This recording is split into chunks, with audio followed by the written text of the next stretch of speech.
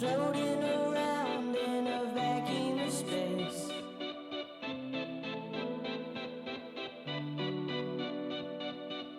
Everything here, it all looks the same.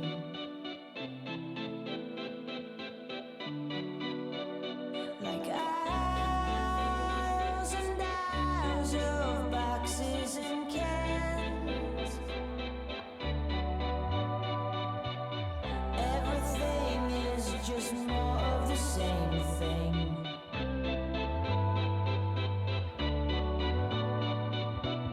I go to a friend of a friend's party.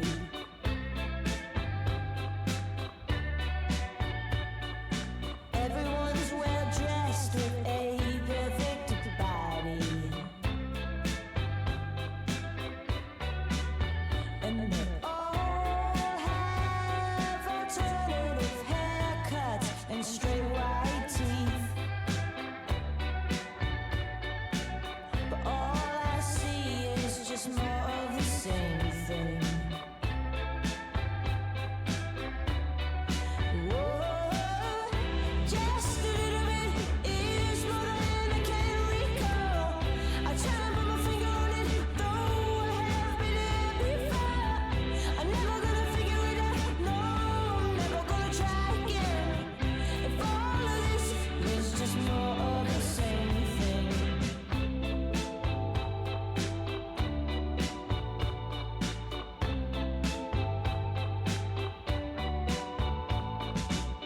In the classroom, trying to believe in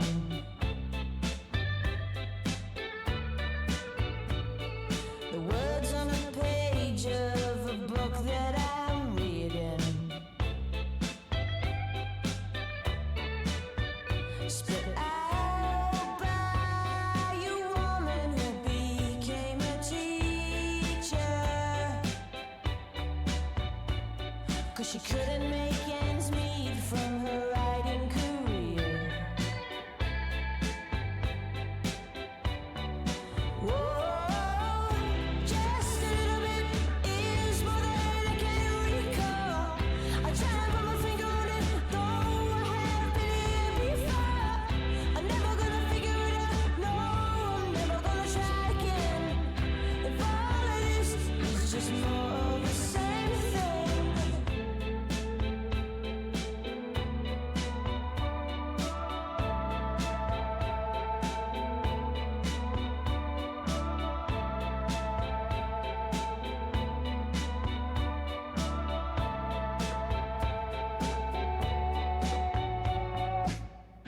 Just a little bit is more than I can recall. I try to put my finger on it, though I have been here before. I'm never gonna figure it out, no, I'm never gonna try again. If all of this is just more of the same thing.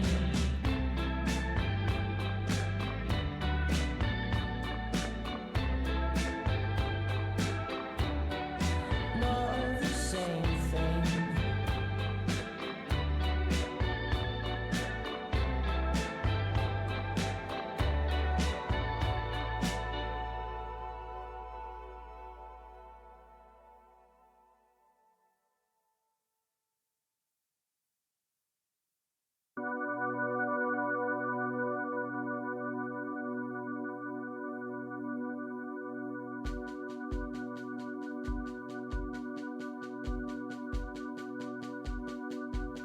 Today's no friend of mine. I won't hold my breath tomorrow. I'm not scared at all. I don't want to say hello. I can't say goodbye to the clouds on a rainy night. Sweet snow, summer was a lie.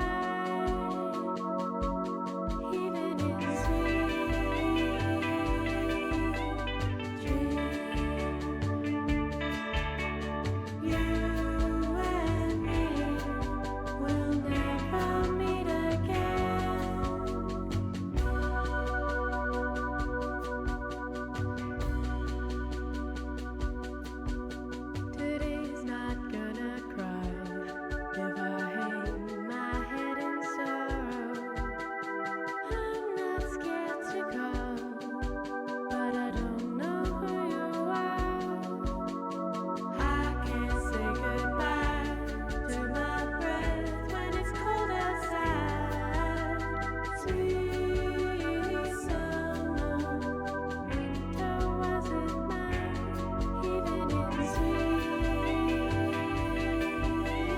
dreams. You and me will never meet again. Sweet dreams. You and me will never meet again.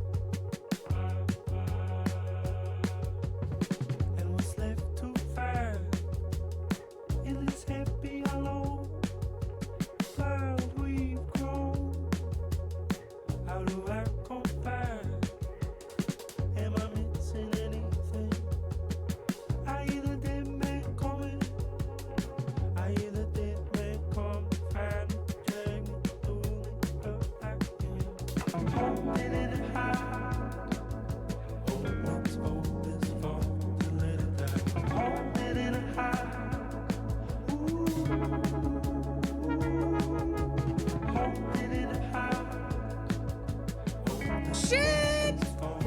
Oh my God, I am so sorry. I was literally just sitting here. I was just sitting here. All right. Okay.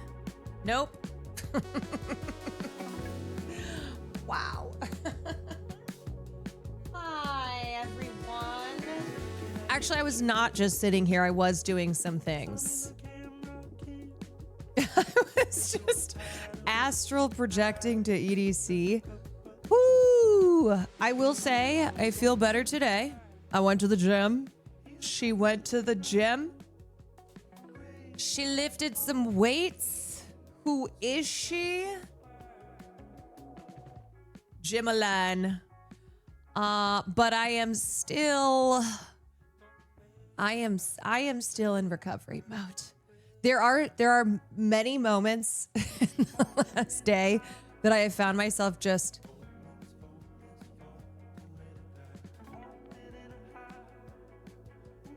where am I?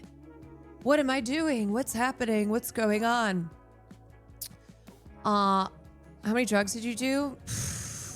I just lived off vibes. What are you talking about? Subsisting off vibes, baby. Ace, thank you for the 7 months. Def Not Russian Bot, thank you for the 9 months. Beeves, thank you for the 9 months. Paparoni, thank you for the 32. Art Love Peace, thank you for the 2 months. Am I missing the stream schedule? No, I don't think I have posted my stream schedule this week because it's been a little bit of an off week. But basically, I will be live except for Saturday night because I was doing a thing right now. As I said, I was not just zoned out, but Noah Sampson messaged me. Hold on a second. Noah Sampson messaged me, said he's doing a fundraiser stream because Ethan Klein is suing him. Ethan Klein is suing him, so he's doing a fundraising stream to raise funds for that, and then everything left over will go to Palestinian aid groups. So he's doing a fundraiser Saturday, the 23rd to 25th, all day and night. Reached out, said he'd love to have me on, and I said I am so there. I am definitely down to help out.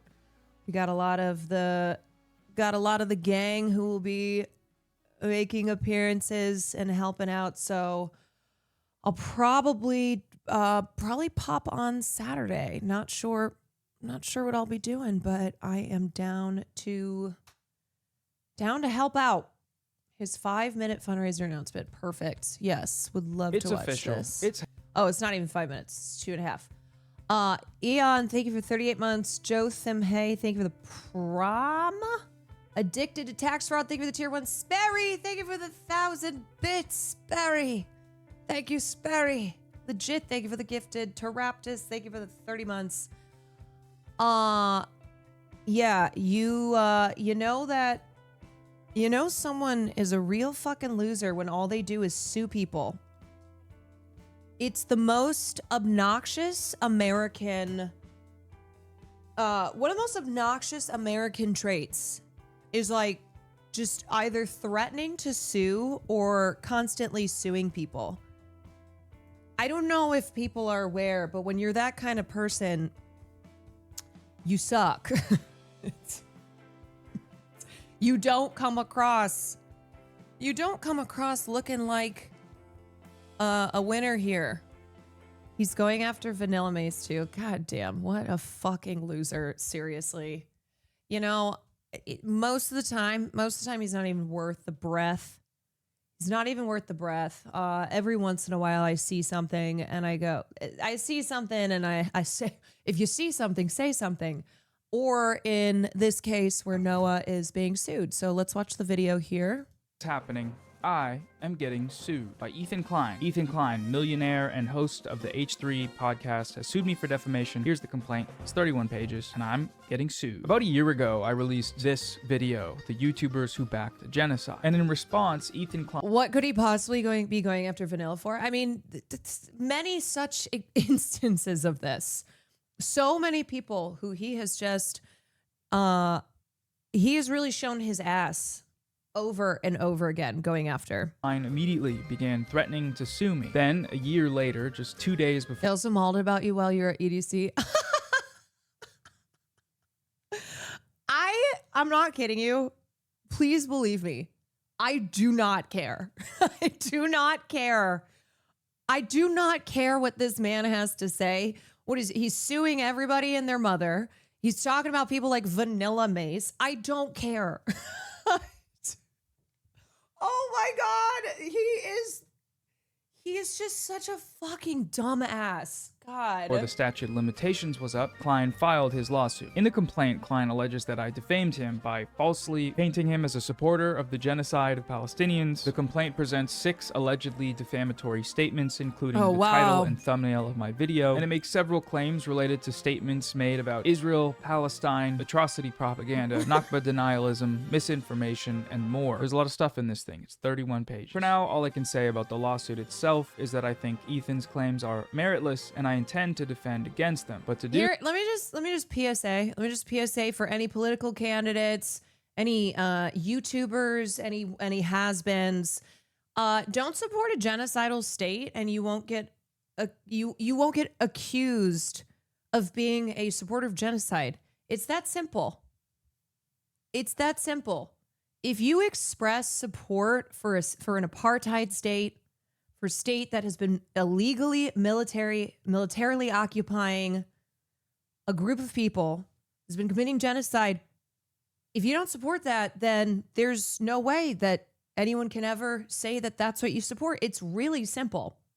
This, I need your help. A full-length defamation trial can cost hundreds of thousands of dollars, and I don't have that. So I started a GoFundMe. It's linked in the description in the pinned comment. You can also find it by searching Klein v. Samson on the internet. I set the goal at $200,000, but any funds we raise above this goal will be donated immediately to Palestinian aid, and any money that goes unused or is recuperated once legal proceedings conclude will also be donated. Last year, around the time of Ethan's initial lawsuit threats, we did a fundraiser for UNRWA, an organization that provides aid to Palestinian refugees, and we raised over $500,000, so it would be cool if we could do something like that again. I'll be hosting a fundraising live stream this Friday, May 22nd, starting at 10 a.m. Pacific time. It's a marathon stream, so it will go for 4 days straight, maybe longer. We'll have lots of guests calling in to hang out, play games, or do tier lists or whatever else. So far, we've got FD Signifier, Boy, Big Joel, Denims, iDubbbz, Frogan, Elliot Sang, Chris Kunzler, Overzealots, Spooky Scary Socialist, Ahmed Sarsour, Colormind, Holy Sun Via, Cavernacle, and more. We'll have lots of fun donation goals. That's me. I'm and more. You may get to see me chug a gallon of milk, take a pie to the face, I missed the message wax when my I was in legs, EDC. cosplay your favorite influencer, do Just the saw hot it. chip challenge, run a marathon, and more. We'll have the wheel going as well, like we did during the last fundraiser. And for the grand finale, if we hit $500,000, I will ride a bike 120 miles from San Diego to Hassan Piker's house to beg him for more money. Klein v. Samson, GoFundMe, link in bio. Donate to help defend free speech on YouTube, and send money to Palestinian aid as well while we do it. Thanks for watching. See you on Friday. Also, Hassan texted our group this morning and said, "Austin, what did you do?" And we were like, "What happened?" He said, "The electricity is out upstairs." I like that he just went to blaming Austin for the electricity going out. I would do it too. He did it again. God damn it, Austin Show. God damn it. Roger, thank you for the 2 months. Thank you, legit. Thank you for another sub. Addicted, thank you so much. So, putting it in the group chat is so funny. Also, the first message at 6:45 in the morning. Austin, what did you do? That could be anything. It could be anything. Like, did Hassan wake up with a bunch of gays in his house, passed out? sparkles everywhere. Could have been that, you know? Could be anything. Anyway, hi everyone. How are we doing? How are we? That was our, what is it, Wednesday? Wednesday, we had primaries yesterday. We had some dubs. We had some socialist dubs yesterday. I'm tired but alive. Hey. That's often how it goes. Tired but alive. Tired but alive. Would it be wild to suggest you play Road 96? It's a game where teens are on the road fleeing an authoritarian country. Wow. And the people they meet along the way, too close to home. No, I don't think too close to home. I am probably going to play a little bit of Red Dead tonight. It's been a week. And then I need to revisit my gaming. Hold on a second. I need to revisit my gaming spreadsheet. Probably add some stuff. See stuff that I have completed. And I know that you guys have some more suggestions too. I'm waiting for Before Your Eyes. I think I have that one on my list. The 1 year gaming bucket list that we are 17 months into. Yeah, exactly. Remember when I said I was going to do it in a year? Well, you know, it depends on your definition of a year. Also, this related to stream last night. We watched Waz. We watched him, watched the little clip of him. Anyway, okay, what else is going on? At least you're making your way through it. That is better than my backlog. That is true. I am making my way through it. Would you ever play Subnautica? Okay, so I have heard mixed things on Subnautica 2. I'm also a little, because they had said that they were going to sponsor Will and I, and then that didn't happen. But, you know, that tends to be the case many times. They get scared. They get scared because I go on the internet and I say things, and then companies get scared. They're like, whoa, hold on a second. That's too scary. So I've heard mixed things on Subnautica 2.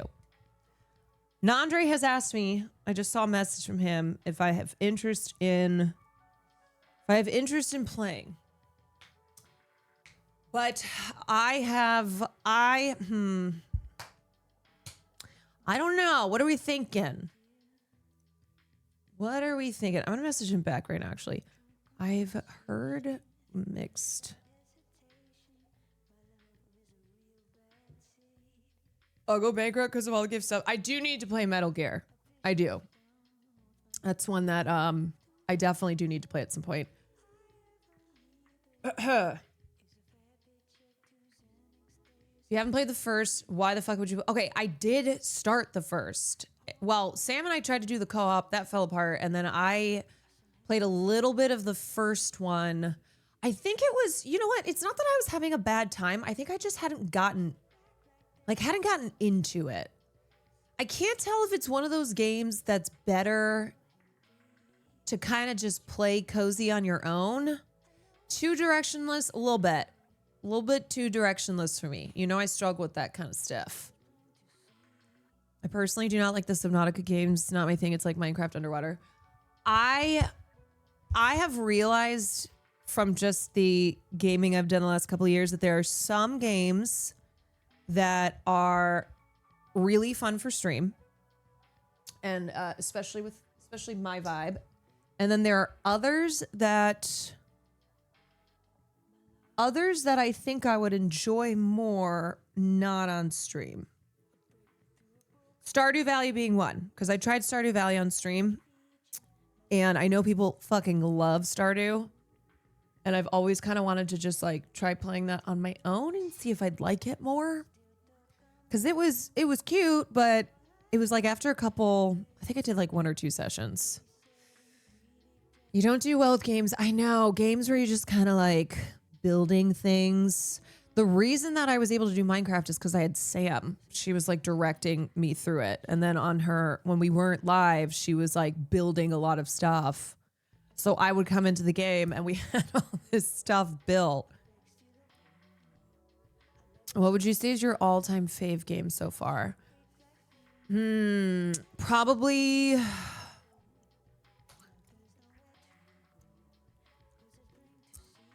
Probably something in like the Resident Evil or oh god, what am I thinking of? I'm like trying to think of Requiem was fire. So fun. Resident Evil 2? Is that it? Silent Hill was great. Loved Silent Hill. Dispatch was really Walking Dead, so fun. Love the Telltale games.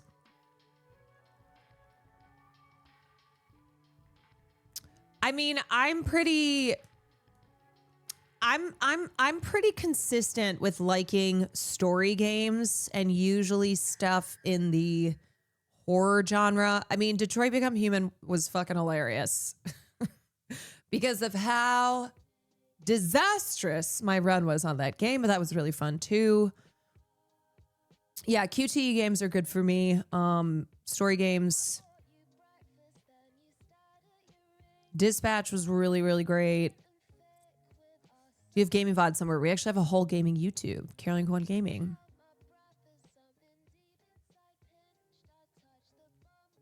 Subnautica 1 does a pretty good job telling you where to figure out the story, but also requires you to figure a lot out for yourself. I haven't played the new one yet, but the first is one of my fave games of all time. I know it's one that people really do love, but it is different. If you've never streamed, if you never played a game on stream, it's hard. I mean, you can probably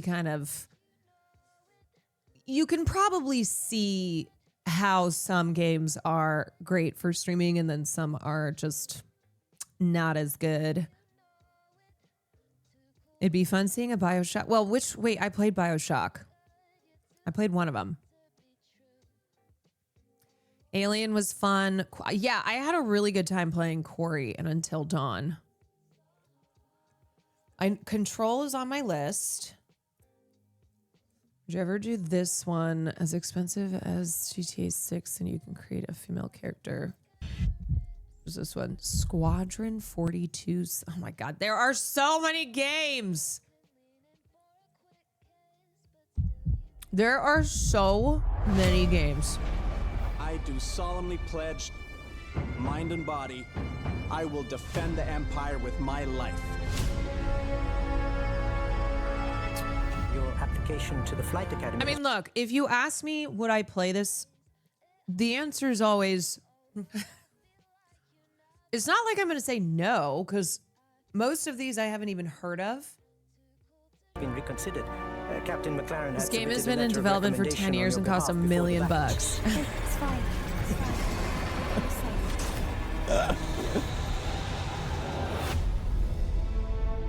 We may be a small crew, but the work we do matters. I don't know. Welcome to the Stanton. I'm Eugene Morrow. I think I might die before they release this. This will be your new home. We got you flying. Why does this game cost like $1 billion? Lieutenant Commander Colton. He's one of our best. Sir, Who the hell are you? I'm your new wingman, sir. The name's... You want me to learn your name? Live long enough for me to care. Wait, isn't this the song from Independence Day? Baron Actual, you're clear to launch. Launching in 3, 2, 1. The greatest scam ever scammed. Gillian Anderson, Mark Hamill, Gary Oldman, Mark Strong. Jesus Christ. Wait, also, I saw Onion Knight.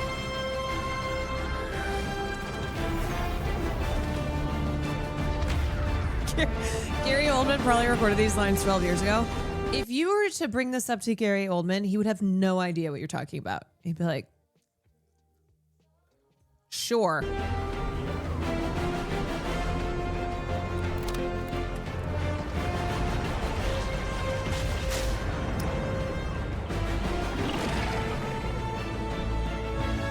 I have a question. You've been playing games for a little while now. Is there a genre that you prefer? Because chat sends all kinds of shit. Horror. I love horror games. Love great story games. Put suggestions in the Discord, as Sky said. That's the best place for them to like. That's the best place for them to not just disappear in chat. Because at least that gets collected. Let me pull up the spreadsheet. Let's see. Gaming spreadsheet. Okay, wait. I might have to go to Dude, I need to play something with Sam. We've been wanting to play something. Okay, let's see. The list. Oh my God, games bucket list 2025. It's halfway through 2026. How is this possible? L Space, thank you for the 4 months. Windflower, thank you for the 16. Lorenzen, thank you for the 2 months. Okay. Let me just run through what we put on this list initially. Red Dead Redemption 1, Red Dead Redemption 2, BioShock, played that, Fallout New Vegas. Ooh, I still haven't played any of the Fallout games, that's right. Alan Wake, Soma, Nier Automata, Metal Gear, Subnautica, Undertale, Lenoir. Lenoir. L.A. Noire, play that. What Remains of Edith Finch, play that. Untitled Goose, Hellblade, Mafia 2, We Chop Sim, Superliminal, Viewfinder, Baldur's Gate 3, Shadow of the Colossus, Papers, Please, played that. Control, Cabin Factory, played that. Slay the Princess, played that. Mouth Watching, played that. Arctic Eggs, played that. Hell! Firewatch, played that. Halo. I don't think I'm playing Halo. maybe when Cutie returns. We'll see. GTA 5 Before Your Eyes, played that. Yakuza, maybe Horizon Zero Dawn. Okay, this needs to be majorly updated. Hear Me Out, Outer Wilds. I played some of Outer Wilds. I played that during my one and only 24-hour stream. But I was so cooked. I don't think that I could really figure it out. I just remember being like, what is happening? What is going on?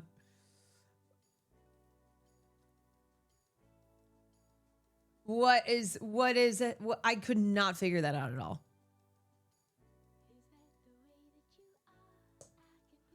Okay, so put suggestions into the Discord, and then I'm going to go through and update this. Remove ones that I have played.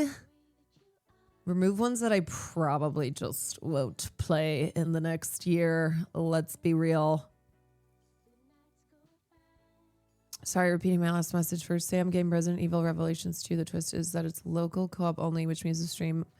I don't know if Sam will play any more Resident Evil. That's the thing.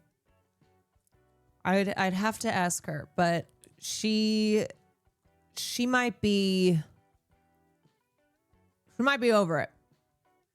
She might be retired. Yeah. Excuse me. Pardon. Excuse me. Ride the Maverick. Thank you for the 32. I put Horizon in the chat. Ignored. I put Horizon in the Discord. Ignored. I mean, Horizon is kind of on this list. Little Girly Swag, thank you for the 2 months. Respectfully, please include Delta Rune. It will change your life. Creepier, thank you for the 30 months. Look, I know that everybody also has their own individual games. There are 10 billion games out there, which is why, okay. I was thinking this last night too, because I saw a tweet about how Barnes & Noble is going to start displaying AI books. Okay. All right. There are so many books that you couldn't quite possibly read all the books if you tried to. So why the fuck do we need AI books? In the same way I feel about gaming, in the same way I feel about everything.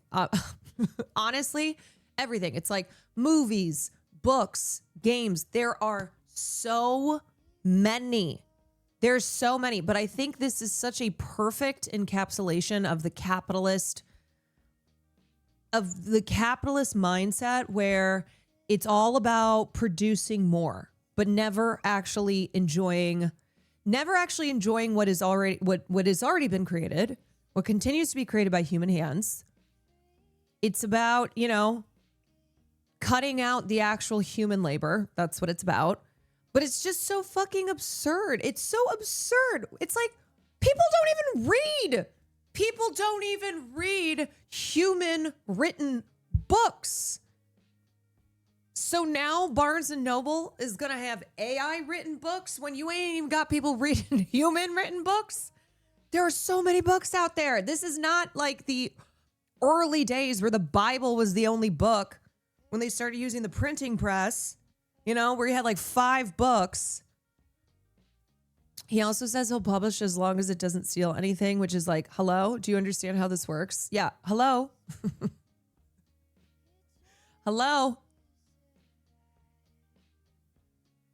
CEO of Barnes & Noble's defending the sale of AI written books. That is not a sentence that should exist. It feels like if you're reading an AI written book, it's because you purposefully would want to read something that's AI generated. Because otherwise, what is the point? James Daunt, the chief executive officer of the popular book chain, said he finds no issue with selling books generated by artificial intelligence, so long as the book doesn't masquerade as human-made. Oh, okay. Yeah, because that's the problem. That's the problem. Speaking with Jenna Bush Hager on Today, Daunt explained his stance, which is being viewed online as controversial. I have actually no problem selling any book as long as it doesn't masquerade or pretend to be something that it isn't and that it has an essential quality to it. What's the quality, James? What essential quality does it have? He added, so long as an AI written book says it's an AI written book and doesn't pretend to be something else and isn't ripping off somebody else. Sir, do you understand the concept of an AI written book? Do you get that it doesn't just come out of nowhere? Like, one of the major reasons people are mad is because it is doing exactly this, ripping off somebody else, ripping off something else. And as long as that's clearly stated and the customer wants to buy it, then we will stock them. Bush Hager pointed out that books in general are very human. Many have denounced AI use in writing literature for that reason, while others have noted AI's tendency to derive from human works. Additionally, others protest AI for environmental impact, a cost not incurred with human writers. In June 2025, more than 70 authors petitioned the Big Five U.S. publishers to never release books that were created by machines, which are primarily built using copyrighted works by human authors. The letter also urged publishers not to replace their employees with AI tools and to rely solely on human narrators for audiobooks. Yeah, these companies are like, what if we didn't? They're like, what if we actually did the opposite of that? Nearly a year later in March, Hachette Books halted production on the horror novel Shy Girl after, I don't know if y'all remember this drama, this controversy, but this author, Mia Ballard, released her first novel, and then it was quickly surmised that AI had been used. And then she was like, well, wait, I think it's an editor that I hired. It wasn't me. It was an editor. Nevertheless, when Hachette concluded its review of the text, the book was scrapped. Despite opposition from readers, authors, and publishers, AI has already worked its way back into books.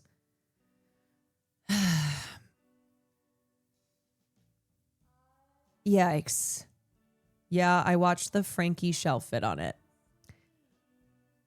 What a really, really, really stupid thing. What a stupid thing. The saga. There is always so much drama happening in book world. Not just specifically book talk, but the literature world at large. There's always something happening. Shout out to my fave local bookstore in St. Louis, U City Subterranean Books. Shout out.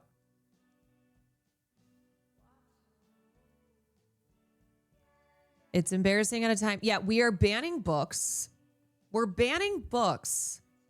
We are banning free speech. We are banning human thought and going, but here's AI to replace it all.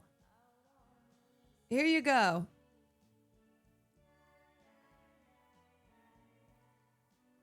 We should be going in the opposite direction here and really fighting for all this stuff a lot harder.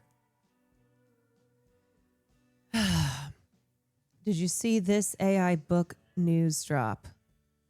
A prize-winning story. Yes, I did see this. A prize-winning story published in Granta was very likely written by AI. Yep. I mean, we're here. We're here. We are here. It's another grim day at the Human Factory. There's strong evidence to suggest that a prize-winning short story published this week in celebrated literary magazine Granta was entirely generated by AI. Do you remember when like the biggest drama in book world would be things like James, what was his name? A Million Little Pieces. James Frey.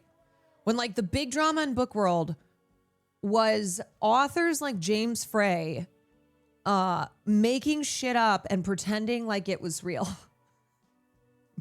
And Oprah promoting the book on her show. And then it turned out that James Frey had fabricated / highly exaggerated a lot of parts of the book. But I'm like, at least it was human written. Oh, I long for the days. Oh, I long for the days when the great drama in book world is that an author made shit up. Simpler times. Such a privilege and a curse to have a true appreciation for what art means, like what the concept even is. I mean, we've talked about this, but I am now so much more appreciative of stuff, even if it's crap, as long as it was made by a human being. It's like I am going to, there's different, I've changed the kind of grading scales that I've used in the past because of the value placed on something that is made by a human being. It's like a child's macaroni necklace. At least a child made that. Did you see Elon Musk complain about the new Odyssey movies? Yeah, we can talk about that because that happened when I was gone. It's Soupy out here. Thank you for the 3 months. Timmy, thank you for the 18. Okay, so Serpent in the Grove is the AI work. It was published in Granta in partnership with the Commonwealth Foundation's Short Story Prize. Nazir's story, which follows a rum-drinking farmer who comes across an enchanted grove, was the recognized entry from the Caribbean region. A set of judges chaired by award-winning novelist Louise Doughty appreciated the story's precise yet richly evocative language. Oh my God, this is so embarrassing.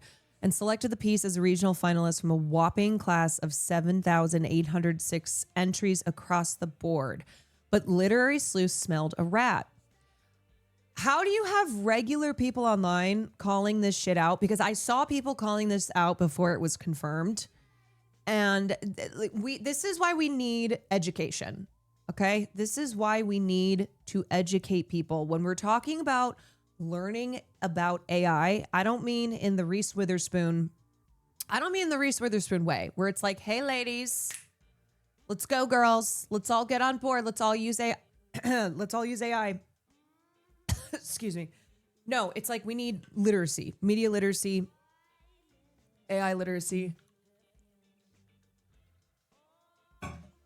Yeah, are they judging the entries with AI? Is that what's happening? Ethan Malik, a Wharton professor who studies AI's effects on education in the workplace, broke down this Turing test of sorts in a helpful Blue Sky thread. Okay, in a Turing test of sorts, it looks like 100% AI-generated story just won the Commonwealth Prize for the Caribbean region. Pangram flags at 100%, but also, come on, if you know, you know.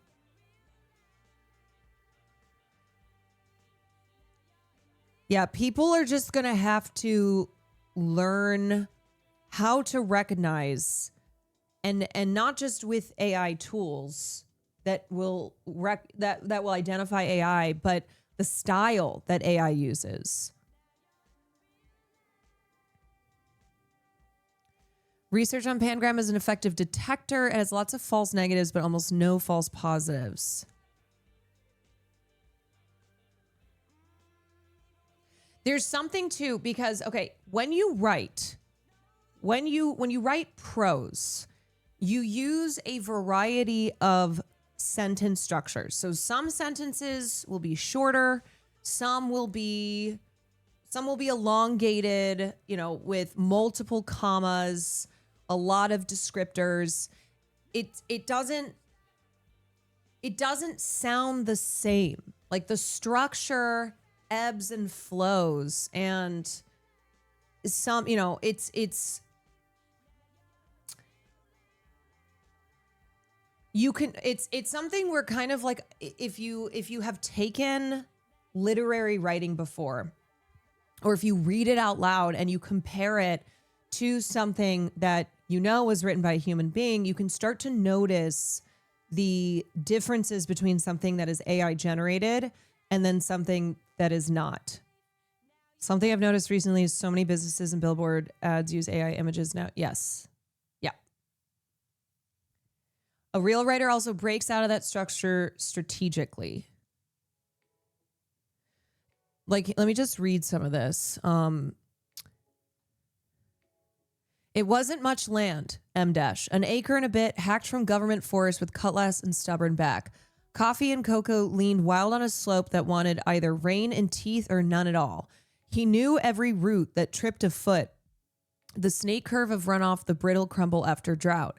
He worked it alone, and most days the land worked him back. A quiet quarrel older than his father and his father's father. Do you hear how it has like the same exact sentence rhythm? It's like there's no differentiation between, like, within the structure. It's very, the cadence is, and it's always, they always throw in so many adjectives. And a lot of times too, you'll read it and you go, this doesn't even make sense.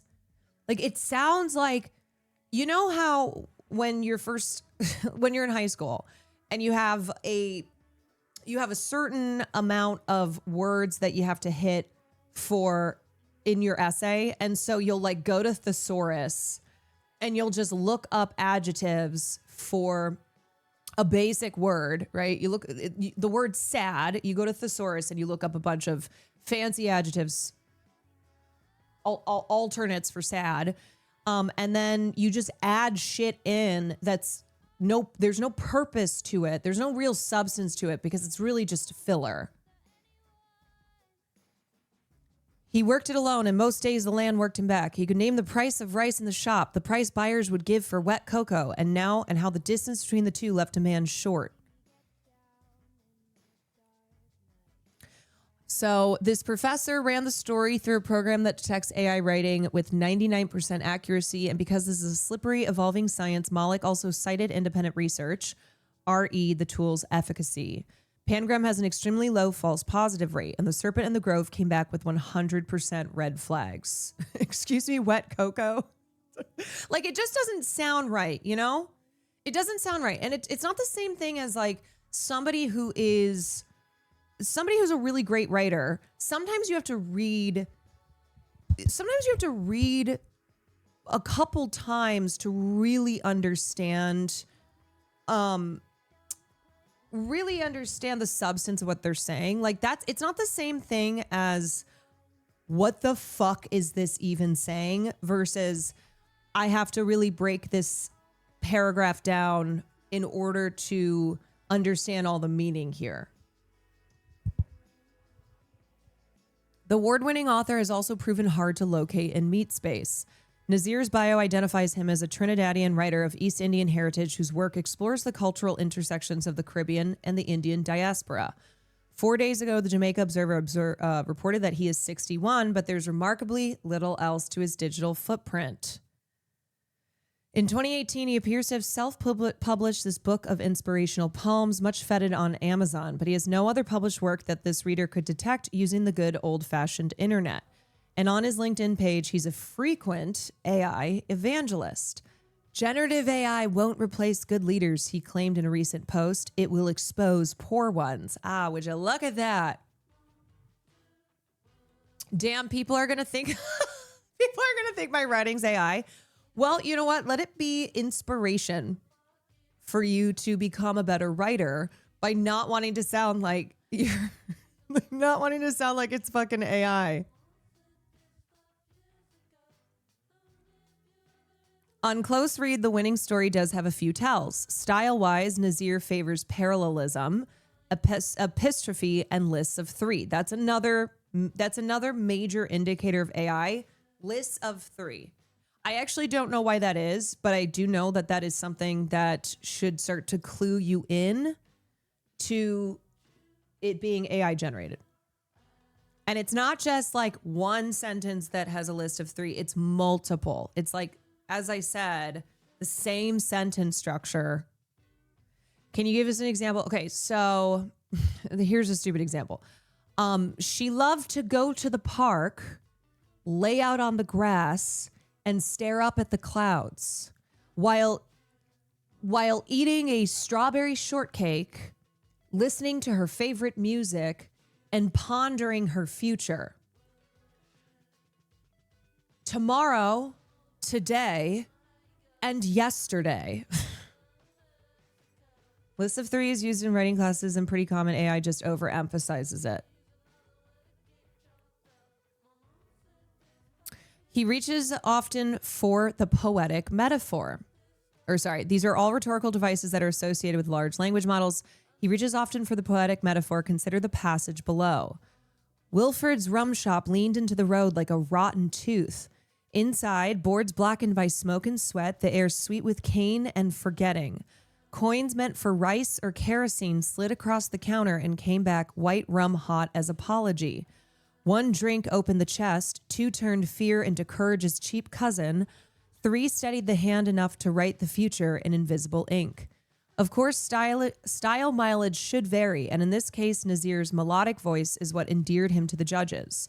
But one could still make the case that this graph has flaws a flesh and blood writer would be less likely to make. Strained similes, etc. We might spin the sting as damning, mostly to Granta. As the human author, Tony... God, I love how now we have to differentiate. Human author. As the living, breathing human being author, Tony Tulathimuti pithed in an Instagram post yestereve, this news should not disturb anyone who is at all familiar with what awards judges tend to favor. It's me, a human. Hi, I'm a human streamer, Caroline from Human Women. But it's also true that AI writing is getting harder to detect with the naked human eye. Anyway, the biggest bummer is to come. Winning a literary prize is one small step for LLMs, but it's sure to be catnip for the pushers touting the technology's creative potential. Yes, because every time this happens, the AI evangelists are like, see? We told you AI is just as good as anything a human could write. Look, AI is winning awards. AI is tricking everyone. It's like, okay, first of all, do we not see a problem with the tricking element here? But that's what they'll say. They'll be like, see, you got fooled. You got fooled. It's like, no. That's not how we should measure things. It shouldn't be if somebody fell for something. But a lot of people still, I think, are embarrassed to fall for AI. But we just have to come to terms with the fact that, yes, AI is getting harder to detect with the naked human eye. We are all, at some point, maybe at multiple points, falling for something that is AI generated. And that is okay. We should not pretend like that's not the case, which is why we need to get better at understanding how to detect this. We need to be better educated. This is why we talk about, literacy, media literacy, because it is true that this has become advanced to the point that there's stories like this every single day. There's instances that are just like this happening all the time. How many R's in strawberry? My colleague James Folta calls this news a grim Rubicon. And on X, the AI scholar Nabil S. Qureshi called the kerfuffle an AI scholar, go fuck yourself, called the kerfuffle a major milestone for AI evangelists. Well, I guess it's AI scholar, as long as it's like somebody who is understanding AI in order to teach others, but not teach others of like, hey, here's how you use it, and let's all just become AI. An AI nemesis. As The Hindu reported hours ago, the Commonwealth Foundation is currently reviewing its selection process as accusations mount. If all goes off as planned, the winner of the Commonwealth Prize will be announced in June. In the meantime, you can find the finalist stories here and judge for yourself. What'd she say fuck me for? And the thing is, it's like, are these judges using AI? Are they? I mean, we know that now professors use AI in school. Students use AI. Professors use AI. You have to believe that even judges for a prestigious literary competition could be using it as well. You see the university use AI? Yes, we talked about that yesterday. How's this? I'm practicing. Her eyes were like two circles with smaller black circles in the center of them. Great. Writing is my passion. Graphic design is my passion. Yeah.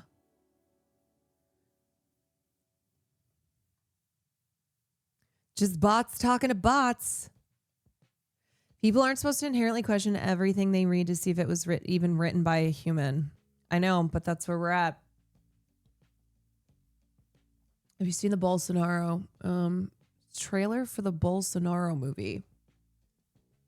My name is Jair Bolsonaro. Father. Oh, okay. Hold on. Husband, and now I'm running for president. But underneath all that, what are you?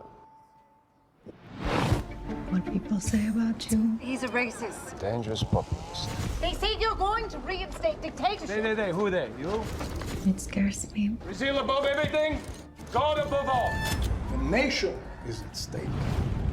My associates, they want him dead. Oh my God, no. Fire a gun. It draws attention. You need to be silent. I'm sorry. I'm sorry. I'm sorry. This is starring Jim Caviezel. Jim Caviezel, my favorite actor. Love him and everything he's done, especially movies like Sound of Freedom. And especially when he talks about adrenochrome and QAnon. God. Caviezel's a piece of shit. He's the worst. Did he produce this? I bet he produced this. Is this one of these Mormon production companies? How about this crowd, eh? Will you have a speech? To foreigners, to environmentalists, to Hollywood pedophiles. This country isn't theirs, it's ours. Our nation, Brazil, is a... God, I want to hear Wagner Mora just rip this the fuck apart. Okay.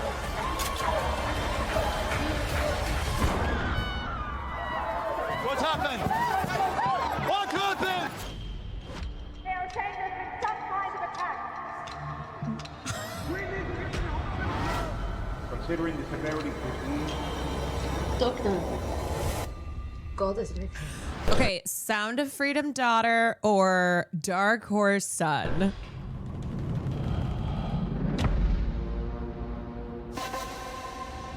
The system that failed to silence him. I can't get near. Won't you try? Do it. This mito, this legend is gonna win, okay? If we don't counter the narrative. Absolutely nothing terrifies them more than when you're in control of your own life. Your political career has ended, my friend. Good day.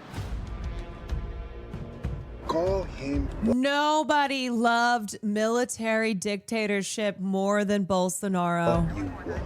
He saved my life, and now I save his. Jim Caviezel has now played Bolsonaro Ruling and party? Jesus They're and behind Tim it. Ballard. He really does it all. I'm going to campaign. Going to fight. They won't allow it. I'm sorry.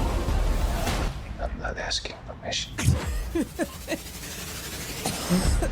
I'm afraid it's not over yet. Okay. Love to have a film about a horrendously racist, far-right, religiously conservative nationalist nut, Bolsonaro, and have the tagline be, "The system tried to silence him." First of all, this motherfucker got, wasn't he sentenced to almost 30 years? 30 years? 30 years, he's in fucking jail, okay? So I do think the system got him. But secondly, this man tried to be his own system of military dictatorship, a system of extreme authoritarian far-right bullshit. Dude is the system. This movie was produced by a jailed banker accused of corruption. You cannot make this shit up. Man. Okay. Jim Caviezel, another example to hold up when the right in this country, when chuds in America love to pretend that Hollywood kicks out anyone who's not super woke, super liberal. They're like, if you're not a wokey, then Hollywood will kick you out. It's like, okay, that is not true. Now, are some of your favorite chuds who tried to make it, did some of your favorite chuds who tried to make it in Hollywood not succeed? Oh yeah, plenty of examples. It's because they are so terrible. They're so lacking creative talent that they could not make it in Hollywood. Here's the director's filmography. Cyrus Nowrasteh. He's an American filmmaker, has worked on numerous television series, made for TV movies, including The Day Reagan Was Shot, hell yes, Falcon Crest, Into the West, and the controversial docudrama The Path to 9/11. Unbelievable. Okay, is he is he a monarchist? He was born to an Iranian family in Boulder, Colorado. Well, hold on a second. Began his career writing for The Equalizer, then worked on Femme Nikita.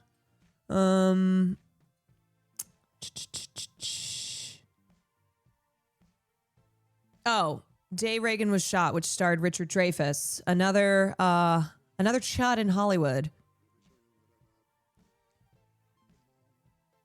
Upcoming projects. Sarah's Oil. Wait, I saw this. Will and I were perusing Amazon Prime Video one day. We saw Sarah's Oil. We went, wow, that looks like a real winner. His political orientation.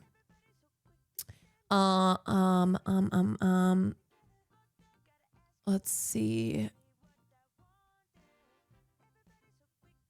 He's giving libertarian. Michael Bay is apparently making a movie about the U.S. soldier that needed to be saved in Iran. Sick.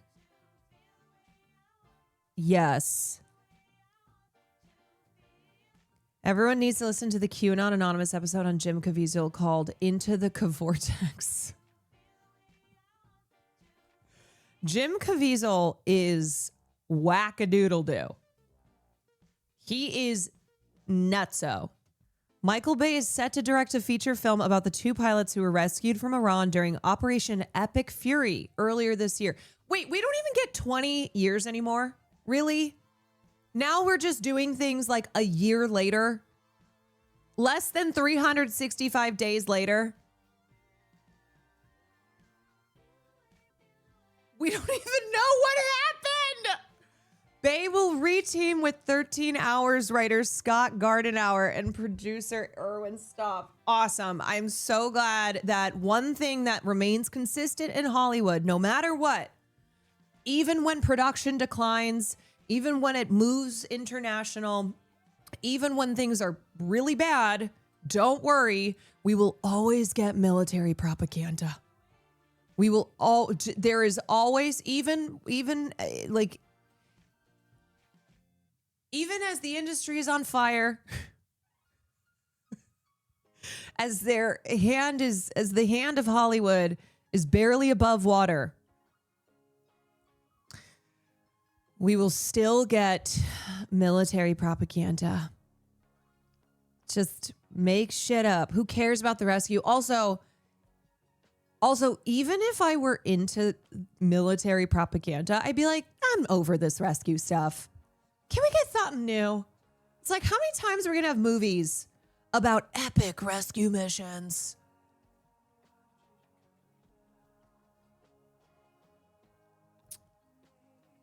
Goddamn. Have you seen this? Yes. The trailer for the reality show that Trump Transportation Secretary Sean Duffy spent 7 months filming. If you were wondering, although you probably weren't, because who gives a fuck about Sean Duffy? But if you're wondering what Sean Duffy has been up to, well, let me tell you. He's been filming a reality show because that is the United States of America. We are just one reality show after another. What a beautiful family. Hi, can I say hi to Mr. President? Can I say hi to President Trump? Taking a little trip. Yes. A little trip all over. So the motto is to love America is to see America. It's more than a road trip. It's a civic experience. It's one of the most powerful ways to understand the vast, beautiful, complicated place we call home. Who wants this? 1, 2, 3, road trip. Everybody looks forward to it. Yes. You're not told to go by your parents. You're not said, we're going and you're going, but I don't want to go, Mom. Seatbelts on. Everybody wants to go, right? I think Mud's kind of mad. I'm not. You're mad. We're not going to fight on this trip. Also, yeah, that was AI. Seatbelts on. So we're inviting you along with our family on the Great American Road Trip. Stop scrolling and hit the road, mile by mile. Once you understand that America is just one giant reality show, it all makes sense. Window down and hearts wide open. Welcome to Montana. The Duffys, they've got tons of kids. I think they have like 11 kids. Ew! 9 or 11 something. Is there a difference? We're encouraging everyone to go take a road trip to celebrate America's 250th birthday. We said we were going to do a road trip. I love it. It's fun, family. They're going to hit all the high marks in the U.S. We're going to actually see it in person. They lived in Boston for 6 months. How did you live in Boston, but you don't know any fun things to do in Boston? To love America, you gotta see America and meet her people. We appreciate. Here's my question. Who paid for this? Who funded this? Who funded this fuck-ass reality show with the Duffy family? Guess what? We did. Oh, yeah. Oh, yeah, we did. Service. Benjamin Hello, Franklin. my young friend. What an absolute pleasure. Before Kid Rock became Kid Rock, you're traveling over the country. You're Oh, yeah. Basically an Aerostar van. But I haven't seen everything there is to see. This bell arrives, they do a test ring on it, and it cracks. on the test ring. Yeah. Yeah, imagine that, right? Refund. Yeah, exactly. Welcome aboard that. Thank you so much. Every single thing you see is also always just the most corruption. It's just corruption, scams, corruption, grifters everywhere, galore. Like Sean Duffy is currently the transportation secretary, mind you. This is not like he's the previous transportation secretary. So These are like companies funding him that he is in charge of regulating. You got this. Go, Val. Go, Val.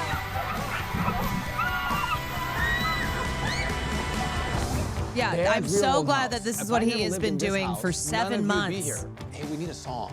Like, we can't do a road trip without the song. There you go. Well, it's a great American road trip. I wore my boots that John Rich gave me. They're very sexy.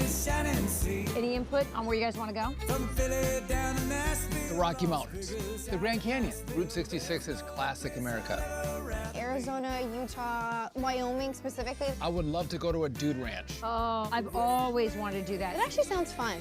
Are you excited about going up the Rocky Steps? Oh, I am. You are too? Show me how fast. Okay, wait, don't go too far. Wait, come back. All right. Are you ready? Let's go. Go. The Great American Road Trip will inspire families to step away from the noise. Yeah, mind you, we got planes hit the flying out of the open road sky. And reconnect with what matters most, each other. You want to go to college, right? I want to drop out and be a plumber. But you have to know math. Not really. So here's what you have to do. Thanks a lot. Someone has to pay for this operation. I got to go to work. Someone's got to pay for this operation. But don't worry, because Sean Duffy has said that this reality show is meant to unite the country. I don't know about y'all, but I feel a hell of a lot more united just from the trailer alone. But we all know it's mom. Bad Word, thank you for 10 months. Izzy, thank you for 30. Fable Gray, thank you for 42. Danny, thank you for the 2 months. Based on this part right here. You're having a I knew it. And the Notice how they didn't allow any of the girls in the same room as Kid Diddler Rock. Your stomach hurts? Let's get you in the car, okay? What's going on? Mom's here. She's in Oh, the hospital. drama. They put an IV in her. Oh, vaccines. All while we explore America. And then just right back to fireworks. Who convened here? They were willing to give their life for this country. I had no idea this place existed. Wow.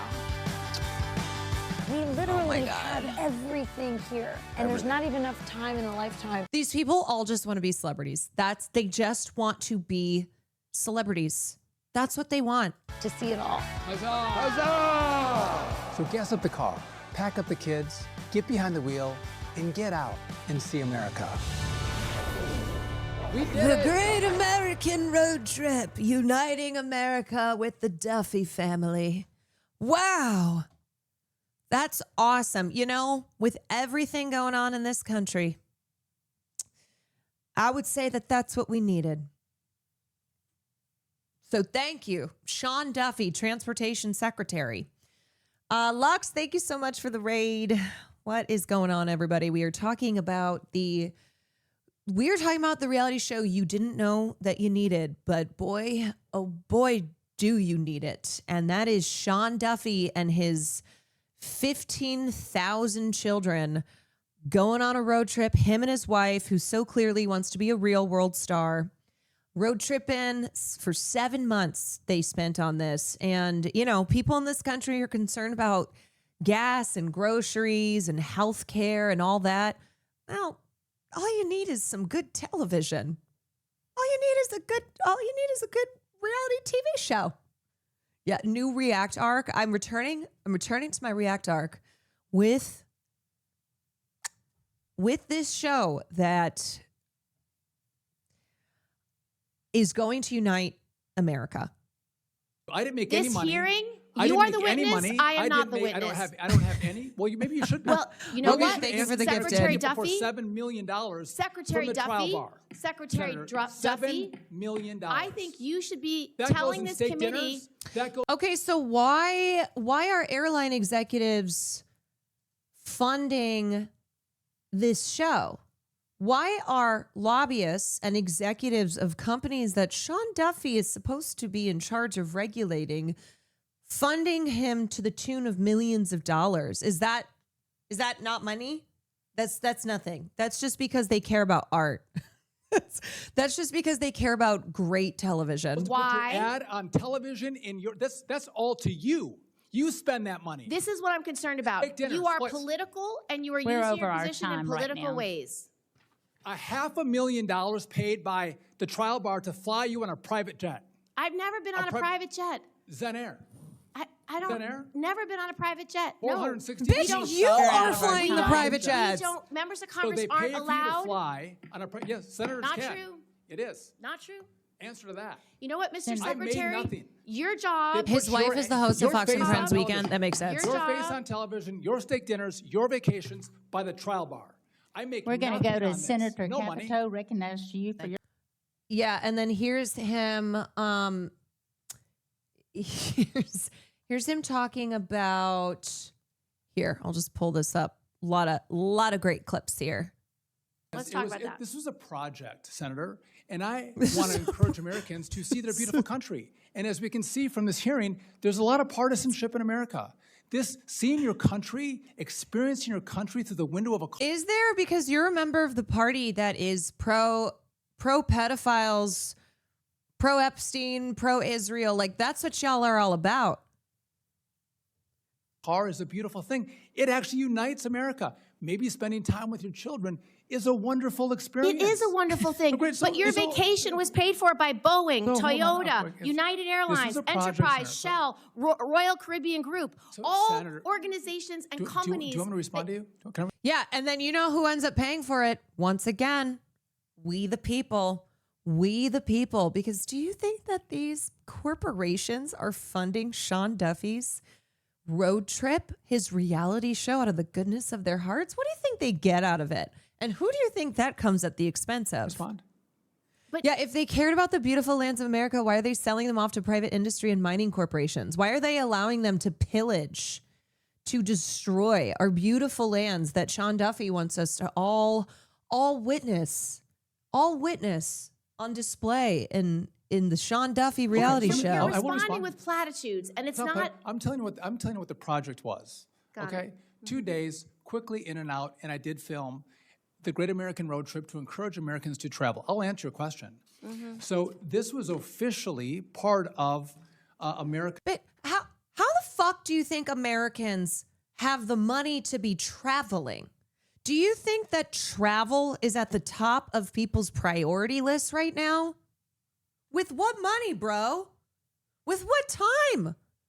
Oh, yeah, just encourage people to travel. Oh, great. Okay.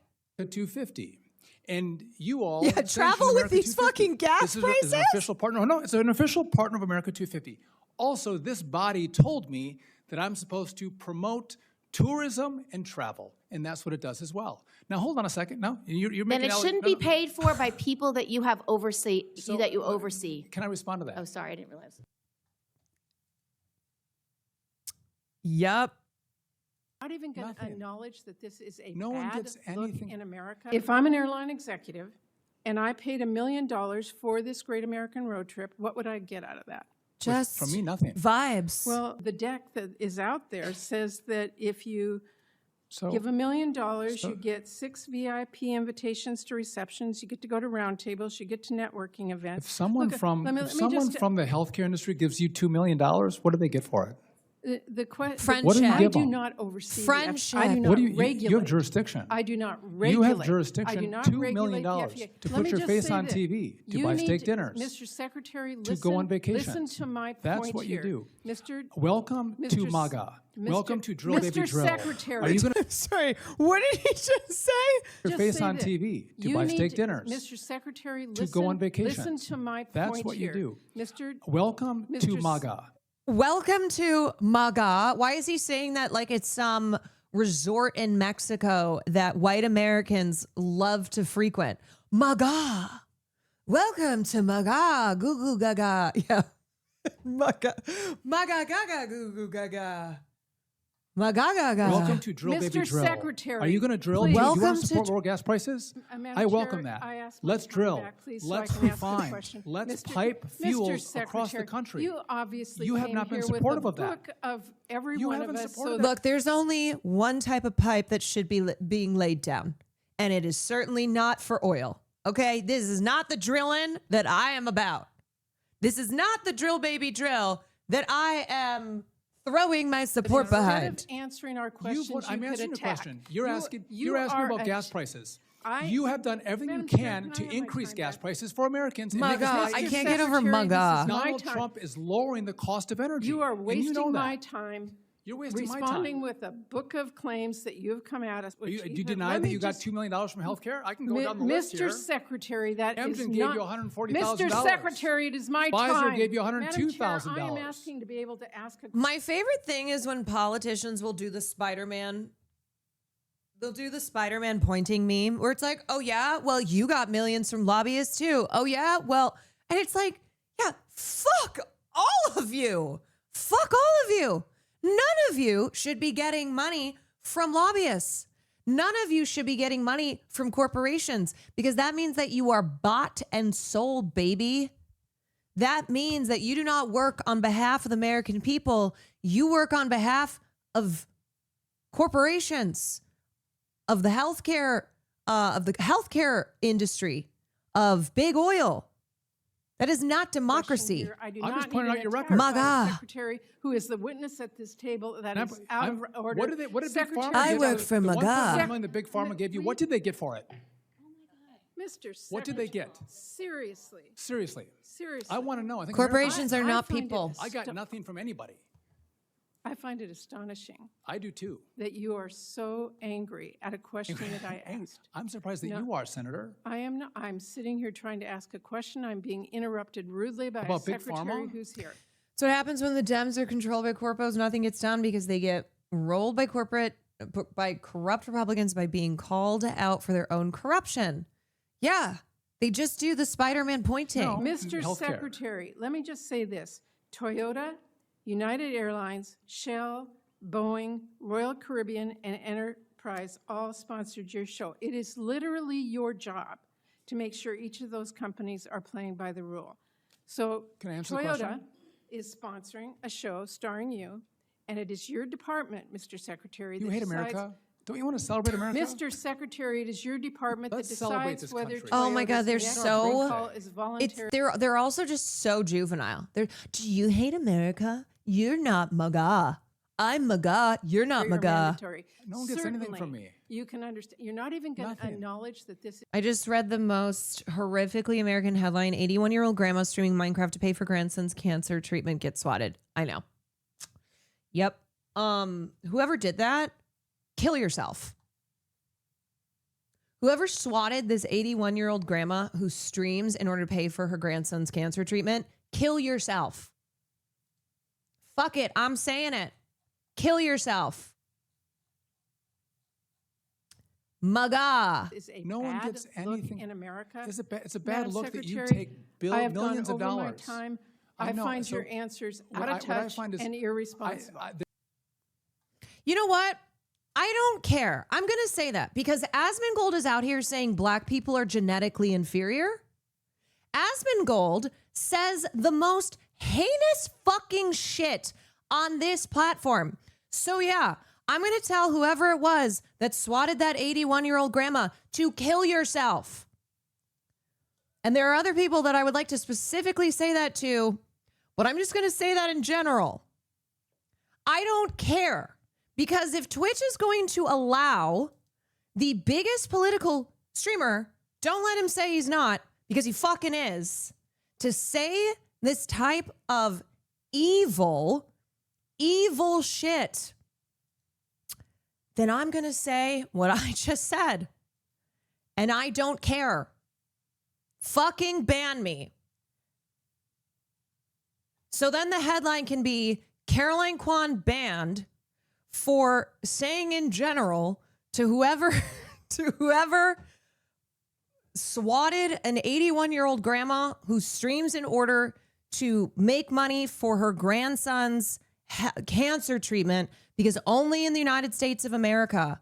And Caroline Kwan said, whoever that was, KYS.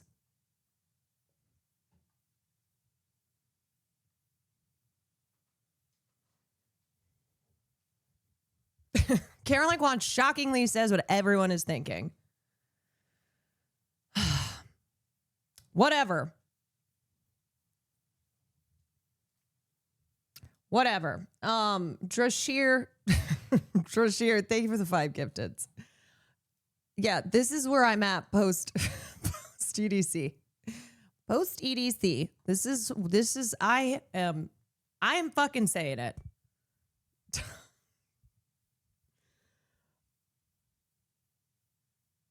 Last one to go. Thank you for the bits. He knows he has immunity. Well, then if I have to just point out the hypocrisy yet again of Twitch,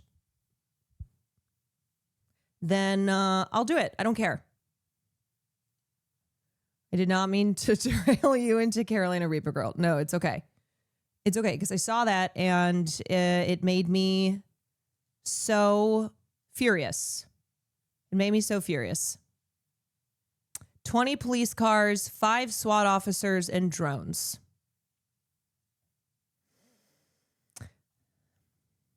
Yep. If the rules don't apply to him, they can't say it applies to anyone else. It's like, it's so absurd. It is so absurd to have somebody who, yeah, of course, his stream is botted, but he still has massive viewership on this platform saying things like black people are genetically inferior. And that's just one thing on the longer than a CVS receipt list that he has said. It's fucking sick and tired of all of it. Yeah, he said all Gazans are inferior. Yeah, I know. That's why I said it's like just it's the latest thing. One thing. He's escalating by the week 2. He's now using the phrase race communism, which is a white national. Oh yeah, no, he's fully doing neo-Nazi shit.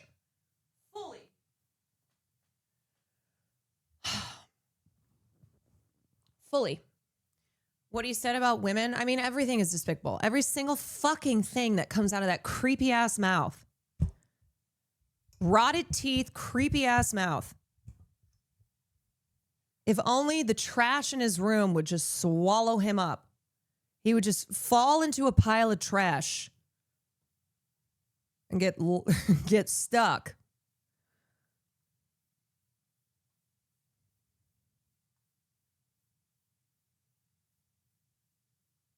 Dude, straight up said Palestinians deserve to be genocided. As someone who's Palestinian, I and many others take that as a direct threat, yet Twitch treats it like it's nothing. Yeah.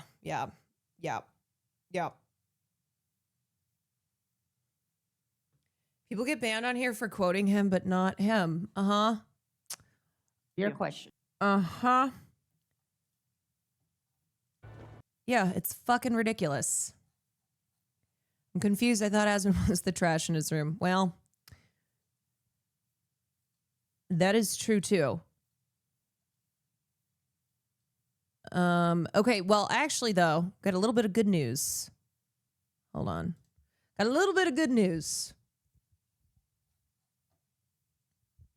The guy who was jailed over his Charlie Kirk post has just won almost $900,000, almost $1 million in a settlement. Tennessee officials will pay $835,000 to settle a lawsuit filed by a man who was jailed for more than a month over a Facebook post he made about the assassination of conservative activist Charlie Kirk. While many people across the U.S. lost their jobs over social media comments about Kirk's death, Larry Bushart's case stood out as a rare instance in which such online speech led to criminal prosecution. The 61-year-old retired police officer spent 37 days behind bars before authorities dropped the felony charge against him in October. Remember this psychosis period that we were all having to experience, that we were all having to deal with? And then cut to Pete Davidson making jokes about Charlie Kirk being shot in the neck at the roast of Kevin Hart. And he was a cop. Yeah, that's what's crazy. He was a retired cop. But they were going after everyone. They were going after the people that they say are the most American. A retired police officer who spent over a month behind bars. He lost his post-retirement job, missed his wedding anniversary and the birth of his granddaughter. He filed a lawsuit in December against Perry County, its sheriff, and the investigator who obtained the arrest warrant. I am pleased my First Amendment rights have been vindicated. The people's freedom to participate in civil discourse is crucial to a healthy democracy. I am looking forward to moving on and spending time with my family. Bushart was arrested in September after he refused to take down Facebook memes that joked about Kirk's killing, which had prompted an outpouring of grief among conservatives, including in Perry County, which is near Bushart's home and which held a candlelight vigil. The meme that Bushart posted that prompted his arrest read, "This seems relevant today," and featured President Donald Trump and the words, "We have to get over it." That quote, the meme explained, was said by Trump in 2024 after a school shooting at Iowa's Perry High School. So this guy posted Donald Trump's words. Donald Trump, who said we have to get over it after a school shooting, because here in America, that's just another Tuesday. It's like, are we still pretending to care about that?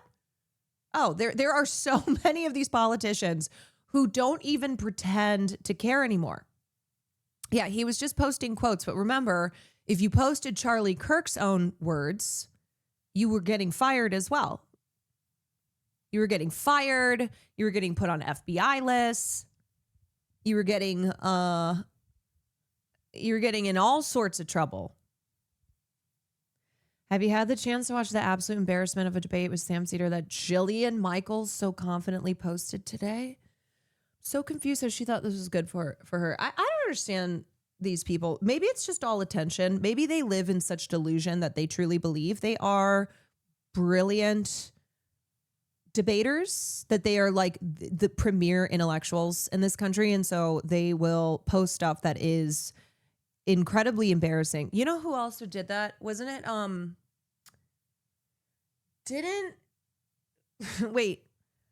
Wasn't Pearl? Didn't Pearl debate Anna Kasparian? And it was actually the worst thing I've ever seen. It was not a debate. It was just a one-sided lashing. Every fascist has a humiliation fetish. Like, is it that? Is it a humiliation fetish? Do they like it? Do they like being humiliated?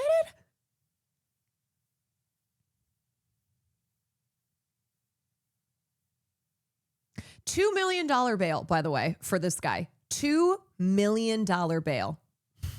That is so fucking absurd. $2 million bail for posting Donald Trump's own words. It's in times of turmoil and heightened tensions that our national commitment to free speech is tested the most. When government officials fail that test, the Constitution exists to hold them accountable. Our hope is that Larry's settlement sends a message to law enforcement across the country: respect the First Amendment today, or be prepared to pay the price tomorrow. You sounded just like Ice-T's impression by John Mulaney. It's very, very specific. Justine, thank you for the tier 1. MRD, thank you for the 22 months. Saf's Cozy Clips, thank you for the Prime. ZK, thank you for the tier 1. Whew. I gave it 4.5 months before quoting the president is punishable by death. Yeah, meanwhile, he's got, what, a $2 billion slush fund for his insurrectionists.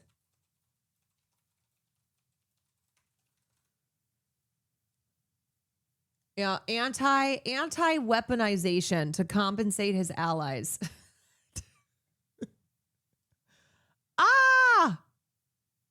Asman was talking about you in his last stream. Why? Because I'm a woman? Almost out. Are you trolling?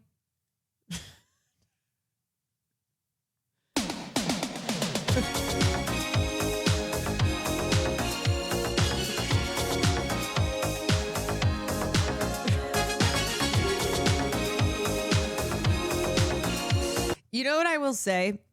There are some people who I think, out of respect to Will, because he's a man that they like, I think they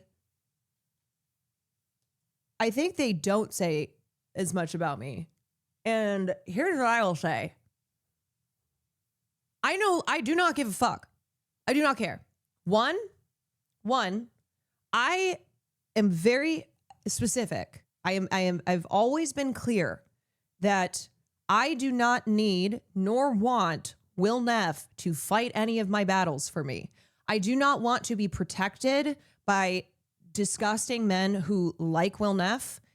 It's not vice versa, mind you. Okay, this is not like Will is homies with these guys. No, it's that they just still respect. They respect Will. So let me be clear. And then to men who do come after me, anyone who's like, oh, well, he better watch out for Will. Please know that I am very clear to Will that I never want him going to fight any of my battles, because I don't even view this as a battle. I think these people are such disgusting, vile losers. It's not a battle. It's not me versus whatever pathetic man is saying some shit on the internet. I don't view us as equals. That might be the first time that these men have heard something like that. I do not view us as equals. So I do not view this as even a battle that needs to be, that like I need my defenders in. I think you are a waste of space. I don't even like to expend any oxygen for the most part talking about these losers, because I don't view them as like human beings.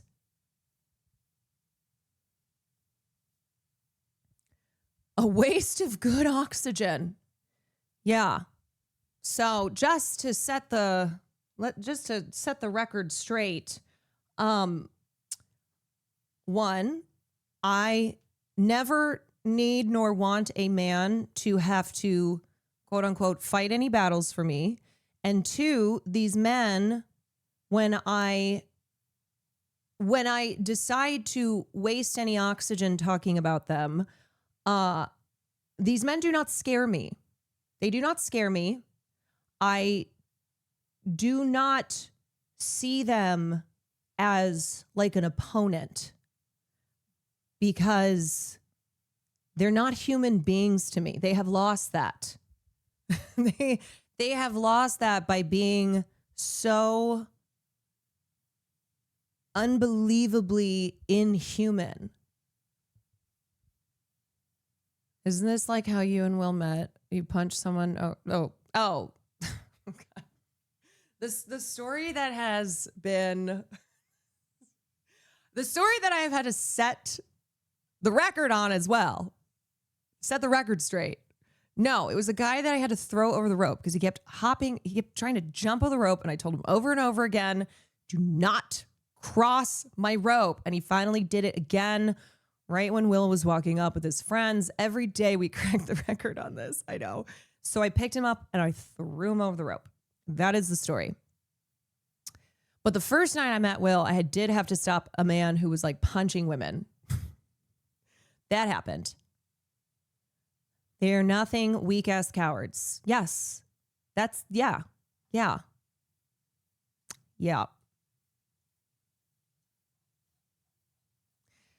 And the thing is that these are the type of men, whether it's Ethan Klein or whoever else, that it drives them even crazier when a woman, which I am, a woman expresses, I do not care about you. I don't think you're worthy of engaging in a battle with. It hits them deep. It cuts them deep. Because it's ego, you know? There's such narcissistic, egotistical asswipes. And I have reached a point in my life and in my career where I go, what are you going to do? You cannot stop me and others from doing what we do. And I know it kills you. I know it kills you that you cannot silence us, you know, cause us to cower, to drop to our knees in front of you. That we laugh at you. We do. We point and laugh at you because you're so fucking pathetic. And that's the thing. Men like that, they hate being laughed at. They hate being mocked. In my experience with men who are exactly like this, the thing they hate the most is women laughing at them. They do. Like, how dare you? How dare you? But they're a joke. When you're a joke, you get laughed at. When you're a fucking joke, you get laughed at. That's how it goes.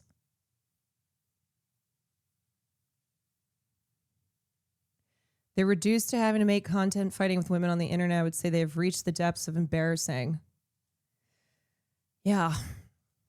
When you are a joke, the only thing you get is people pointing and laughing at you. It's not even a good joke. I know. It's not even a good joke. All right. Anyway, let's take a look here at Whew. All right, come on. Come on, Carol. Okay, some good news from yesterday. What a good rant. I don't even feel like I have the capacity to rant right now. I'm just saying words. Just whatever is coming out of my mouth, that's what's coming out of my mouth. I am still post EDC. And you know, I had a lot of revelations. It's always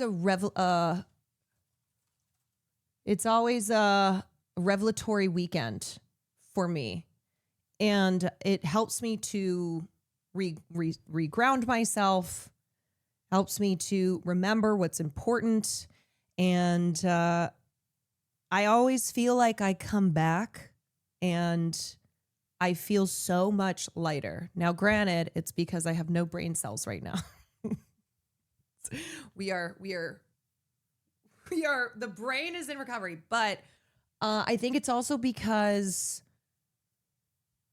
I just look with new, fresh eyes at the internet and everything that's going on here, and it helps me to not get as weighed down. Yeah, you kind of wipe the slate clean. Yeah. And that's why it's good to take little breaks and to surround myself with great human beings, with real people, and take stock of everything I have in my life. And I have so much. I am so grateful for everything I have. And I have so much more than these losers will ever have. I have so much more, and I am so profoundly grateful for that. I'm grateful for this community. I'm grateful for my friends, for my family. My sister's getting married this year. You know, I reconnected at EDC with folks I haven't seen since last year, met new friends, new people who we welcomed into our rave fam.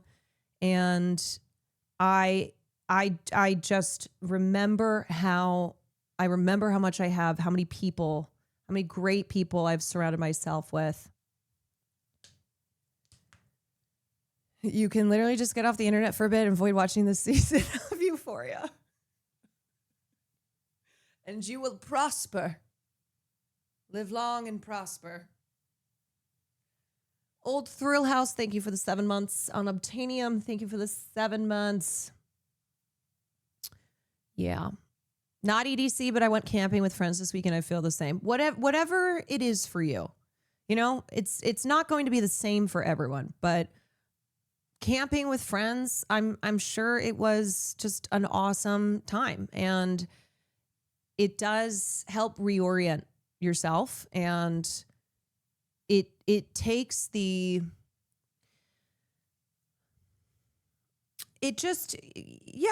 helps you to reprioritize and kind of just have more balance, have a little bit of an infusion of peace and calm, which is certainly in short supply when you are spending so much time online, which I do, you know.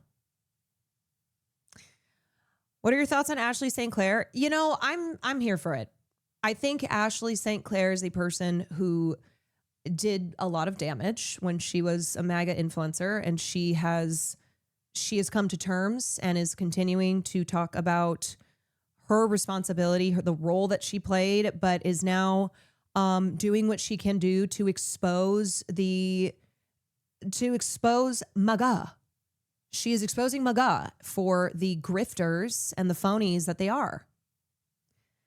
So she's trying to do reparations in the way that she can. We've watched a couple interviews with her. She's talked with a couple friends of mine, and she is out here exposing MAGA. So the fact that she acknowledged the role that she played, and she's like, I don't expect people to just forgive me and, welcome me in. This is something I needed to do. So I'm going to keep doing it. And I think that's the best that you can do, is you do not expect people to forget everything and immediately forgive. You just go, hey, I'm going to be doing what I can to try and prove that I am in the pursuit of being a better person and of contributing to the collective good. And she's dropping a lot of tea.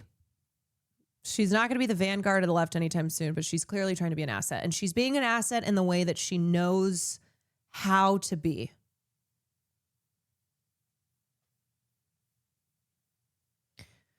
Okay, anyway, let's watch this vid on Chris Rabb, who says his day one priority will be to de-Trumpify the government. So this was a really, really big moment last night.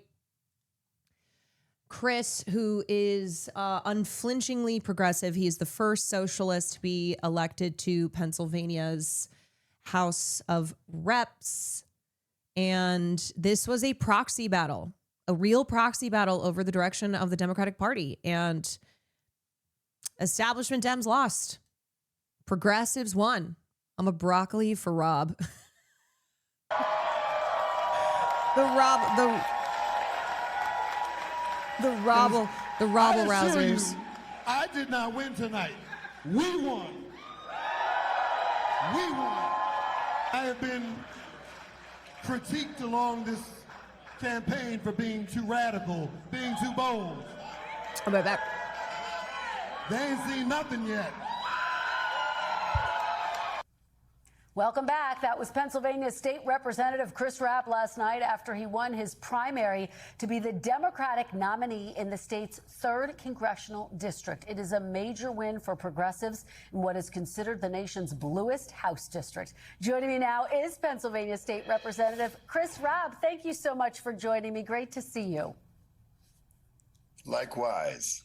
And we should say we, of course, know each other. I'm from Philly, so we have a lot of contacts in common. Really appreciate your being on the program. I want to ask you about this victory last night. It's being viewed as a major win for progressives, and I wonder, what message do you hope it sends to the Democratic establishment and, quite frankly, the rest of the country?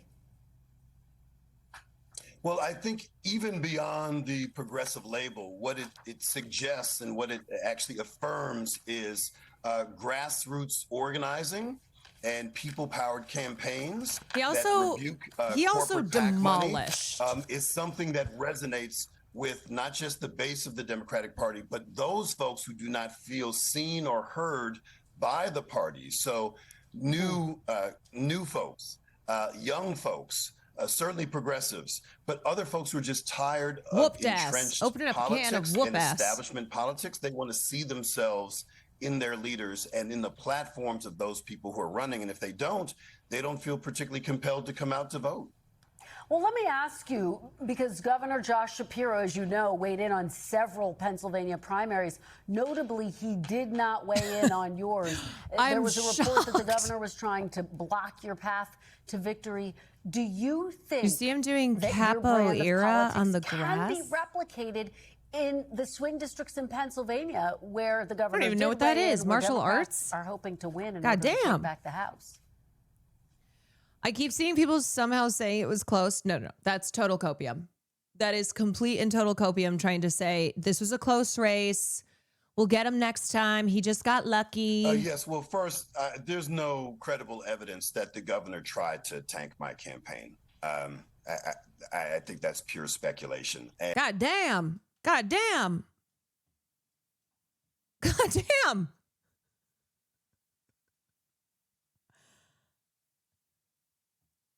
How do I get me some of that? Some of that energy. Some of that what's it called again? Capoeira. It is an Afro-Brazilian martial art.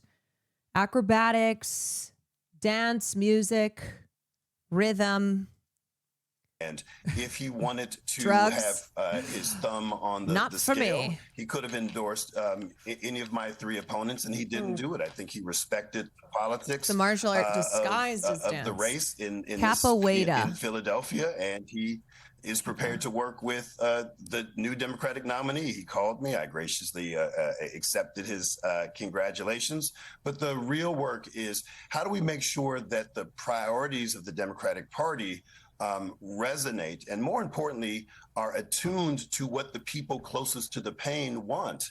And what we have is an intermediation of a donor class that is not reflective. And I think this shows that there is no such thing as too radical and too bold, because that is what people want.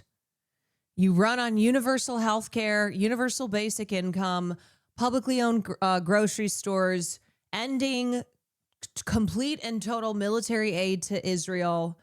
That is not too radical, not too bold for people. That is where they're at. Of the constituency and the electorate. The race is so close. They only won by 15 points. Need to come out the most to have Democratic wins are the ones who feel least seen in the priorities of the current Democratic Party, which is why I believe I was able to get a plurality of the Never votes. compromise. I was able to get a plurality of Black voters, young voters, progressive voters. And so it was truly the broad diversity of one of the most diverse districts in the nation, one of the youngest. And I think it shows that when people see themselves in a campaign and understand that it's bigger than the candidate themselves, that anything is possible, and that's going to create a lot of enthusiasm. And again, just to press on this point, I mean, Democrats are trying. Look, it is so simple, okay? It is so simple. Voters want somebody who is going to challenge corporate influence. They want someone who's going to tell corporations to get fucked. They want somebody who is challenging party orthodoxy. They do not want more of the same. They do not want a return to the past. No go back, but for real. They want somebody who is showing every single day that they are going to fight for their community. Yeah, someone with a fucking spine, someone who is morally consistent, who is not afraid to be principled, to stand on those principles, even in the face of the corporate establishment machine. That's it.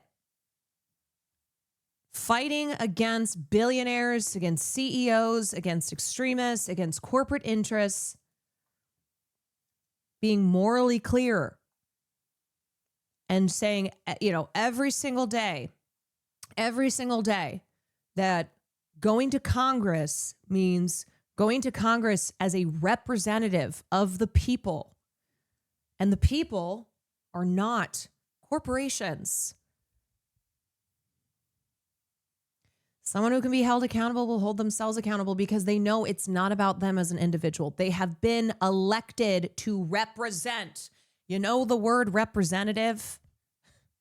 You know how that word does not mean me as an individual. It means I am representing. I am an individual, but I am here to represent the people, not to represent myself or the moneyed interests who put me here. trying to win back the House. Obviously, all politics is local, so every candidate has to refine their own messaging based on who their constituents are. But do you think that your The kind of brave, consistent, clear vision Mallory McMorrow shows in her promise to provide universal iron domes. Who the fuck does she think she is? Oprah? You get a universal iron dome. Like, you get an iron dome. What is that? Now, the solution is just to give everyone an iron dome? Aggressive message can be effective, can be a winning message when you step outside of a district that is reliably check under blue, your that is seat a to see if swing you have won an area, for iron example, dome. and win over independents and win over people who you need to win in order to win back the House. I don't think that regular working people and working families in suburbs and rural areas are in love with the Epstein class. I don't think they're in love with greedy corporations. I don't think they're in love with money infecting politics. All of the things that make their lives so much harder. Those are the things I'm fighting against. So I believe that this message will resonate far beyond ethnically diverse, very blue districts, and I am prepared to go anywhere and everywhere to lift up those messages of folks who want to be on the right side of history. And as a current state lawmaker First WP, in the largest full-time state legislature in the country, I have had the benefit of going to places around our Commonwealth, and those messages do in fact resonate with folks. It may not resonate with the donor class, but my interest is connecting with the people who decide. You see Cory Booker's who takes stump for us to Sharif Washington, Street. DC. Let me ask you, because you got the endorsement Mr. of Congresswoman I don't get Alexandria involved with races Ocasio-Cortez. outside of New Jersey. As you know, there is a lot of buzz about her political future. Do you see? Is there a progressive candidate in Kentucky that could go? Kentucky's tough because they have just redrawn their lines to the old Republican lines, which a couple of southern states have done in the wake of the Supreme Court in Louisiana. So it's tough because Kentucky is a red state, but has become even more difficult because of all the redistricting. But never say never. Kentucky did. I thought Kentucky redrew their lines. Maybe I was wrong. No, that was in 20. Or wait, hold on a sec. No. Sorry, that was a couple years ago. They overrode Governor Andy Beshear's veto to on the line. That was not the bundle of states that just did it. This was back in 2022 when they did the lines. Her and her brand of progressive politics as the future of the Democratic Party. Absolutely. But I also Charles Booker is who just won the Democratic primary. He won against Amy McGrath, so he is going to be going to the general now. He's not, but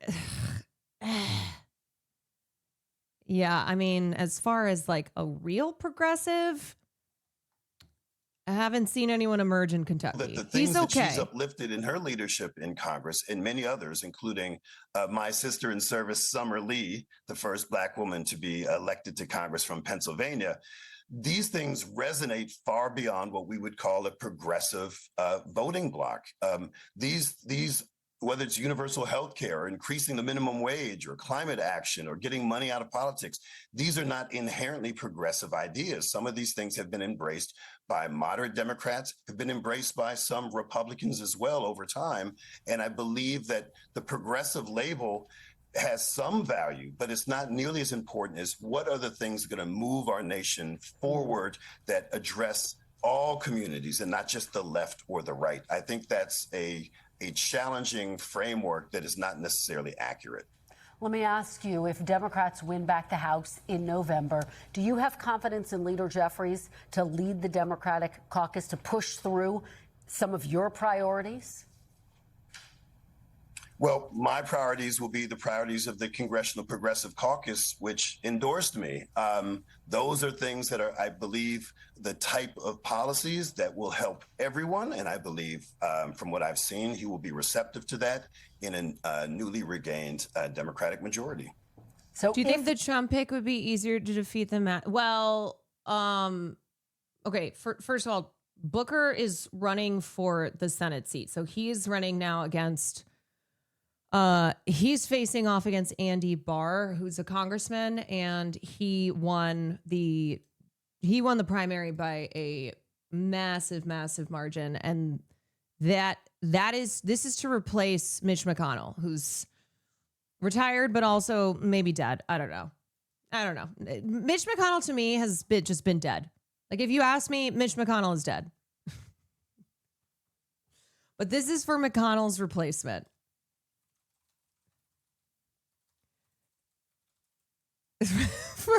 for a few years now. And then Ed Galrine, who defeated Thomas Massey. He is Trump's pick. I don't know. I mean, no, I don't. I think the answer is no to your question. You, in fact, do win the general election. What will your priority be on day one? What will be the very first issue you will aim to tackle? Well, we got to stop digging. We have to de-Trumpify, de-magify government as we know it. We have to stop the bleeding before we can do anything else. We do need to embrace a bold legislative agenda for this nation, but we have to stop the bleeding. We have to restore the cuts. We have to make sure that our own government isn't weaponized against the most vulnerable. My favorite Twitter account is Mitch McConnell dead account. Well, State Representative Chris Rabb, we will be tracking your campaign through November. We really appreciate your joining us. Congratulations. Please stay safe. Thank you. We thank you for watching. That seems like an odd thing to end with. Please stay safe. He was like, okay, I will. Thank you. Thank you. Yeah, that felt a little ominous. I'm going to be honest. Yeah, I don't. Girl, what do you know? What do you know?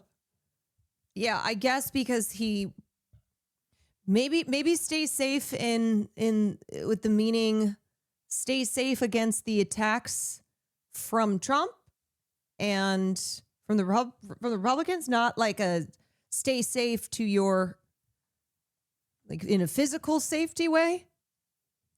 But yeah, I mean, I guess with how much political violence there is, maybe that's why she said that. But all right, I have been waiting to watch this until I came back from ADC, and I am very proud of Matt.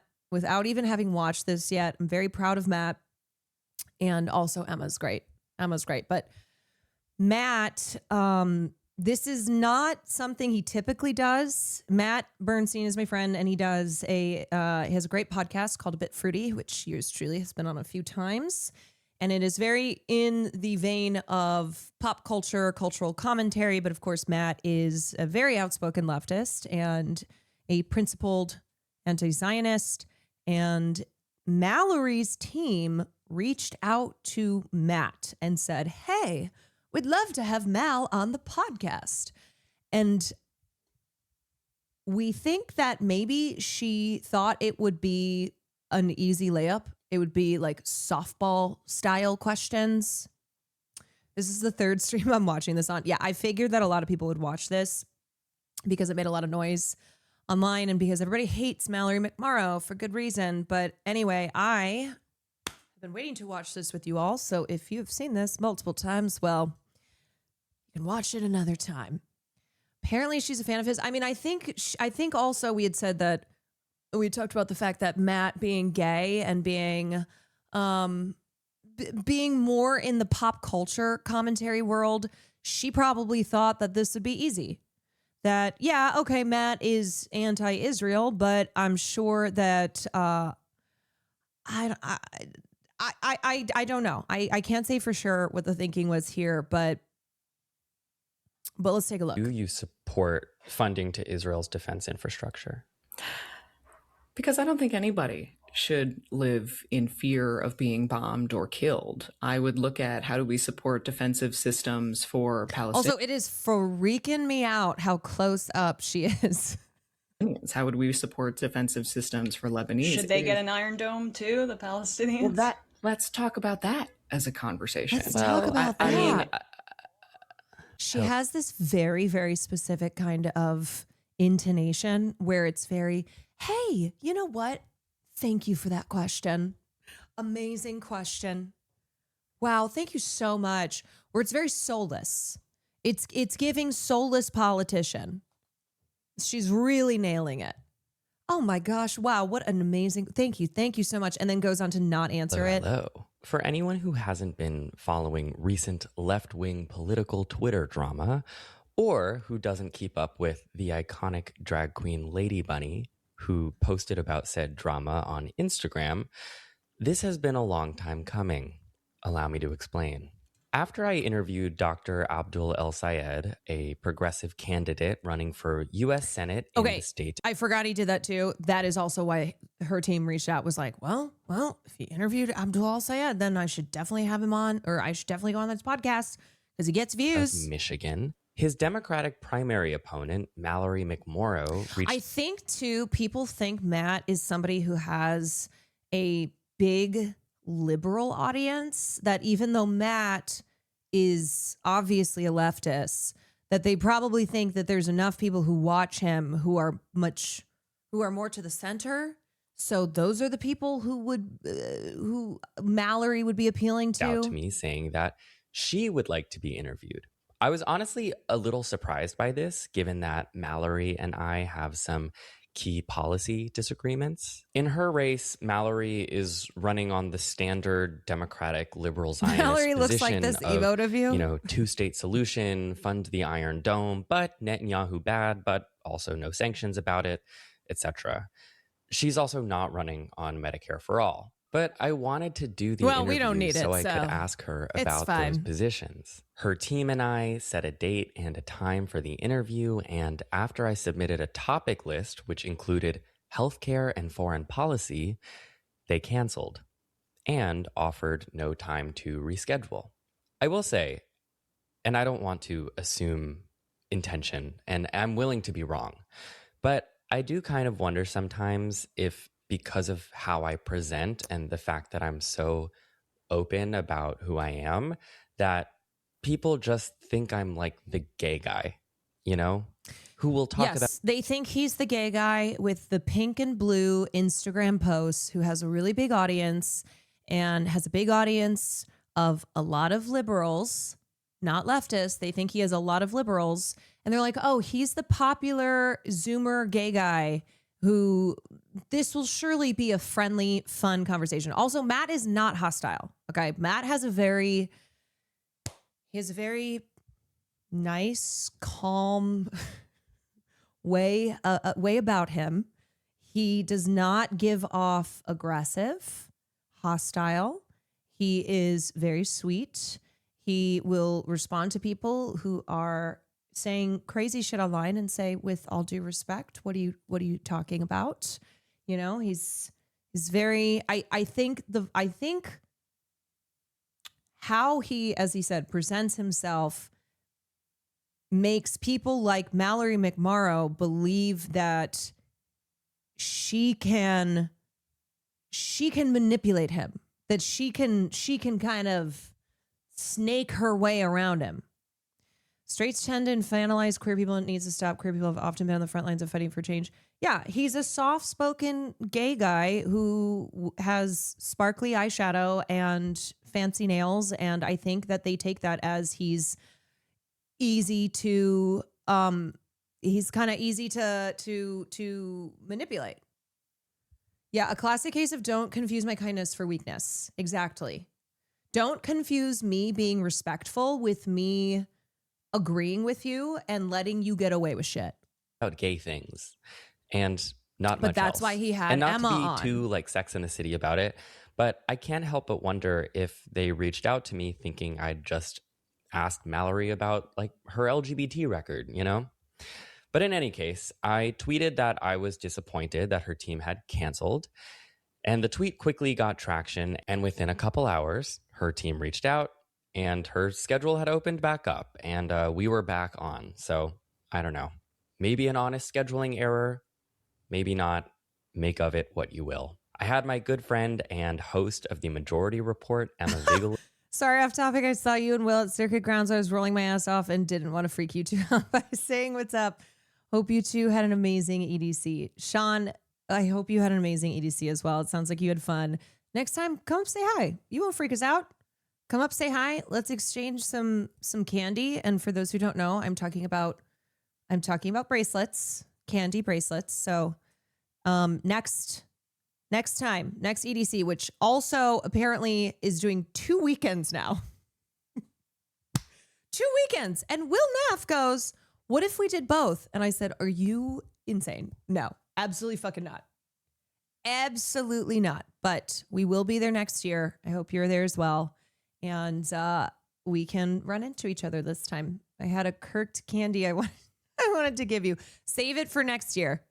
Join me for this interview. They have a discounted rate for both and have events between, which is crazy. I know. State Senator Mallory McMorrow, welcome to A Bit Fruity. Thank you so much. I'm so excited. I've been following you for years, by the way. So this is very exciting for me. Oh, that means so much to me. She a fan. Seriously though, I know we had like all of this like scheduling drama and I know in the wake of all of that, you could have very easily just been like, I'm not going to do this one. And it would have made sense to me.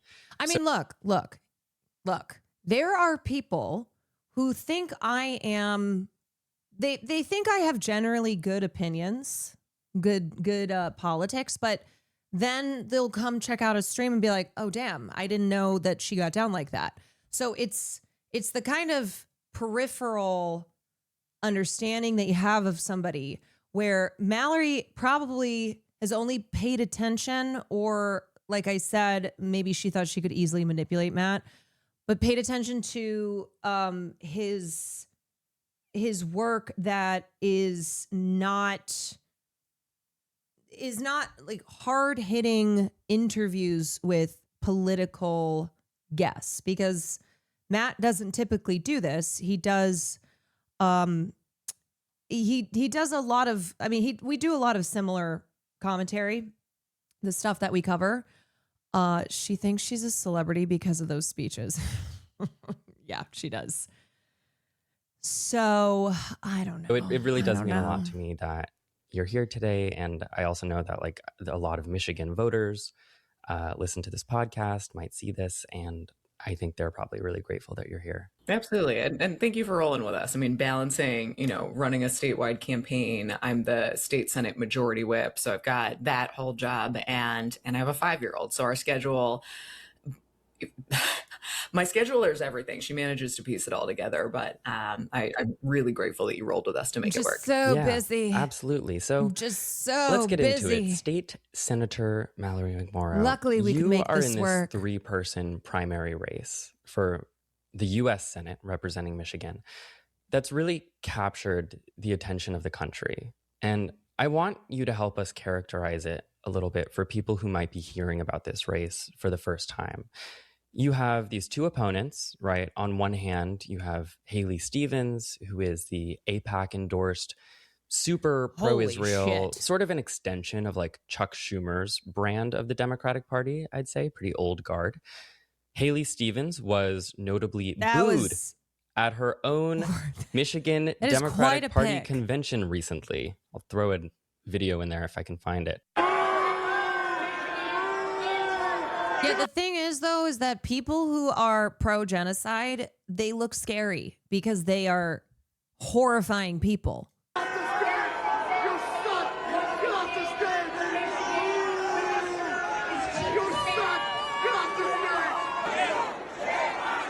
Soulless.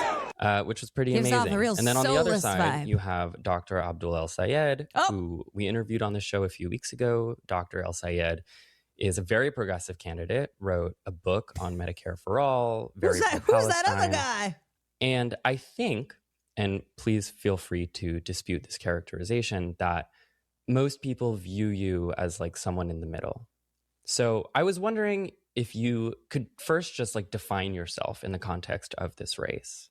For sure. So to put the race into perspective, Michigan has an open U.S. Senate seat. Gary Peters is not seeking re-election.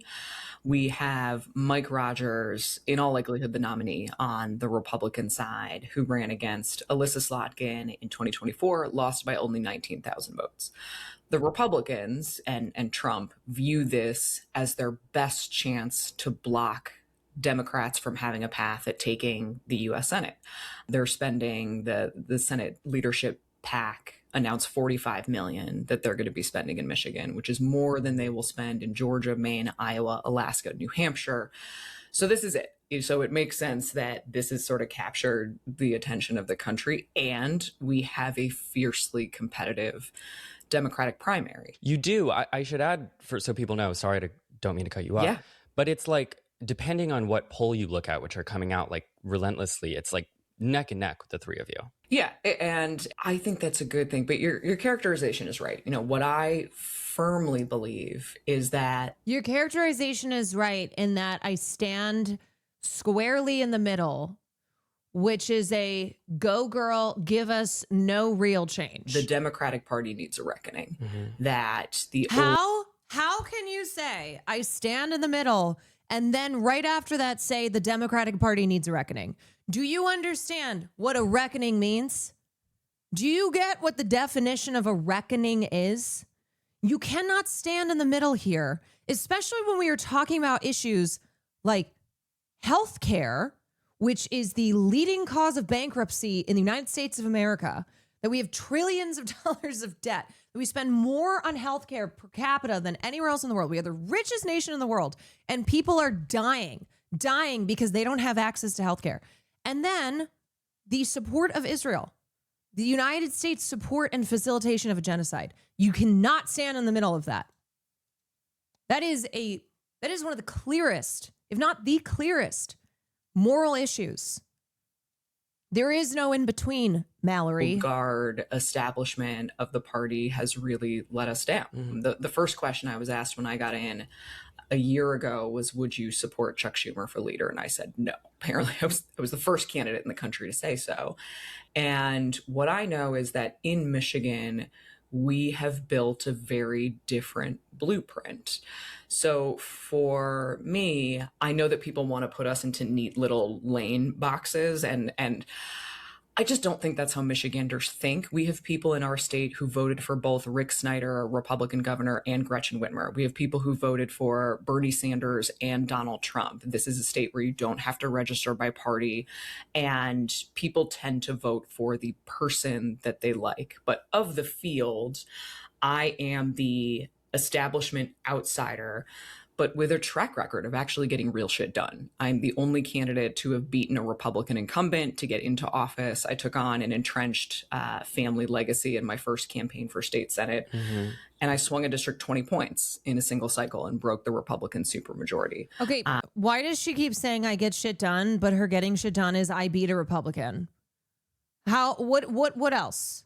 What other shit have you gotten done aside from like you keep talking about Republicans? I then helped leverage an outsider who's a viral speech that I gave back in 2022 after I was smeared as a groomer and a pedophile by a colleague of mine. I opened a PAC. We raised millions of dollars. I supported a dozen other candidates and flipped the entire state Senate for the first time in 40 years. Been there with the groomer and pedophile. Oh, same here, actually. Yeah. And can I tell you, like, all of your Instagram stories were truly so helpful for us. Like, you may not know this, but a lot of us in the state Senate, we've been following you for a while, kind of hitting back on a lot of the culture war bullshit. Thank you so much. I really appreciate that. And really appreciate everyone who like stood their ground amidst what I think was hopefully like the height of the culture war bullshit.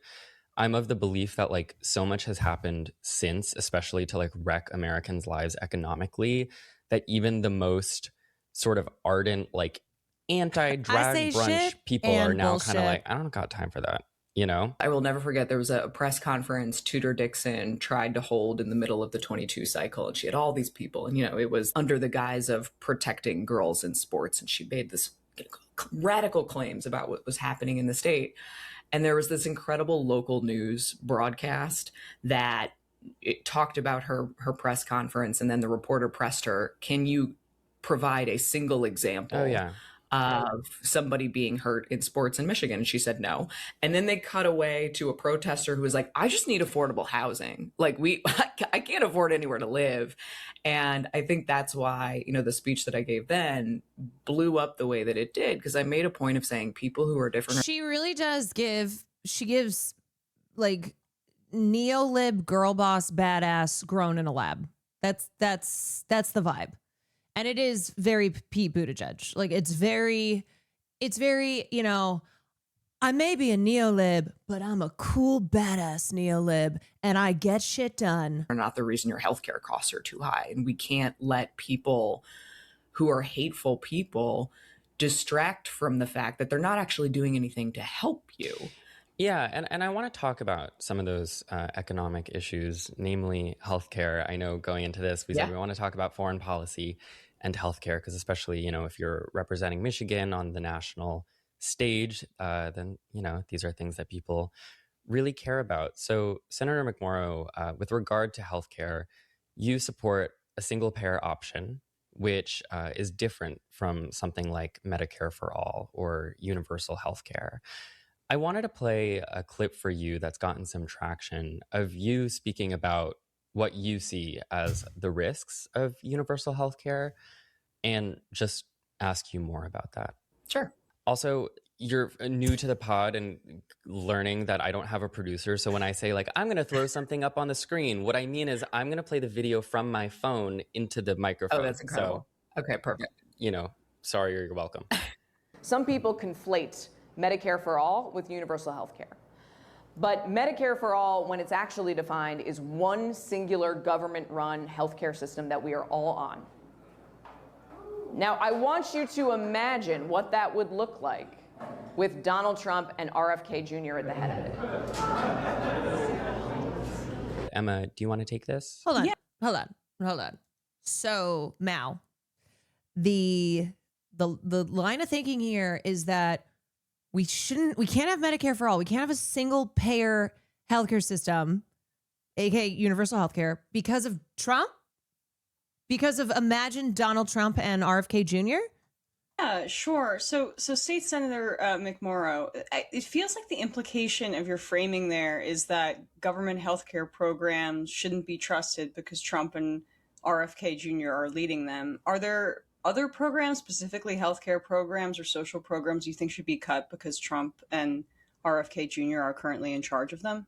No, that's not at all what I intended. And, I fundamentally and firmly believe that we need access to universal health care. We need to get there as quickly as possible. In the state Senate, I have led on efforts to codify the Affordable Care What is her definition of universal health care? Act on the state level, so you can't lose your health care with a pre-existing condition. We repealed our 1931 abortion ban. We helped expand a program called RX Kids statewide, which is a cash grant program for new moms and babies. So I'm sorry. So basically she's saying the goal of universal healthcare is so great, so awesome. So love it. But, in order to achieve that goal, we cannot implement any specific methods, aka a single payer system, to achieve that goal because, well, the Republicans, but the goal, love it. Love the goal. Let's have goals. Yes, girl. Let's have our goals. We've expanded access to doulas and to midwives. We've done so much because this is such a big issue. And what I know is that people can't afford Let's to have wait. a conversation about that. Let's table that. Let's table that. We should hold out just for one solution, to me, is just not what I've experienced. We just have to wait until we have the perfect solution. The next U.S. senator would be one of 100 members. And the votes for a true single payer system simply aren't there. Now, there have been multiple states who have implemented state level public options. And in those states, not only have they vastly reduced the rate of uninsured to next to zero, they've also reduced the cost Let's of run it private back health in insurance. 2040. That is something that, as we look to how do we get to universal health care as quickly as possible so people aren't going bankrupt, they are not denying themselves care. You know, I am somebody who graduated from college right into the recession in 2008 wanting to be a car designer. So I did not have health care. I couldn't stay on my parents' plan until 26. Having that real public option, anybody who wants to opt into Medicare, regardless of age, can, while also ensuring if you want to keep your plan through your union or through your employer that you can, I believe is the best way that we can get to universal health care as quickly as possible. We can talk about, I think, the merits of the public option versus Medicare for all, but the public option would still be run by Donald Trump and RFK Jr. or whoever ends up being a Republican if they take over. So, additionally, the entire Republican Party is against Medicare for all and single payer. So it's almost an assertion that Democrats shouldn't pursue Medicare for all or even single payer because potentially Republicans could get back into power and control it. I mean, that is the implication of what you said. Also, I'm sorry, I'm not over her saying that she wanted to be a car designer. I don't think that it is. I think that's a mischaracterization. How would you characterize it then? You talk a lot on the trail and you want to make some jokes and you want to help people understand where you're coming from. This is an administration that has slashed access to mifepristone. This is an administration who intentionally withheld SNAP benefits, even though we had the funding to pay for it in Michigan. That's 1 million kids who are on SNAP right now. I don't think we should shy away from the incredible damage that this administration is inflicting. Wait, does she understand that she's naming other federal programs? She's naming other federal programs that, yes, the Republicans have fucking slashed at every opportunity. She is naming other programs while also being like, well, we just can't have a single payer program because the Republicans, right? RFK Jr., Donald Trump. I mean, you know what? Love the idea of universal health care, but we're just going to have to table this one and we're going to have to come up with something that is absolutely perfect that these Republicans are not going to be able to touch when they're in power. On government. Yeah, they have slashed the programs through legislation. And programs here in the state. I'm on the Appropriations Committee in the state Senate. We are having to backfill state Medicaid because they vastly slashed access to funding for us. We know. So what is your fucking plan? See, this is why I'm not on this interview, though, because I would be like, what is your fucking plan? What are your policies? What are your policies? You just have jokes. You just have jokes, girl. You just got jokes in the campaign trail. Truly, she keeps being like, well, Republicans did this, Republicans did that. Yeah, we know. We know. That's why we're so fucking infuriated with the Democrats, do-nothing Democrats like you. Big, awful bill. This means that Michigan stands to lose 13 rural hospitals. We've already seen a birthing center close in the Upper Peninsula. Now women have to drive more than 50 miles to give birth. I don't believe that it's out of line to highlight, hopefully with some humor, we're allowed to laugh sometimes, some of the incredibly damaging things that this administration has done while we are also... Also, girl, what are the jokes? Mallory, why do you keep saying, I got jokes, we got to laugh? What are we laughing at? What are the jokes?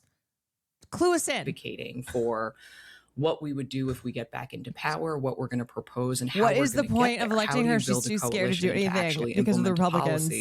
That restores health care for people as quickly as possible.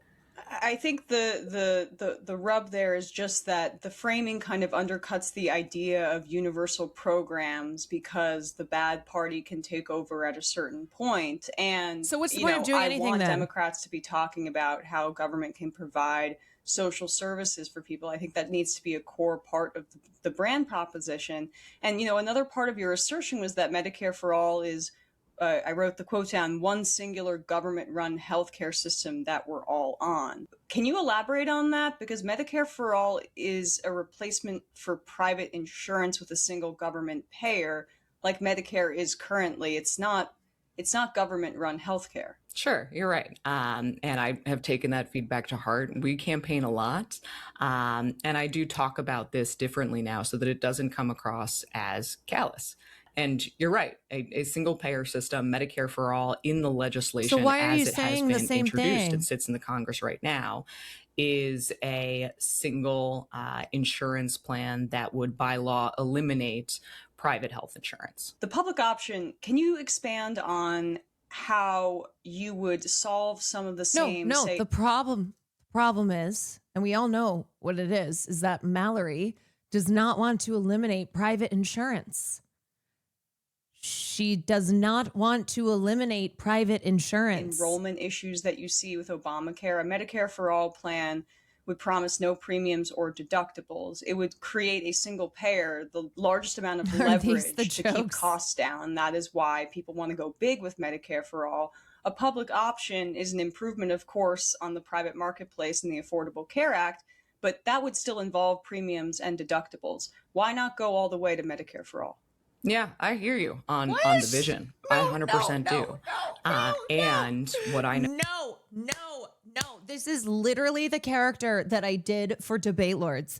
You know what? I hear you. And that is music to my ears. Music to my ears. Girls get it done. Isn't that right? We're both girls and we are getting it done, Queen. I hear you and I see you. And you know what? That is exactly what I'm talking about. That is it. That is it. Can I get a hallelujah, sister? Hallelujah. I am so digging this vision because we are on the same vision. We are on the same vision, sister. Yes. Absolutely. God, this has just been amazing to talk with you all about this. After Love almost a it. decade as experience in a legislator, is that you need to push as far as you possibly can while building the Yes. coalition of votes to actually get it across the line. And the support for a true single payer system isn't there yet. It just isn't. So for me, what I know, I have constituents today who have canceled their ACA plans because they see their premiums have gone through the roof and they're just praying that they don't get sick and don't go to the hospital.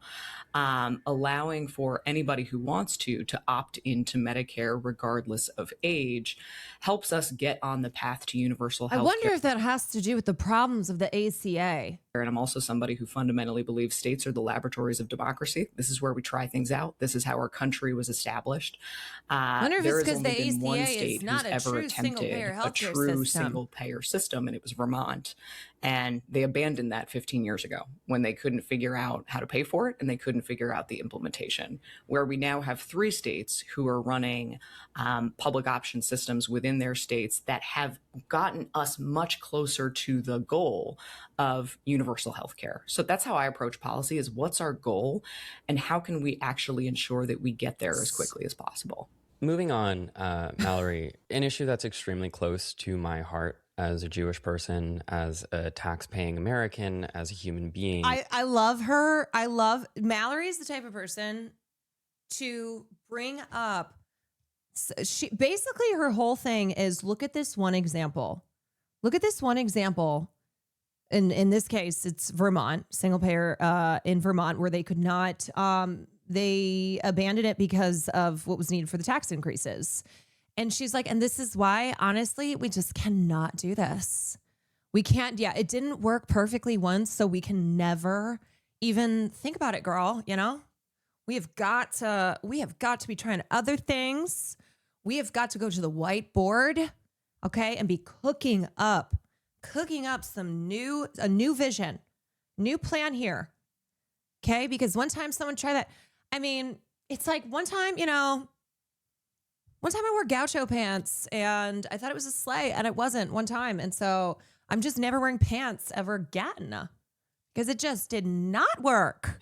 Is that of Palestine. I was actually just the other night at a UN commemoration of the anniversary. Worked in the hair and makeup department on a good amount of Hallmark movies. She's been crafting that image perfectly down to the lighting. As I said, she is a neoliberal, girl boss, badass, yes, queen, made in a lab.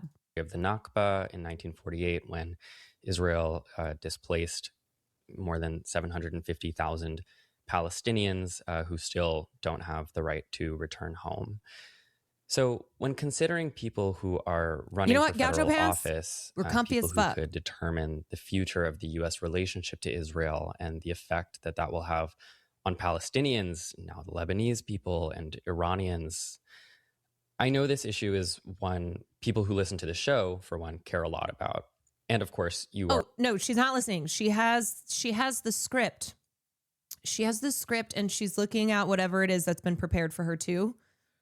The talking points, that's what's running through her brain. Also running in Michigan, which has a large Arab population, which, you know, that was Days very on Matt, they give consequential in us 7 the months. 2024 Veronica, they give election, us 43. when many of them withheld Matthew, their they give us votes 7 months. from Kamala Harris and as part of the uncommitted movement.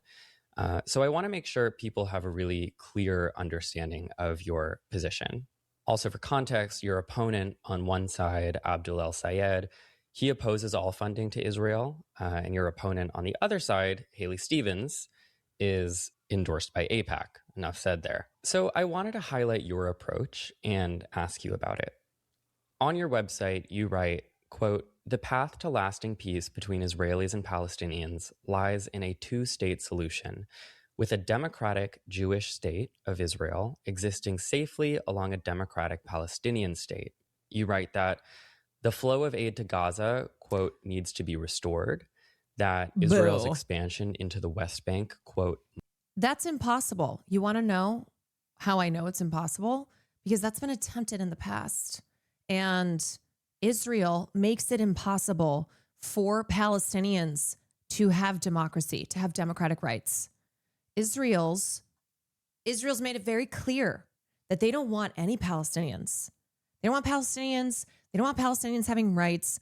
They want them out. They want them gone. The state of Israel was founded on apartheid, was founded on ethnic cleansing, was founded on the subjugation and oppression, which has continued for 80 fucking years. And it remains just as strong today. And you add in genocide. must stop. But what about everybody and that getting an Hamas Iron Dome? must, quote, "disarm and demonstrate a commitment to a peaceful and democratic Palestinian state." Like, it's getting you also worse. support funding for Israel's defensive weapons infrastructure, you know, things like the Iron Dome. Is that all correct? Increasingly, that's changed. Okay. And you even see Netanyahu now vocally saying that he himself wants to cut off relying on aid from other countries. So I would support Israel continuing to be able to purchase systems like the Iron Dome, defensive systems. But I think it's in the best interest of the United States in reducing that aid and allowing Israel to do that on their own. But I mean, as of now, though, your policy that you're running on, just so voters are like clear, is that you support sort of the defensive infrastructure. So we wanted to ask you a couple questions about your stance here. First, regarding what a two-state solution means to you and how that could affect your policymaking. The two-state solution debate is something where I really do think that a lot of Democrats are kind of behind the reality on this issue. So I just want to talk in terms of practicalities. Where would you, in terms of like your ideal two-state solution, draw the borders? Because as you know, Israel's been illegally occupying East Jerusalem and the West Bank since 1967 in violation of UN law. And since then, 700,000 Israeli settlers have moved into the Palestinian territories in East Jerusalem and the West Bank and have stolen Palestinian land. So my question about the practicality of a two-state solution is, how would that happen? Would your scenario require removing the 700,000 illegal settlers living on Palestinian land?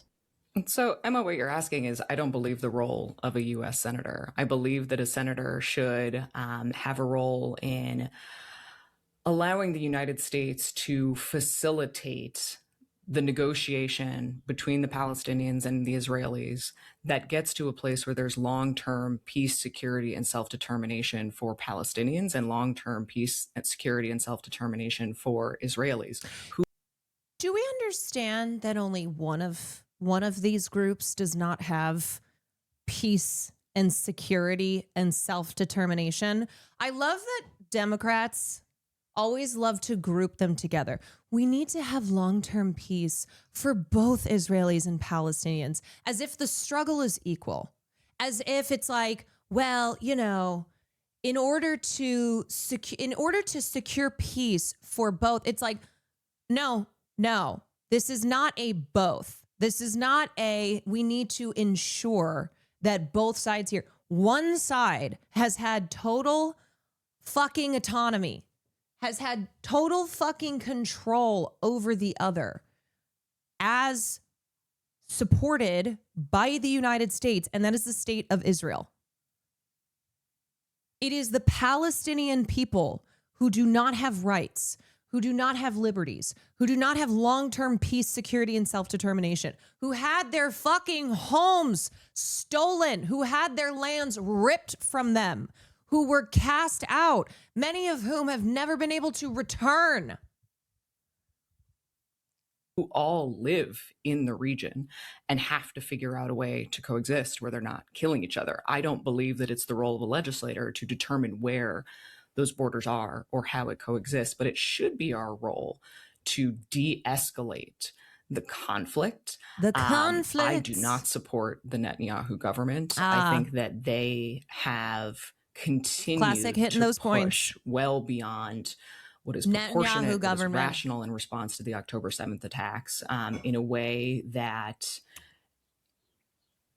is horrifying to watch. I mean, bombing Gaza to be completely uninhabitable, the settler violence that you see. You know, these people love to talk about the Netanyahu government, right? Netanyahu bad, Netanyahu bad, Netanyahu bad. When it's like, okay, should we pull up the fucking list of previous Israeli prime ministers and presidents and politicians and military officials and what the modern Zionist founders said about how in order to set up the state of Israel, got to get rid of the Palestinians? How people like Golda Meir said there's no such thing as Palestinians. Does that matter? Does that have anything to do with the current government today that happens to be run by Netanyahu, who is the spawn of Satan? He is fucking evil, but he is simply the next in a long line of vile leaders who have explicitly stated and then acted on those statements with the intent being to subjugate and kick out Palestinians in any means possible. Through any means while possible. It is technically illegal, they are certainly doing nothing to stop it and continue to encourage it. And Matt, you brought this up particularly related to our state. We have a very large Lebanese population. 1 million people in Lebanon have been displaced. And I know a friend of mine who's running for state senate mentioned to me that his grandmother's home in Lebanon has been bombed 3 times. And that somehow she's still in good spirits about the fact that she is alive when many of her neighbors are not. So for me, I'm somebody, you know, I bring a background in industrial design into Cars. how I pursue policy, which is starting with the outcome and then backing into how do you help facilitate making that happen. What I believe is that there is broad shared beliefs across our constituents in both the Jewish community, the Arab community, and frankly, for people who are not directly impacted by this, who are horrified beyond belief at the ongoing violence, suffering, chaos, who simply want the violence to stop and see the United States has played a role in continuing the violence when we need to play a role in ending it. And I hear what you're saying about you don't want to draw specific boundaries. I understand that. But I think it's important to dissect what a two-state solution would actually entail. Do you believe that should involve some sort of reparations for Palestinian land that has been stolen? Because increasingly, if you look at the map of the West Bank, it's being taken over by Israel. So there would have to be either a forcible removal or Palestinians would have to be crammed into even smaller and smaller territory. Yeah. And again, I go back to the United States role, a legislator's role. Should be in helping to facilitate between the negotiators and something that allows for that peace and security for Palestinians alongside Israelis. I don't believe that that is my role to dictate, to put on to the people who do live there. She keeps me like above my pay grade, sister. We all have our roles, and some roles are not ours. And you know what? We're all looking for the guy who's going to do it, but it is not me, sister. That is not... Yeah, not my circus, not my monkeys, girl. I stay in my lane. What they should be fighting for their own lives. I want to push back, though, a little bit on, your role as a senator. Sort of, you're presenting it as like a little bit detached from the peace process there. Whereas, like, we know that this Israel's is so sort of violent and ongoing practiced. expansion now into Lebanon, as you mentioned, it's only possible because of ongoing bipartisan U.S. support. And so I wonder if you continue to support defensive weapons infrastructure to Israel, how you see yourself as utilizing any of the leverage you could have as a U.S. senator in this situation. Workplace boundaries. And I guess exactly. how you think, because like this two-state solution line, right? It's the party line for a long time. Since the 90s. And it just hasn't borne out. I think probably everyone on all sides of this issue could agree with that. And so I wonder how you are breaking from the establishment in a way that would... Like, truly, every specific question asked her, she's like, you know what? Great question. And someone whose job it is will definitely be answering that one. Benefit the people who, frankly, like my tax dollars are killing. Yeah, and I'm glad that you framed it that way, because I think there's a difference, Matt, in how you asked your question versus Emma. One is the specific framework of the borders of the nation.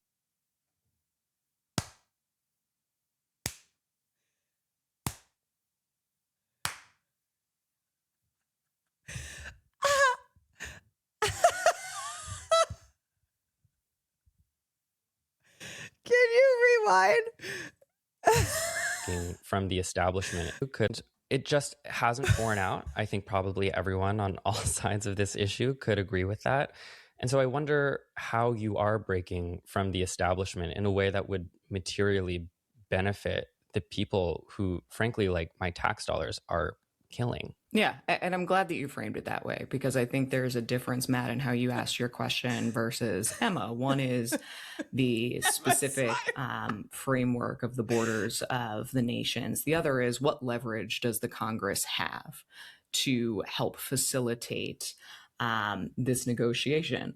I would have voted along. No, they're asking the same thing. The 40 out of 47 senators who voted in the past Sanders resolution blocking arms sales. He said, what are you going to do to materially benefit? How are you going to break from the establishment to materially benefit the people who my tax dollars are killing?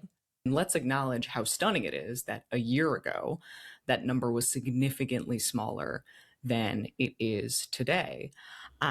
My views on this have evolved because the reality on the ground has evolved. It has been horrifying to watch how Benjamin Netanyahu... The reality on the ground is that Israel is just attacking even more areas of the Middle East. Like, they are still committing, they're still blocking aid. It's still genocide. And then plus everything that they're doing in Lebanon and Iran and the surrounding areas. The far-right government have prosecuted this ongoing war against Palestinians, against Lebanese, against Yemenis, in a way that the United States cannot support. Simply put, the Congress holds the power of the purse, holds the power of... So what are you gonna do about it? And that is where I would view my role in coming in, is keeping an open door to everybody within our community. Michigan. Also, it's so funny to pretend like Emma was asking aggressively. that Emma was being rude and aggressive. Emma has been so chill. So chill. She has not interrupted her. She has not, like, her tone has stayed the same. She's not yelling. Emma is so chill. And is a very diverse state where we have the largest Arab American population living side by side with a very significant Jewish population. The only person who's been screaming here is me. Did she say Emma's been rude? She insinuated that by saying, thank you so much for the framing of that question, the way that you framed that versus how Emma did. Because Emma's a real fucking bitch, okay? Emma's a real bitch. And frankly, can't even believe I'm still on this call with what a fucking bitch she's been. But you, Matt, thank you so much. That is impeccable framing. Love it. Love it, live it, laugh it. And Matt, your question is the universal truth. I was in an Uber a couple of weeks ago, and the driver said almost exactly what you said, which is, how can our country afford to continue bombing other countries when we can't pay for our own kids? That is where we need to step in and say enough is enough. And we need to bring this to it. Hi, third person on the podcast here. Yeah, let me reframe the question my own way. So what the fuck are you going to do? Why should anybody support you who cares about Palestine? What the fuck are you going to do in Congress? How about that for framing? Because I keep hearing you say a whole lot, but not say anything of any real substance. You keep talking about how we can't support this and how, you know, we need to end violence. So what are you, a person who is running for Senate? You're not just some regular gal that we pulled onto the podcast here. You are running for U.S. Senate. So what's this this universal truth you're talking about? How are you going to implement it? What are you going to do to fight on behalf of the people who have put you there because you care so much about ending the violence? Her response, I get shit done. We get shit done. Yeah, girl. Yes, girl. Getting shit done. Yeah, I mean, you mentioned that how in Michigan you have people of different faiths, Muslim, Jewish people, Arab people living side by side. I think it's very American to believe in multiculturalism as an ethic, in that it engenders understanding, and when you can live alongside people who maybe have different views than you, it reduces the capacity for hatred. It's why we don't believe in things like segregation and apartheid, but Israel is an apartheid state. And, you know, when we're talking about who has the right to have land and to live in peace, I mean, we're recording this right now on the anniversary of the Nakba, and the Palestinians have been ethnically cleansed since, you know, you could say 1948, but prior to that, from the land that is now Israel. Do you not believe in multiculturalism as an ethic for Israel and Palestine? Because a shared land would be, in my view, American, and also the solution that we saw in South Africa that could provide fairness for everybody involved. Yeah, and it may very well be. You know, there are people who have worked on this issue for... Nakba. What a gorgeous word. Just, you know what? If I were to have another daughter, I would consider that as a name. It's just really stunning. Far longer than I have. And I always try to check my own bias at the door. I can't possibly understand really multicultural. I'm all about it. To live. I am all about it. The middle of the Middle East. I can't imagine what it is like to have my home stolen from me, to have my family killed. And I want to leave the door open. I think it's important for anybody who holds the role of a senator as a legislator to check their own bias at the door, be open and objective. And if there is, and I've heard from both the Jewish community and the Arab community that you're right, Emma, a two-state solution has been something that has been attempted for a very long time. We have failed to accomplish that so far. Perhaps a multicultural solution where people are living side by side is a better solution, but I want that to come from the people who live there. It shouldn't be the role of me to assert my views on. You know what? Enough about me getting shit done.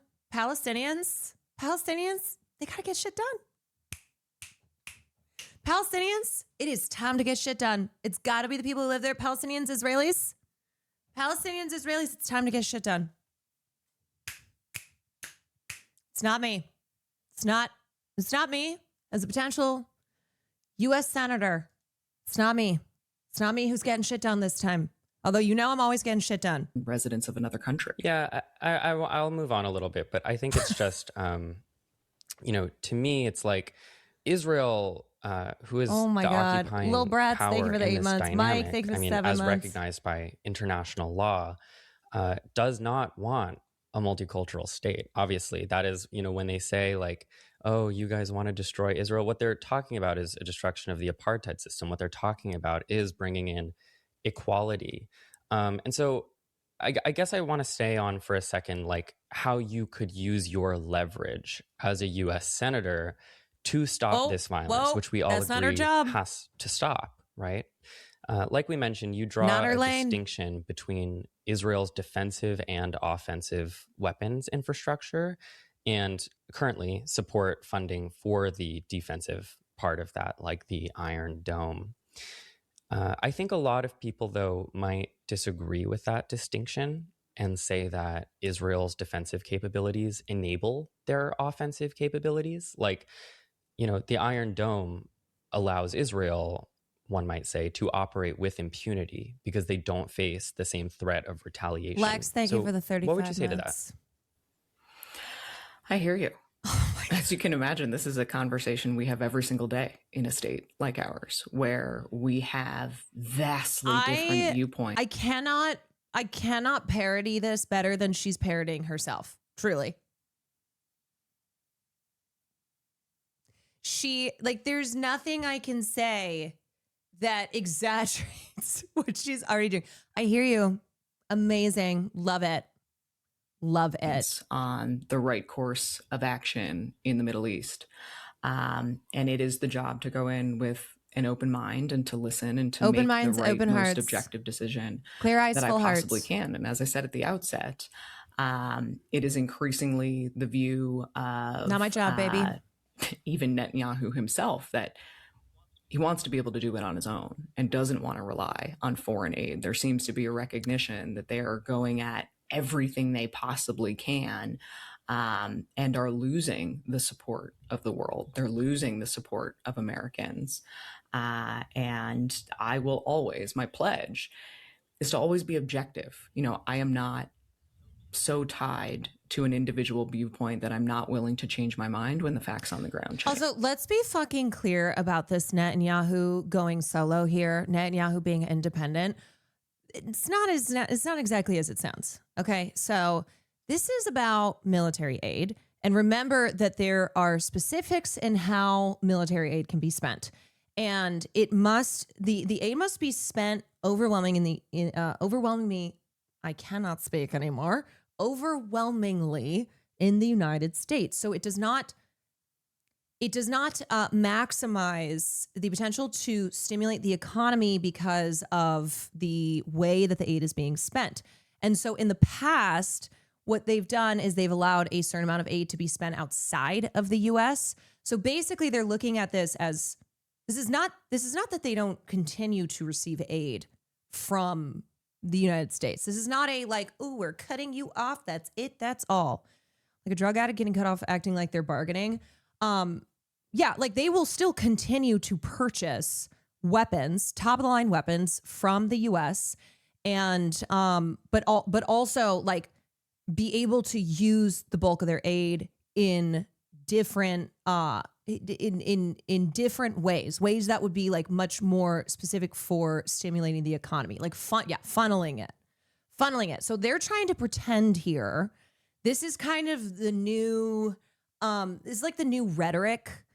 And we've seen this similarly with the kind of defensive aid versus offensive aid, where they're trying to be crafty here and make it sound like we hear you. You're so right. People of the United States who are angry that their tax dollars are funding genocide, which we're not going to call it genocide. Okay.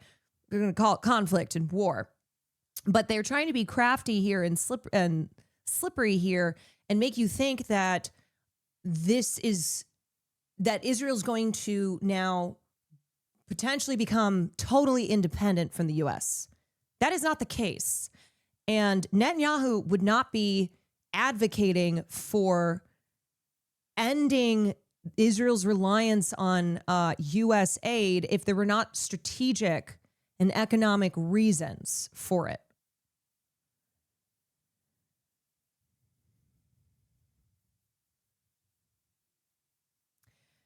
She has a point about how it's completely unacceptable for a country like the U.S. to dictate or sanction how other countries operate. Yes, it would be a great point if it weren't for the fact the U.S. was already complicit in the destruction of Palestine. Therefore, it would be fair for the U.S. to take responsibility for the reconstruction and reparations for the Palestinians for the crimes the U.S. and Israel have committed. Yeah, if you're coming from hey, let's not intervene. Let's not do military action in other countries that are not our own. Sure, totally. As a leftist, I support that. I support a no intervening, no imperialistic activity whatsoever. But of course, we know that that's not what Mallory is actually advocating for. This is a way for her to try to get out of acknowledging her role as a potential member of the U.S. Senate in reparations for Palestinians, in ensuring actual peace and safety for Palestinians, because Israel for 80 fucking years has been able to do what they do because of the United States. I guess then to that end, why do you support funding to Israel's defense infrastructure?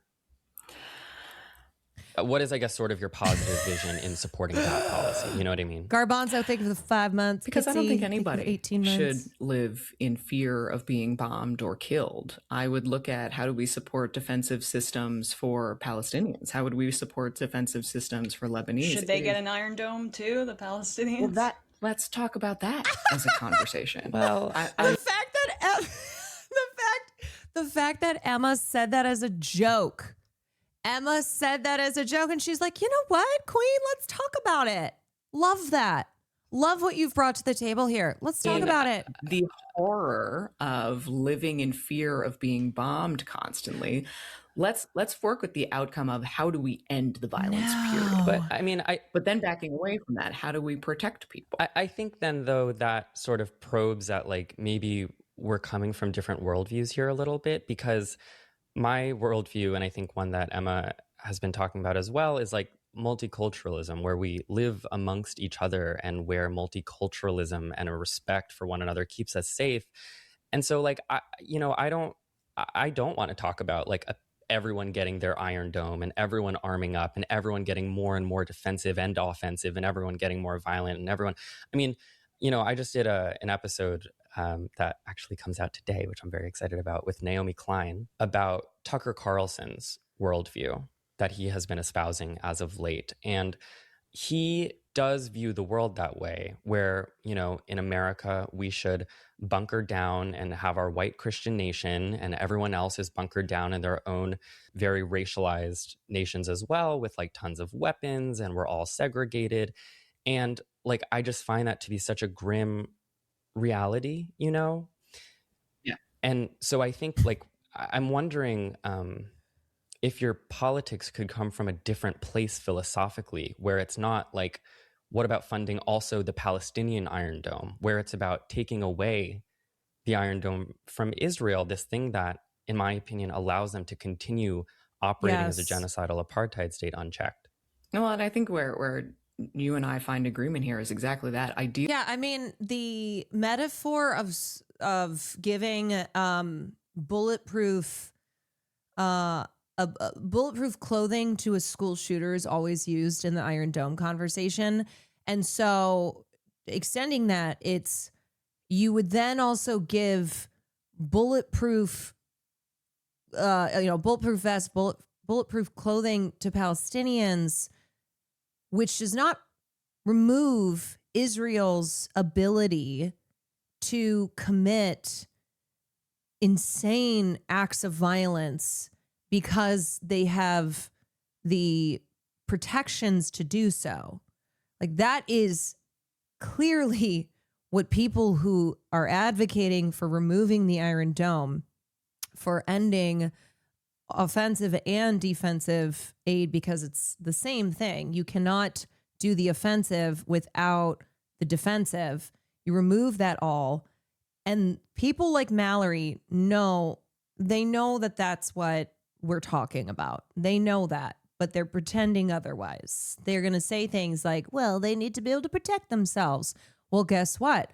Their system of protection is what enables them to act so offensively and aggressively. Really, we should be at a place where we're not armed to the teeth against each other. We are a multicultural society in our country, and yet we have more guns than we have people in the United States. I sat on the state Senate floor below 4 men with... And I wonder if that has to do, too, with the attitude in America of a good guy with a gun stops a bad guy with a gun. Hey, here in America, sure, we have a lot of guns. So what we need to do is to have more guns. AR-15s and full tactical vests who I promise you wanted me dead. That is not the world that I want to live in. The goal, yes, is let's have multicultural societies where we're not attacking each other. I do start at that place. And I want to make sure that I go in recognizing that I would have a responsibility. I have a responsibility today as a state senator to check my personal beliefs at the door sometimes and make decisions that are in the best interest of protecting as many people as possible. And do you think the Iron Dome is in service of that? I would love to get to a place where it's not needed, period, for anybody. Okay. Do you believe Israel has committed and is committing a genocide? Yeah, we went through this on our campaign. Based on the legal definition, I've said this. I do believe that it meets the definition. Also, I'm sure you can tell, but that is Matt speak for you are so fucking full of shit. You are so fucking full of shit. Definition. What I also heard in response from many of my constituents who had family that they lost in the Holocaust is there is such a personal, visceral reaction to that word that moves us apart from each other. And when I believe that most people in both the Jewish community and the... Yes, we can't use the word genocide to describe a genocide because of past genocides that have happened. You know how we study past genocides, like the genocide of Jewish people by Nazi Germany, in order to try and understand how this happens and to hopefully prevent it from happening again. But sorry, people are too sensitive because of a genocide that their families experienced to acknowledge another genocide as a genocide. Arab community and people who are not impacted want the same outcome. And I wonder if it has to do with the fact that this current genocide is being committed in the Jewish name because of the state of Israel, because of Zionism conflating the two of them. And so therefore they are committing a genocide in the name of Judaism. I wonder if that's what's producing sensitivities, if that's why we're not allowed to talk about this being a genocide. When they said never again, it was about saying the word genocide.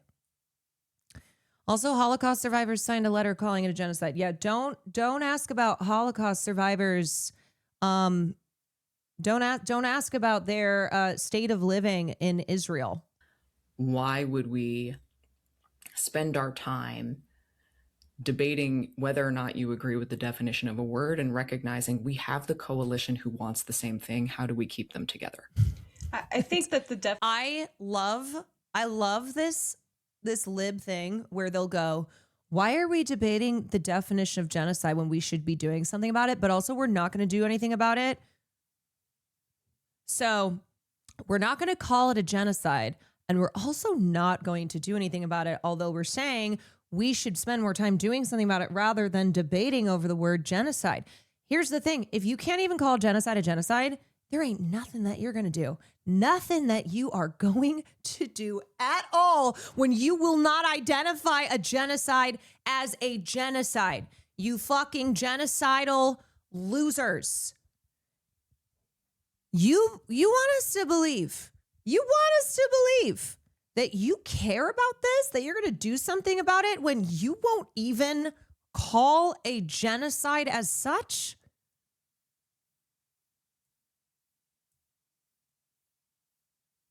Definition is important because of international law, and we're seeing right now the Trump administration and frankly the Biden administration was also a part of the degradation of international law and the rules-based international order. And there was a Quinnipiac poll from August 2025. This has probably increased since then, that 77% of Democrats, over half of independents, believe that Israel is committing genocide. Don't you think that it's important to articulate that just to support international law at a time when the foreign policy of the United States and by extension Israel is my great point by Emma. Great point by Emma, where she points out why it is actually vital to call a genocide as such. It's vital under international law because of the legal obligations that accompany the identification of a genocide. It's not just using words, okay? It's not just like, oh, well, let's call this thing today. No, there are legal obligations. The international community is obligated under law to stop it. She called it genocide. You can't justify sending them weapons. I think it is important to listen to everybody that I would be asking for faith and trust to represent. I need to listen and to build the coalition that we literally need every to hit the same person. goals. There is no doubt that war crimes have been committed. There is no Me, when I ask a question in chat and every single person responds, I'm like, I need to listen to every single person in chat. And until I have read every single chat and processed it all, I simply cannot speak on doubt this. that the pain and suffering at the vast expense of our taxpayer dollars, Matt, to your point, that we continue to pay for this, needs to end. And I want to keep my people together at a moment when so much of the emphasis is on how to tear them apart. Yeah, I don't mean to be pedantic. I really, really don't with like the genocide label. But I think to me, identifying it as a genocide is important to, like Emma said, give an internationally understood and legal label to what is currently happening. Zachariah, thank you for the tier people. 1. And to me, like anyone's feelings about that word, I think are not as important as like recognizing what is still happening to people right now, which is a genocide under international law, you know? How does your family feel about it? How are those conversations going? Well, you know, it depends on the family depends member. on the family member, and it's tense. But ultimately, I assume you're asking that because I'm Jewish, and you'd be right for that because it's especially intergenerationally, it's a tense conversation because people have different levels of Zionist indoctrination and also differing sort of proximities to the Holocaust and the timeline. But I think, though, the difficult conversation. Her asking that question.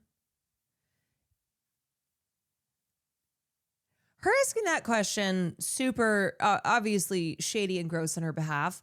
But I think it further exemplifies, like Matt's response here, exemplifies how principled he is. Because he does come from a family where there have been major issues, familial issues, as has been with a lot of younger anti-Zionist Jews in America and their older family members who were indoctrinated a lot longer than they were. And the fact that young anti-Zionist American Jews have remained this principled and consistent, despite the fact that they are, they are dealing with a lot interpersonally and a lot of familial strife. That are happening within my family are less important than the reality of what is Yes, happening to exactly. the Palestinian people. So we've had those same conversations. My husband is Jewish, and though I'm a step removed. No, see, I don't think you are having those same conversations because, I don't know, she's insinuating here her husband's Jewish, potentially supporting of Israel, because she's like, look, you and I are the same. You and I are the same. We're having the same conversations, except you're not, because you're not anti-Zionist. Matt is. There are certainly really, really hard conversations, to your point, among generations, within families. I respectfully disagree, and I believe the responsibility of a legislator, somebody who represents, Here we I'm go asking again. Here for we the go. trust to represent 10 million people in a very diverse state that is a purple state that could very easily go Her to husband works the for Republicans. My greatest joy in this job as a legislator is when I get to help people one-on-one and when I get to be a part of their story. And keeping coalitions together is hard. She literally made it personal, knew he'd have to throw some of his family on the bus because she didn't want to answer. She intentionally made him not want to answer. And he you know what? He did the best thing he could, which is that the plight of the Palestinian people, their lives matter infinitely so much more than whatever strife is ongoing in my family. That I am not going to change my stance.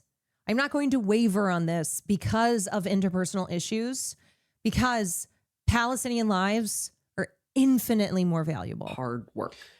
And I believe we can respect their lives matter more than my familial discomfort. Have a legislator who respects their stances and understands that in order to move forward to the goal that I think all of us on this call share, is to keep. Look, I have to make sure that I represent my constituents who are pro-genocide, even though in the United States of America, the majority of Americans, certainly the majority of Democrats, of which I am a Democrat, of which I am vying for Democratic votes, are not pro-genocide, are not supporting Israel. State like mine together, and to not let this issue tear people apart, because if we let it tear us apart, we get Mike Rogers. Trump gets a win, and there is no love lost on the other side of the aisle here, with an administration that allowed Benjamin Netanyahu to convince us to go to war with Iran.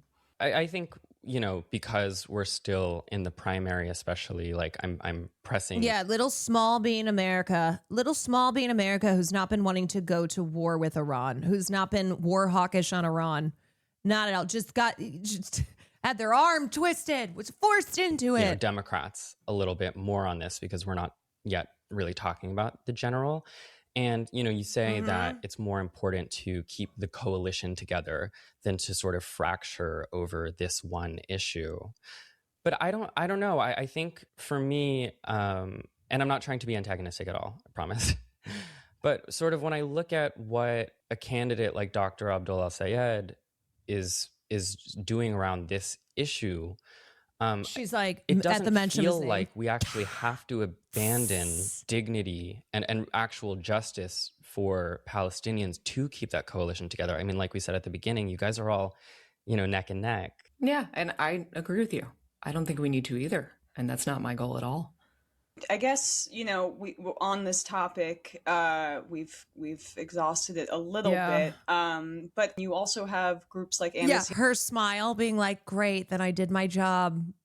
Practice made perfect. International Human Rights Watch and the Israeli organization itself, B'Tselem, calling it a genocide. So I read that out just because I think that when we're talking about how to keep a coalition together, the 77% of Democrats that think Israel's committing genocide, the 90% of Democrats that have a negative view of Israel or don't want to send them more money, I would imagine, be the position that do you know if Mallory and Emma would be on as possible, because it appears so. like this is kind of a consensus opinion now within the Democratic base.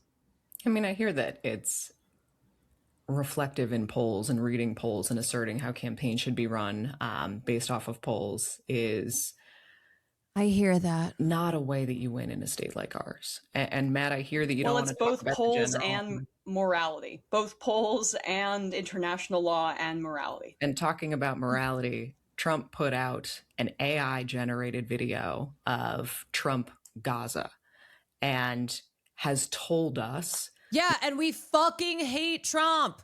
We obviously, everyone who hates Israel and hates genocide hates motherfucking Donald Trump. Yeah, he's the devil. We fucking hate him. We hate him. We hate the Republicans. We're talking about your primary, your Senate primary in Michigan. We're talking about the Democrats who're supposed to be the opposition party here. This is the Democratic primary. Fuck Donald Trump, obviously. Hello. We're not talking about Donald Trump.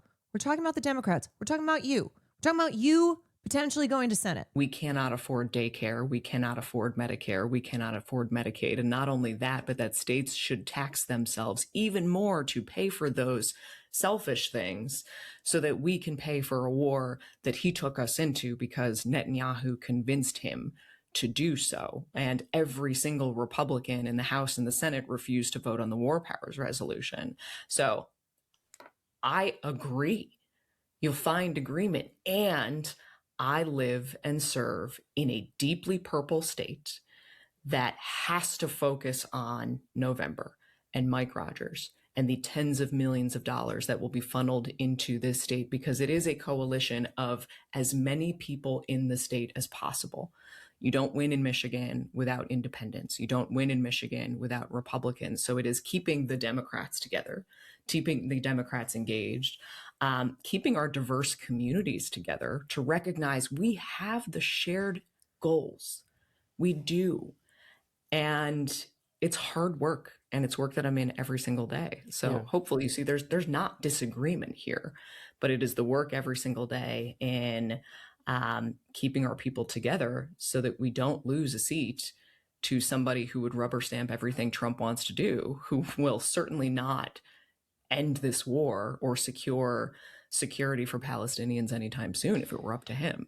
Yeah, and I'll wrap up. I know you probably have to run. Busy day running a campaign. I think neither of us would argue that like every Republican is doing all of this and worse, much worse. And none of us would argue, in favor of anything Trump is doing. I just think especially, during a primary season when we are, being given the chance to put our, what we think is our best Democrat forward, that we're, pushing you on some of these issues. I also reject her pretending like Michigan has always been some purple state. Because I think something that I'm sure you've heard that's is what that she's acting a lot of like. Democratic voters feel like we have an establishment that isn't fighting sufficiently. And I 100% agree with you. Yeah. This is a party that's not meeting this moment, not only on this issue, but on voting rights, on civil rights, on childcare and healthcare and housing. There is so much at stake here, which is why I'm doing what I can. I believe truly that we built a blueprint in Michigan, in the legislature, when we flipped control of the legislature for the first time in my entire lifetime, that we can take with us to Washington and build a party that knows how to fight and knows how to win and knows how to actually get things done for people. Totally. And I just want to mention, like, as a New Yorker, I got to rep my city and, push back on the idea that we have to make these sort of like middle of the road concessions on some of these issues, especially like a humanitarian issue. We had Mayor Zoran Mamdani, who just won in my city. And, 1 in 10 Mamdani voters also voted for Trump. There was a small but mighty MAGA for Mamdani coalition. And you know what? It's confounding, but that's, I guess, amazing. It's amazing. It's how the world works. And, he's someone who really didn't concede on his beliefs on any of these issues. So of course I would be remiss if I did not encourage you to do the same. Mallory, thank you so much for joining today. I really mean it. It's a pleasure to be able to talk to you. Thanks so much. Yeah, likewise. Thank you to you both. Cool. And that is our interview. I've been really enjoying talking to candidates, honestly, more than I thought I would. And making these sort of like auxiliary episodes has just been a sort of nice creative outlet for me, in addition to like the conceptual episodes we make over here. I want to thank Mallory again for coming on and giving us her time, especially given that she probably knew we'd disagree on some things.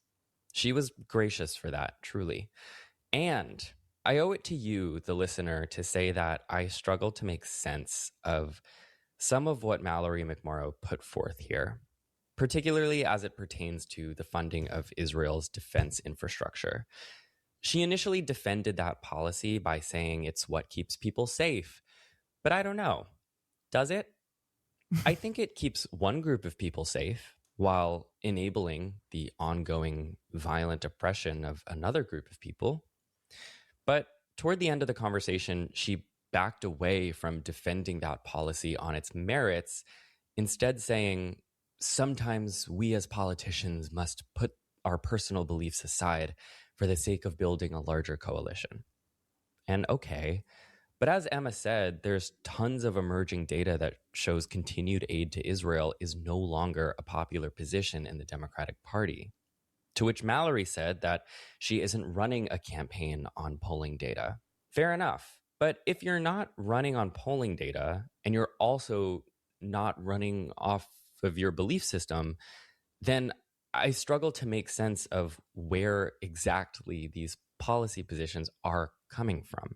And to me, it's this opaqueness in decision making that is the frustrating thing about the Democratic establishment, which Mallory claims to be breaking from. Anyway, that's my show. Hope you liked it. Hope you enjoyed being here on an off week. I did. Let me know if you want more of these auxiliary episodes or if you never want to hear from politicians again on this podcast.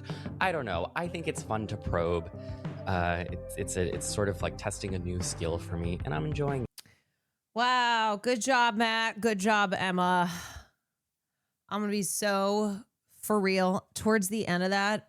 That is how exhausting neolibs are, where you just sink deeper and deeper into your seat and you're like, just this made in a lab, cooked up BS, because they won't answer. They won't answer these questions, and certainly won't in a way that's satisfactory, because the policies are not there. The policies are not there. So how is the rhetoric going to be there? It's just but it does exhaust you. It does fucking exhaust you, because you just hear them repeat the same shit and try and run around in circles. You know, at one point when Matt had said we're kind of just going in circles here, and she was like, and I'm telling you, because that's the point. Just never answering the questions. It does take a lot of patience. So, you know, Matt, look, I will acknowledge there's a difference in sitting here on stream and like yelling and behaving the way that I did versus conducting an interview on on a podcast like this. Because what's important, what Emma and Matt needed to do was to let her drown herself. And she did. Of course she did. And show anybody in Michigan watching this that this is not a person who is going to fight for you. She's a fucking liar. She has nothing. She's go girl, give us the same neoliberal establishment ass bullshit. So they did a really, really good job at exactly that. Yeah. Definition of an NPC, where you go, I know that this is a person in front of me, but you are not a person. You are not a person. You stand for nothing. You are nothing. You are nothing. It was clear McMurrow was trying to bait Emma into debating. I don't even think she wanted to. I think she was snarky because she's snarky, because she's not a good person.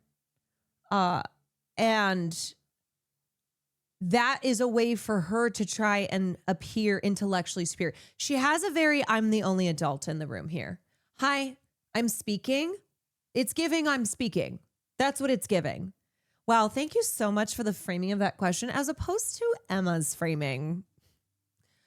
As the adult in the room and as the clearly, intellectually superior person here, let's do that one again.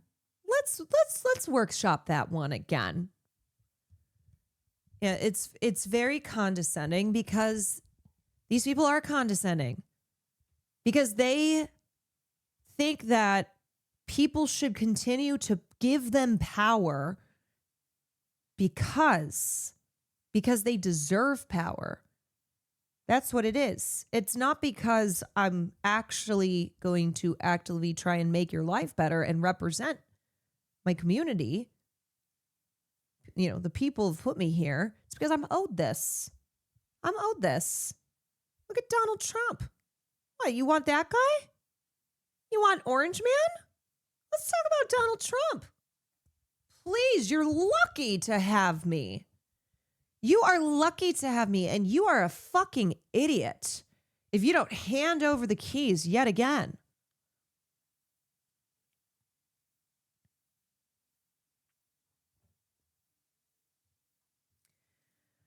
Reminder of who McMorrow is. It really is just reheating Kamala's 2024 nachos. I'm speaking being thank you for that framing, and not thank you for that framing. The embarrassing drumline dancing down the hallway. Reggie, thank you for the 6 months. Jenny, thank you for the 34 months. Oh my God. All right, I need a second. It was so bad in person, it shook the entire hallway. Yeah, that just fucking exhausted me. I'm gonna be so for real. I need a cigarette. Whew.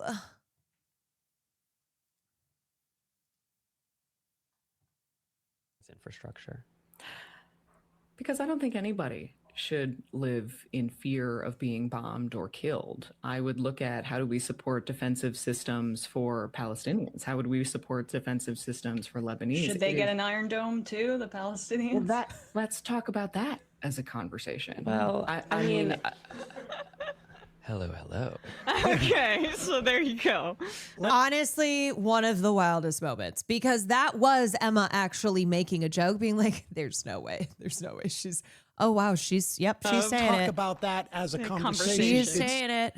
Yeah, she is. Okay. Sam's face here. I know. Hello. Okay, so there you go.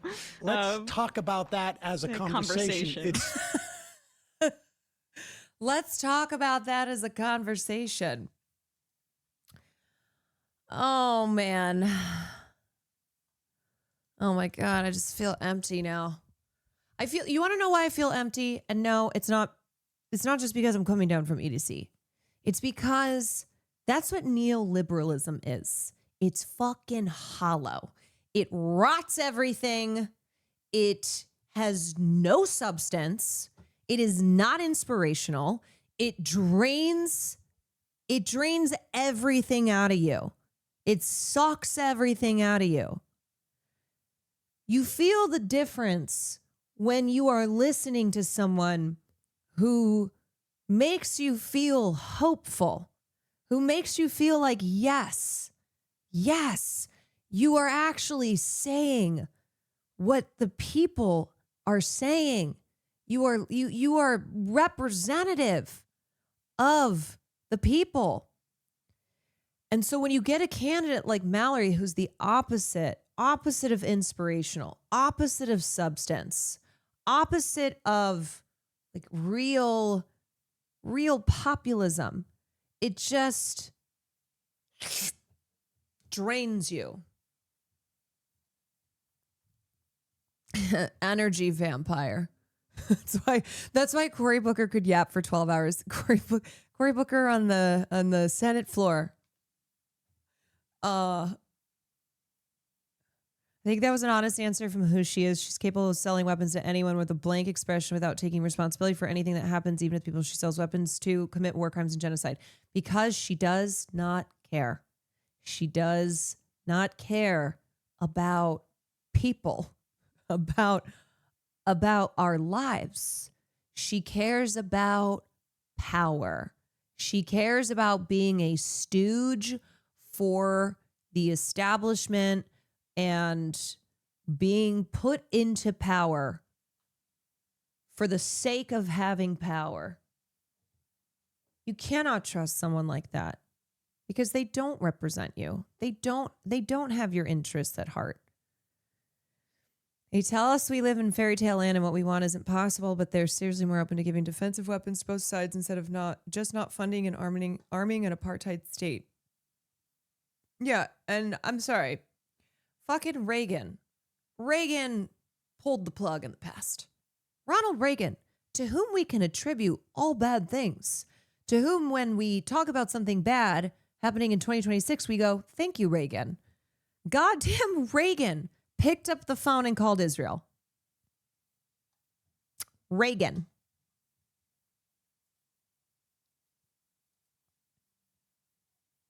What happens when candidates like her start flipping their script for the sake of our votes, though? But they don't, though. They really don't, because it quickly crumbles. It's like this was Kamala, Kamala who would say some progressive things, but then when push came to shove, it just all fucking fell apart. And then you had people like Mark Cuban bragging about how Wall Street and billionaires like himself are running Kamala's campaign. Like they don't have the policies because they'll never have the policies.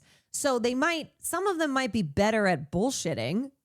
Sure. Some of them might be better at faking it, but it falls apart. It does. And it's our job. It's our job to have alternatives to that. It's our job to have real progressives to show people and be like, how this person is fucking full of shit? You know how you get the sense that they're not actually going to be representing you in Congress? And then you point them somewhere else. You go, hey, there are other options. There is another way. There is another path.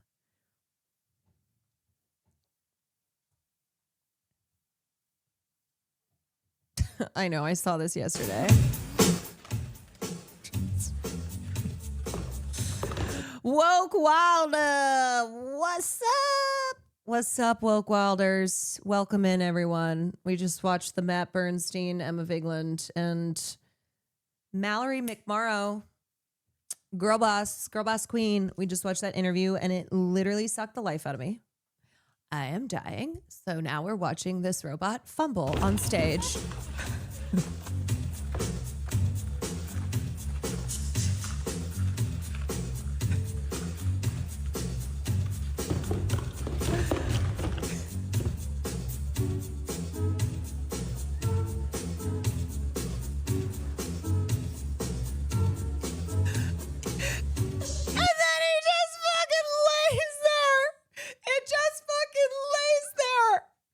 Can't help but falling and I can't get up. The complete lack of crowd reaction. Nobody's saying or doing anything.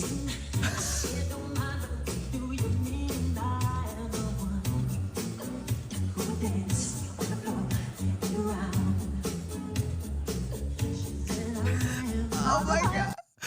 I can't. And then it just gets It's robot corpse being dragged off stage. Being dragged off stage.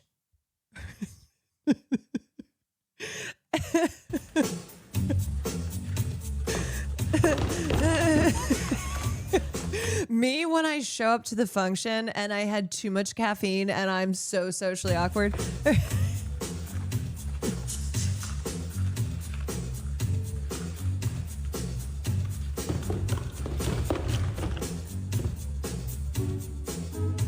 And you just give up. Yeah, me, day 3 of EDC.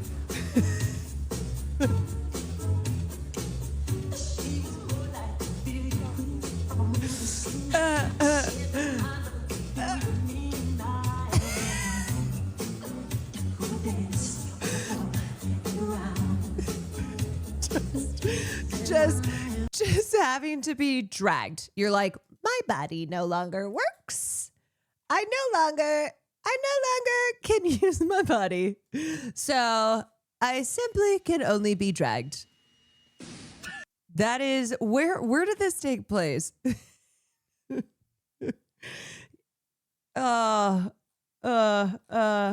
It feels like somewhere in Asia based on what I heard over the speakerphone. Me when I'm a 5-year-old who just tripped and fell in my ballet recital and I'm too embarrassed to get back up. My mom has to drag me off the stage. You're like, maybe if I just lay here and I don't move, they won't see me anymore.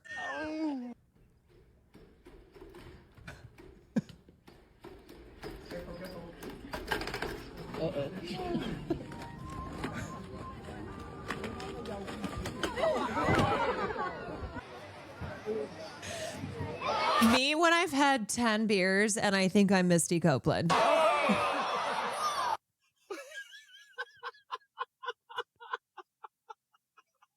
The fact that there is a genre of robot fails.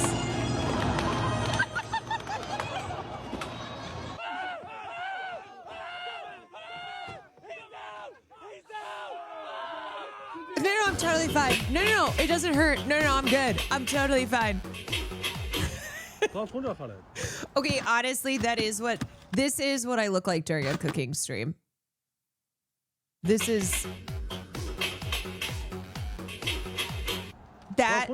is a Caroline Kwan cooking stream. Skynet will remember everyone who laughed at these videos and they will get their revenge.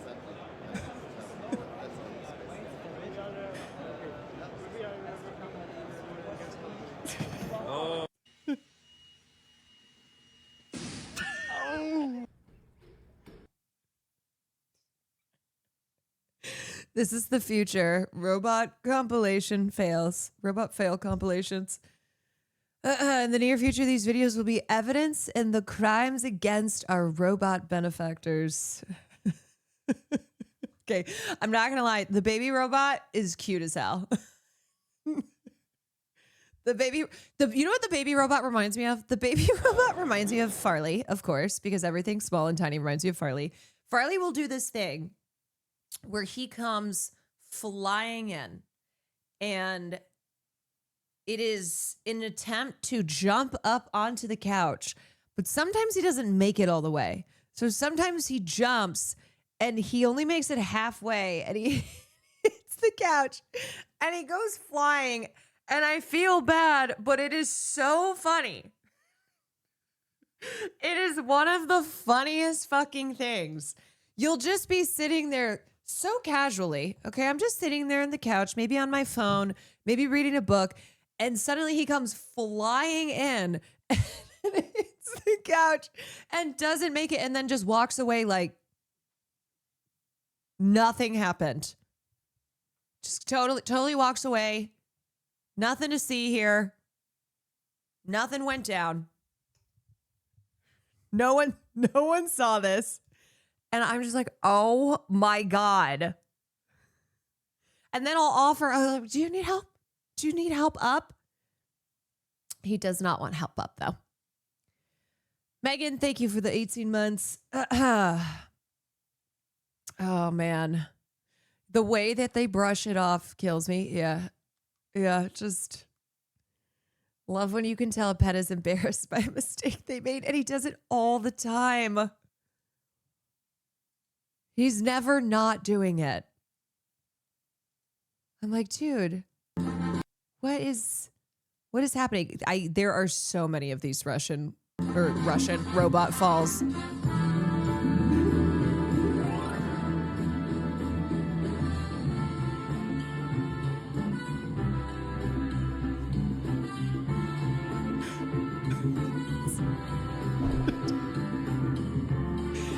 It's just drunk people. Hey!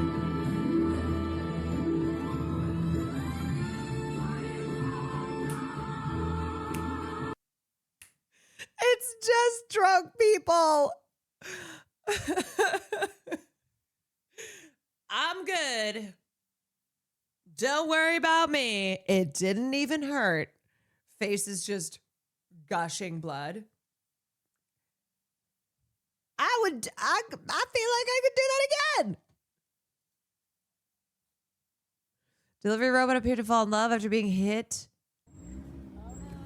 After being hit by a car? Oh my god, he hit him. He hit him. Oh my god, no. The hard eyes. No, not the hard eyes. He can't move now. Oh no. Oh. Oh no. We had a collision. Oh, he's still going though. He's still trucking along. No. Keep going, my friend. Oh no, a masochist.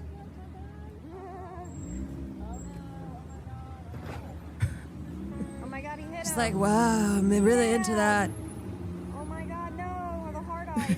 The person narrating, oh my god, no, the hard eyes. Oh no, not like this. Oh no, it's in love.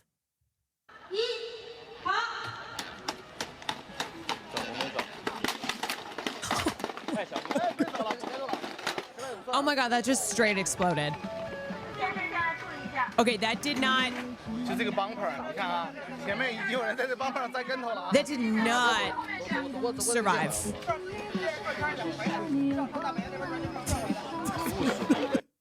The fact that they put it on a stretcher.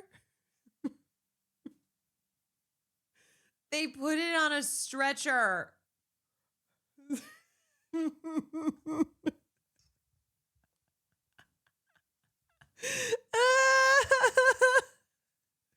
Oh, it's so stupid. Oh. What we think, chat? Sources are saying he's stable. Please, God. What we think? Think he gonna make it? Please, God. You think he gonna make it? No, I don't even make it in Chicago snow. Should I help him? I don't make it. Wait up for the help him. Wait, hold on. Wait up for the help him. Hold on. Hold on. I got you, bro. I got you, bro. I got you, bro. I got you, bro. Go. Go, go, go, go, go. Go. Chicago snow is gnarly. I'm trying to help you. It's the funniest shit ever, bro. Come on, bro. What the fuck? Go, Thomas. Go, motherfucker. Go. Go, Thomas. Go. Go. I'm pushing you. Go. Thomas is like, There you what go. if I just did it? Still, fuck you, clanker.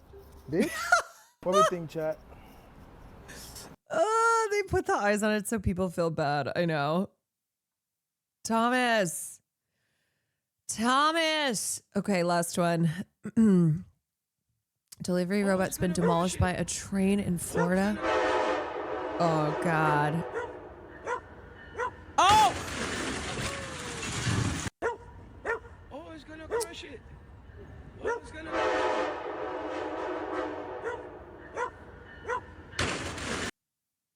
Yeah. I feel like that robot did that on purpose. I feel like it purposely went into the middle tracks and went, you know what? Just take me. Just freaking take me. I'm done. I can no longer deliver food. You know what I need to dive into one of these days? Remind me. Not today, but RF Kang's whatever the hell's happening here. R.F. Kuang, who wrote Yellowface. Apparently, R.F. Kuang has been doing some bullshit.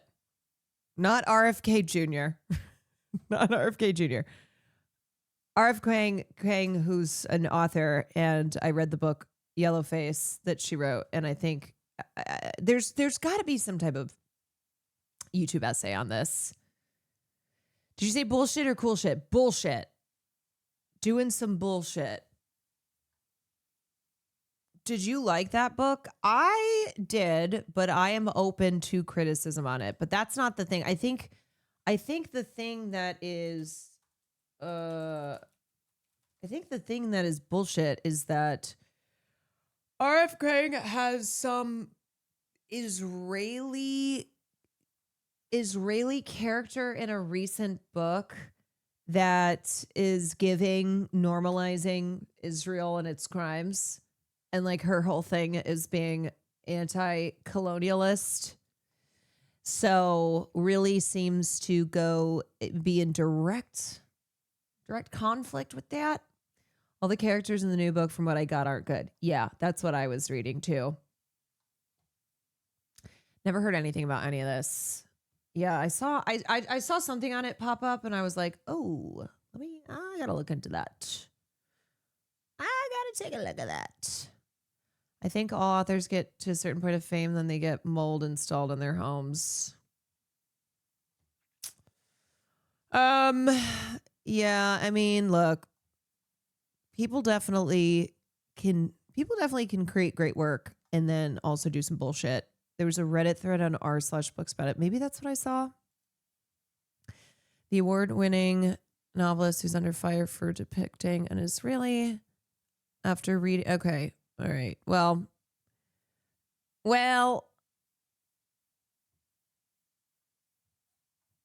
I will look into this, and if it's worth talking about, then I'll talk about. The last thing that I wanted to talk about here is Angelina Jolie's daughter, Zahara, drops dad Brad Pitt's last name as she walks across stage at her graduation. What I will say is, look, oftentimes in abusive families, some kids will side with the abusive parent because they've been manipulated, because that parent like showers them with love as a way to manipulate them. All six of the children of the children here do not fuck with Brad Pitt, because Brad Pitt abused Angelina and his children on a plane in front of independent witnesses. It wasn't just that they were present. It's that some of the kids were also abused by their father, which is why they fucking hate him. And it's amazing to me because Brad Pitt truly has one of the best PR teams, and nobody talks about it. Nobody talks about Brad Pitt enough. They do not talk about the fact that he is one of the best PR teams in the business, because every time there is any discourse around Brad Pitt and that he's a fucking abuser, you Google his name and the SEO is just flooded with stuff that's like, Brad Pitt makes an appearance at blah, blah, blah, blah, blah. Brad Pitt's latest venture. His team has done such a good job at covering the fact that he is an abusive piece of shit, and all 6 of his children do not fuck with him anymore, including his daughter Zahara, who just graduated, who Brad Pitt did not acknowledge, apparently did not reach out to his daughter, doesn't care about his kids either. Angelina's oldest daughter, who's 21, dropped her father Brad Pitt's last name as she walked across the stage to accept her diploma from Spelman College. The commencement at the college in Atlanta took place on Sunday. Zahara graduated with a Bachelor of Arts in Psychology. While the college graduate was listed as Zahara Marley Jolie Pitt on the commencement program, her name was read as Zahara Marley Jolie as she walked across the stage. She notably introduced herself as Zahara Marley Jolie when she joined the Alpha Kappa Alpha sorority in November 2023. She also went by her mother's last name while being welcomed as a special guest at the Pearl of Purpose Foundation, dearest mother and daughter, a most delightful brunch experience in April. This is like the third Jolie kid to drop Pitt's last name.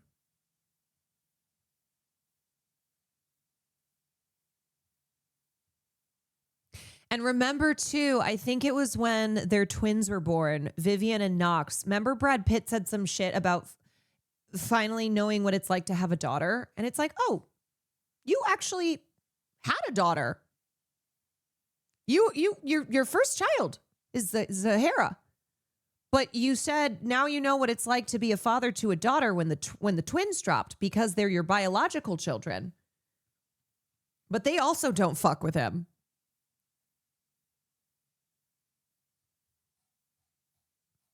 Yeah, so if that is news to you, Brad Pitt is an abusive piece of shit. It is well documented.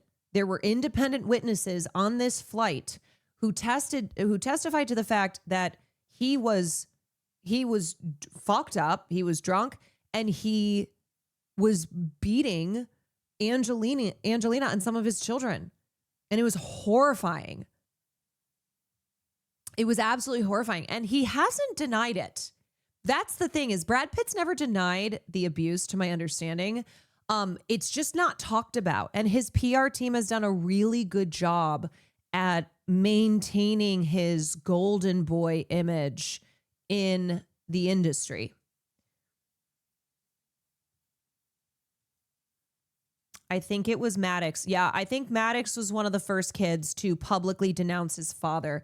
He had that post about Brad Pitt on he choked his own children. Pax. Oh wait, sorry, it was Pax. Pax slams dad Brad Pitt in an Instagram post. Happy Father's Day to this world-class asshole. You time and time again prove yourself to be a terrible and despicable person. You have no consideration or empathy toward your 4 youngest children who tremble in fear when in your presence.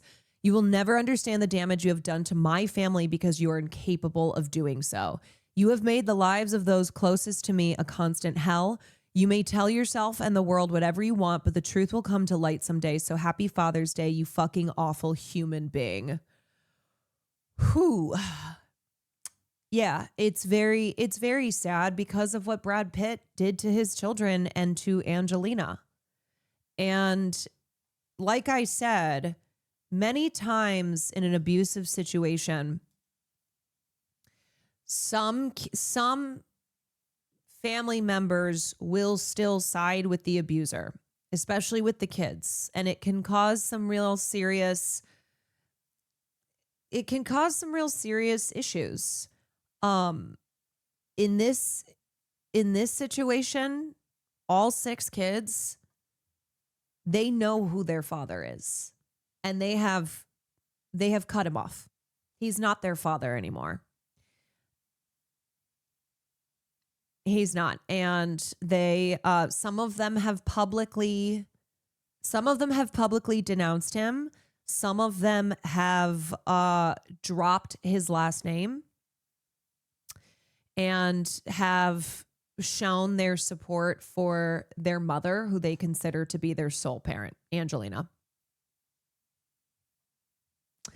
Strong signal when all of them deny him. Yeah, and he doesn't fuck with his kids either. It's like, it's one thing for his kids to want nothing to do with him. It's another for Brad, who is who's the parent, who's the adult, to have nothing to do with his kids.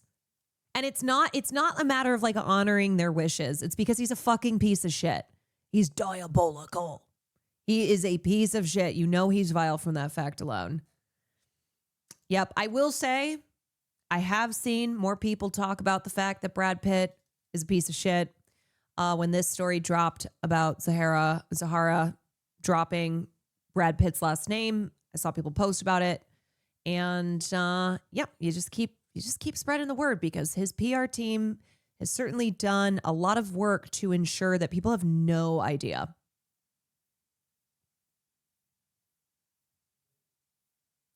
Kind of took an acting break as well while being a producer. Wouldn't be shocked if that was the PR team telling him to lay low. Yeah. Yep.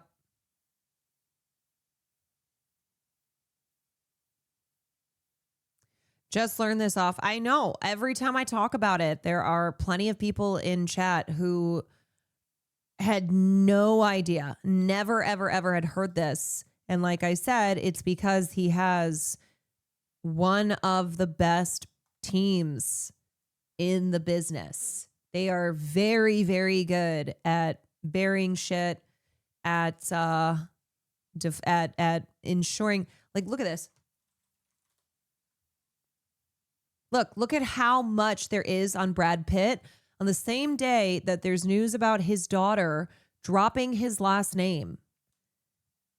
There's nothing. Brad Pitt has PDA packed date night with Ines de Ramon.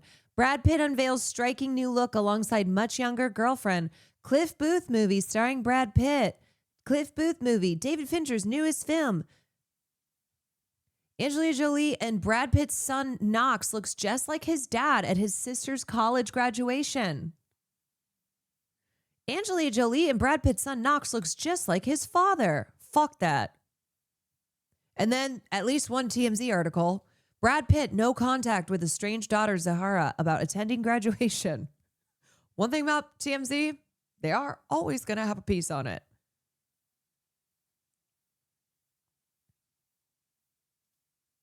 Brad Pitt, PDA packed date night.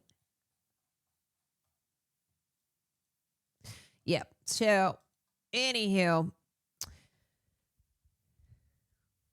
need to see his abuse of Angelina Jolie plastered all over magazines like a decade ago. The thing is, if it were reversed, people would nonstop talk about the fact that Angelina Jolie abused her children. It would be the end of her. She would not have a career. Nothing. She would be persona non grata, as she should be, right? If that were the case, as somebody who is an abuser, has abused their children, abused their children, should not be allowed in public. People would go crazy over that. Her career would have disappeared in an instant, and she would not have gotten it back. But nope. Nope. I bring it up IRL whenever I get the chance. Fuck him. On the plus side, we haven't had chatters defending him in chat. Yeah, I mean, that's good. But also, there's no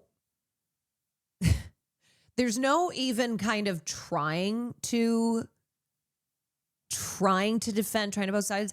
His children do not fuck with him and have publicly denounced him because they witnessed him not just abusing their mother, but abusing some of the kids as well. And the flight attendants and others who were on that flight who independently verified what they saw.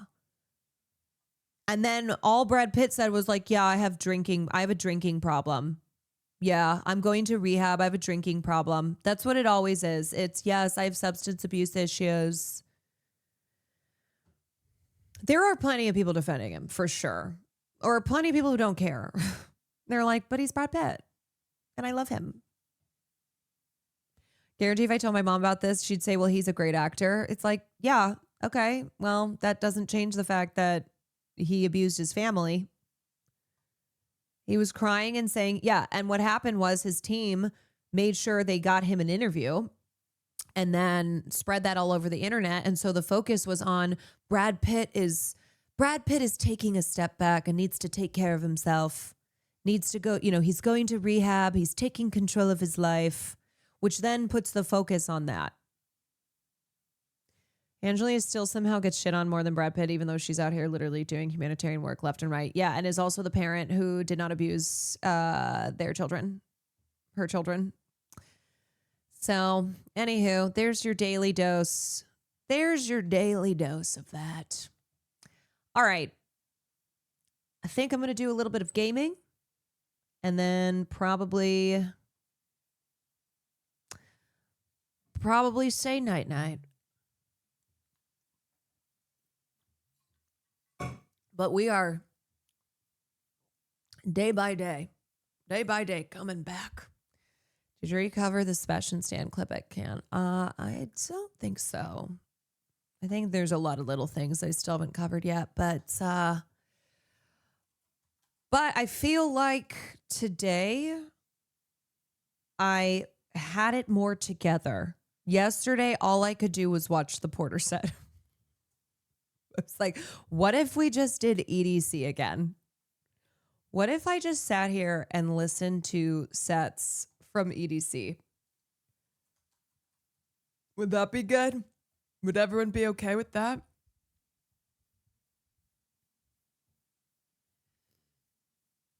I'm EP. It's bedtime for me. Good night, Lynette. Good night, anybody else who is going to bed. Off topic, my flight home from Vegas got fucked and I just got home. No, but just want to say I was at the rail for the Prodigy. That shit changed my life. Yes. No to the fucked flight, but yes to life-changing Prodigy. We love that. We love a life-changing set.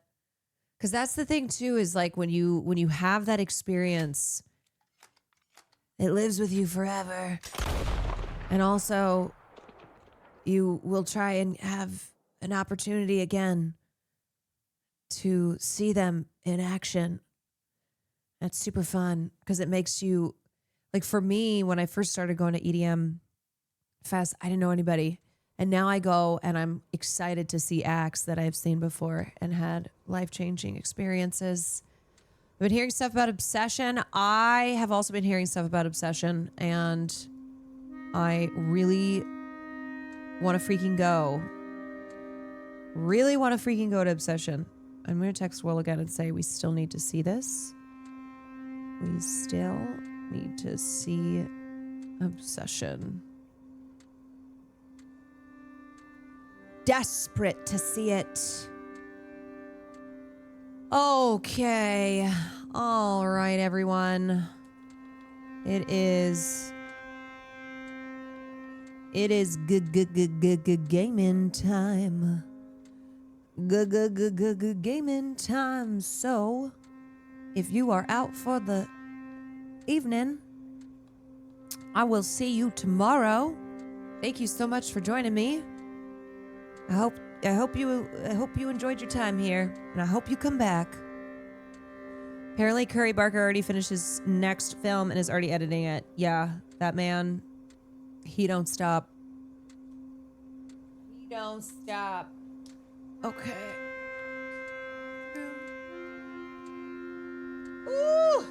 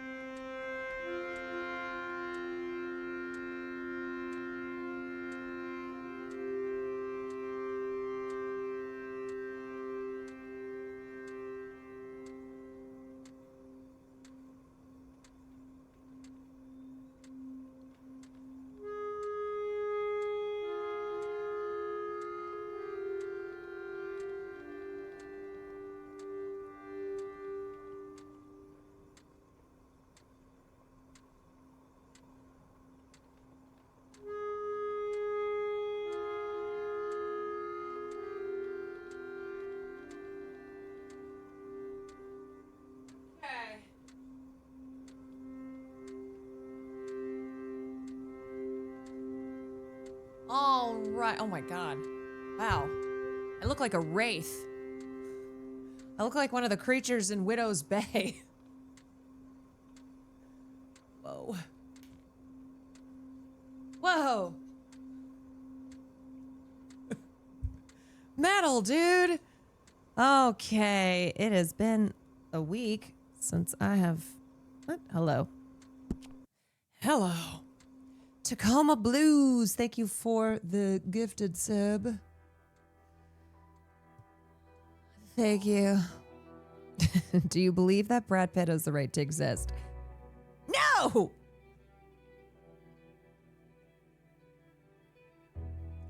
Unironically, also watched Sheep Detectives. Might be the best movie out right now. You are not the first person to say that.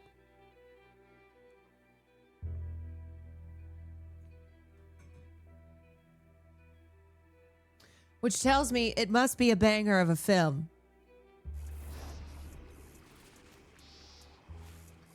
Okay. Last I left off, no freaking idea. But probably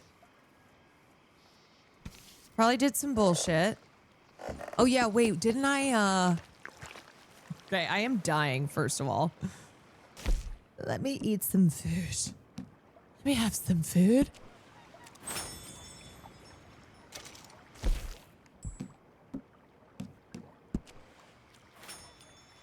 Okay. Where's my farlito? I definitely did some fuck shit last time I was here. It was kind of a rough day. Everybody was just on my ass. Like, come on. I don't even remember how to get up on the horse. Come on, pal. There we go. Please pay your... Oh, wait. I forgot I have another bounty, don't I? Okay, let me go pay my bounty. Where do I... Okay, mail, post office. Post office. Oh, but there is a stranger. Hold on. Well, there's two strangers, actually. Let's go see the strangers. And then... I don't remember anything in this game. Me every time. Remember RB to slow down. Okay. Yep. These popo don't fuck around. Morning, my friend. Morning, sir. Out of the damn way. Oh my god! Wait, was that the stranger that I need to meet? Who in creation do you think you is? Not me stopping the horse and then running this man over. My bad, sir. My freaking bad. Who in darnation? Well, I'm pretty sure that was the stranger, yeah? Oh, wait, he's inside? Inside the house. Yo. What's up? Buy me a drink, mon ami, huh? Excusez-moi. Sure, what you want? Brandy. 2 brandies, bud. It's $2 a glass. Oh, better be good then. It's the best. Thank you. Thank you. Santé. Merci beaucoup. It's quite a country you're building here, eh? Well, me personally? I don't know. What do you Arthur's do? like, I ain't doing Mostly, I shit. just shoot people. That's true. How very American of you. I love it. What do you do? Oh, mostly I pose, I show off, I complain. Oh, how very French. I know.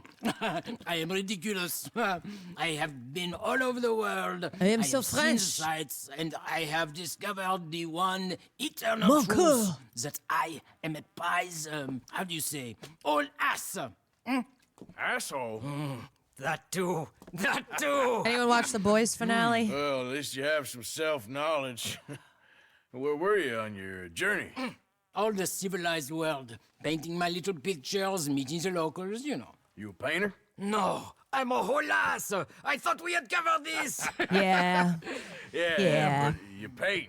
Not according to It salons was at Paris. fine. No, according to them, I cannot draw, I cannot paint, and I should go away. And so I went away.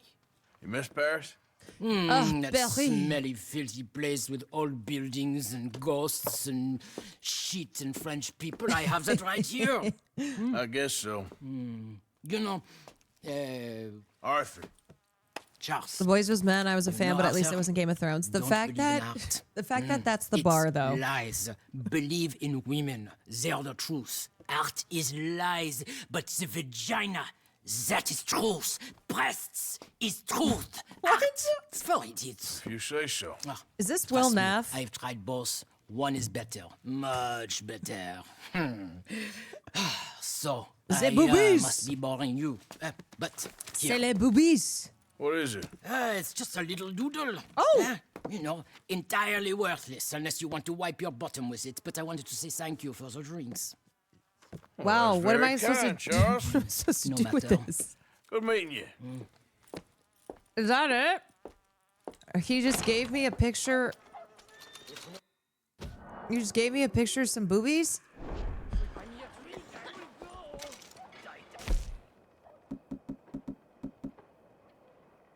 C'est les braises.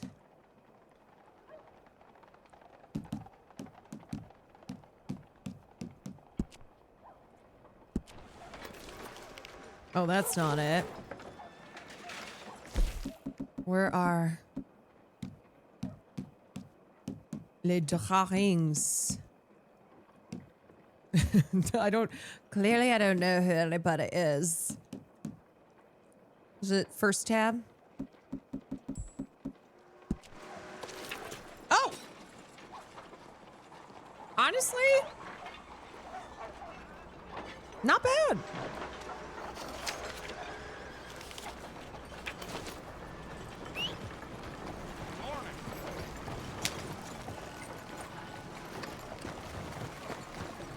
Pretty good titties. Let's go, boy. Okay, here's another stranger.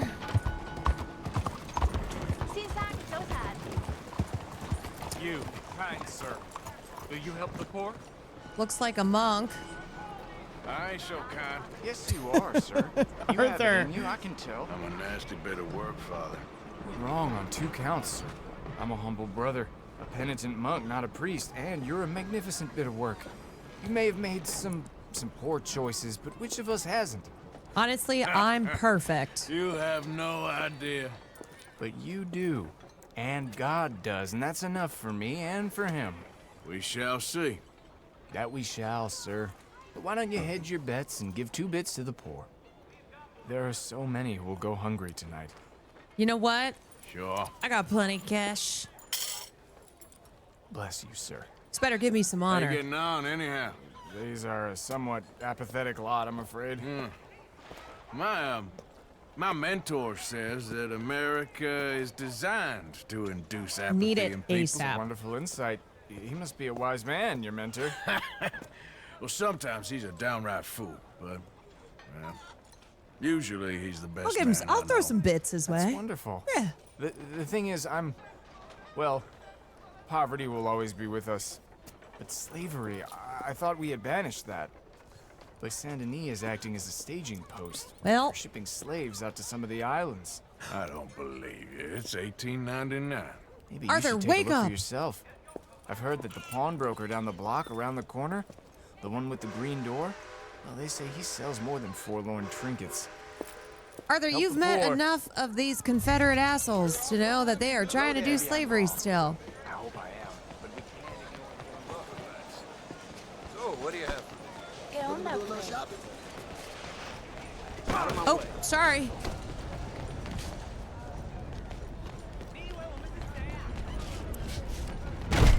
Hi there, mister. Feel free to browse. Shall do. Okay. Arthur's offline. Why does it keep telling me to aim my weapon? Is this guy doing stuff? You timed it well.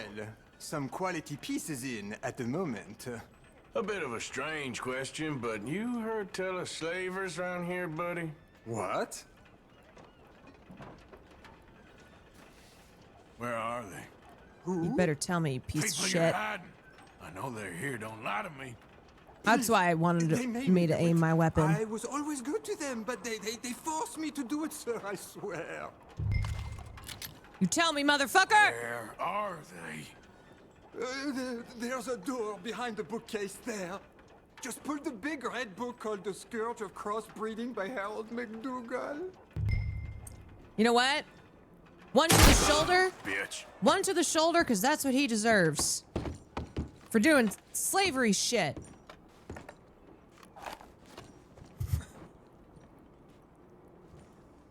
Wait, is he dead? Oh. Yeah, wait, why did my honor go up? Hello? Cállate, cállate. Who's down here? ¿Hay alguien ahí? To the shoulder? Dead. Well, Por favor, ayúdanos. Help, please. I got you. Now, And you don't know what? worry. I would do this even if I'm on honor your weren't on the side. line. Because it's the right thing to do. Help, please.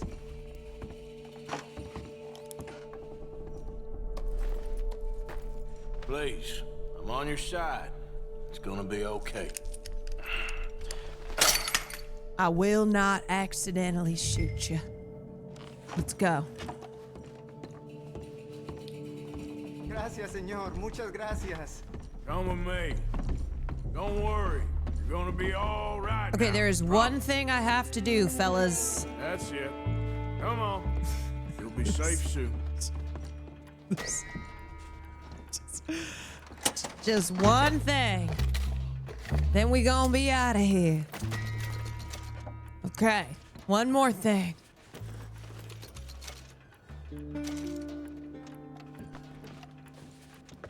Okay, one last thing.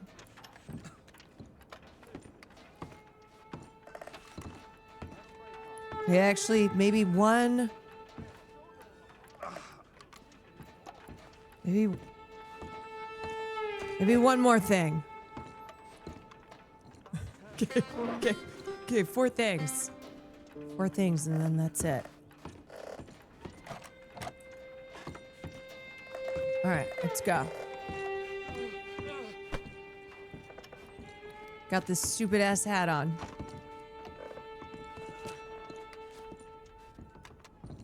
Oh. Wait, it took my freaking honor? That is so stupid. That I cannot believe. That guy was a bad guy! Poor bastards. ¿Quién es este hombre? No lo sé. Estamos libres, y eso es lo que importa. Tenemos que confiar en él. That guy sucked. Yeah.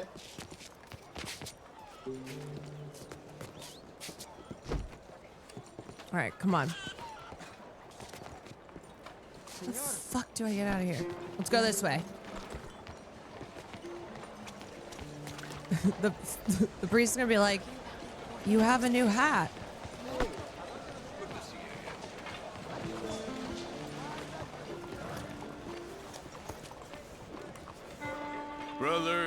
Brother Dorkin's friend. Arthur Morgan. Come on. You were right. I found these two imprisoned in that shop. Oh my. That's... Well, they are blessed to have met you, Arthur. Trust me. No in big that, deal. They're very unusual. I don't think they speak much English. My brothers, come. Let's go get something to eat. Manger. Comida, please. Hey, you forgot this? Oh. Yes. Thank you. Here. Payment. What? For your services. No. I could not have freed these men myself. No, you know what?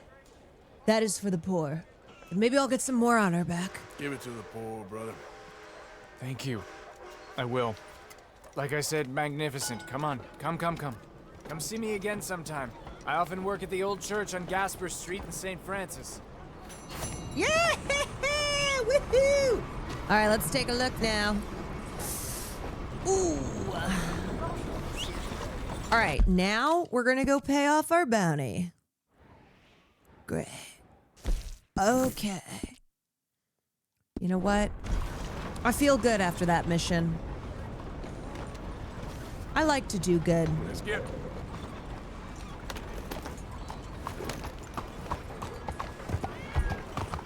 There is hope after all. Whoa! Yeah!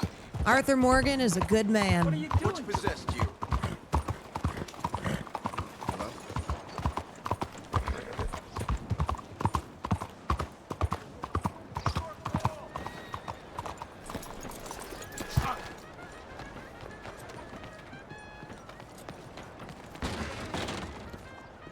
Arthur Morgan is a good man. If you would give me a minute, please. Okay, pay my bounty. Happy to help you start over. What you need? Clean slate. So long. Didn't we rob this place? Yeah, we got like $3. That was old me. This is new me now. Let's see who's over here. Oh, we got another. Dutch mentioned the gang might be able to help Evelyn Miller with lobbying officials in St. Denis on behalf of Rains Fall, the Native American chief. Okay. There's been rumors of a Red Dead movie adaptation for a while, and guess who's been attached to it? No! Wait, what? Who is saying that? Hello there. No, please take a pamphlet. It might just change your life. Is it this guy? All the latest on Saint Denis. Is this the racist guy? Well, here's what we do to racists around here. I explained the exact difference between the races using real science. Oh wait, no, oh not him. Who's the racist guy? Cuidado! Oh, this guy? Will you move? Oh, I'm sorry. Yes, a bit tight around here. This guy? Howdy. Oh. Nope. Could be better.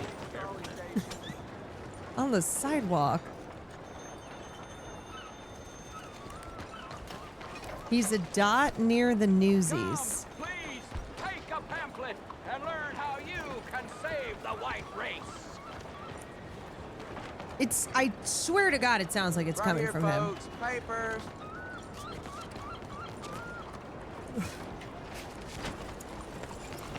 This guy. Come, please take a pamphlet. It might just change your life.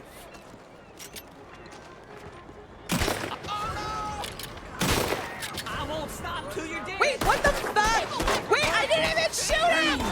I didn't even shoot him! I did not even shoot. Oh my God! Are you kidding me? That's a worse crime than racism? Dear God in heaven. Okay, let me just pay off my bounty. Shit, fuck. God damn it. Come on, they ain't gonna kill themselves. Fuck!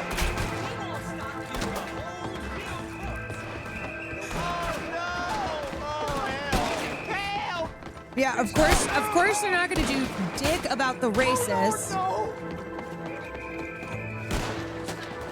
Oh shit!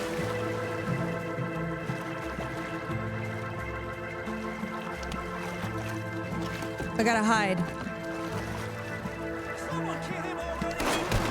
Shit, fuck!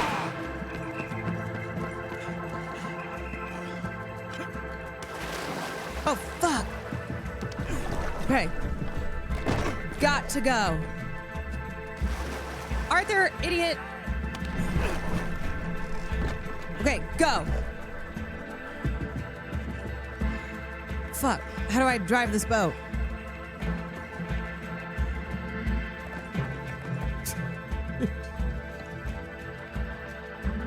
Shit. Press Y. Pressing Y. Damn it. Okay. Go.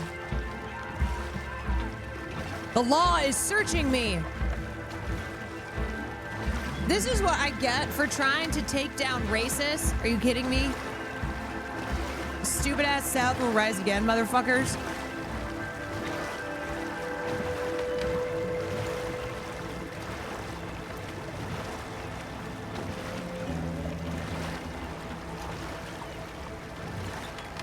I'm just gonna kind of, oh, I'm dying. I'm just gonna kind of hang out over here. I'm rowing my little boat. Can't catch me now, idiots. Oh, damn.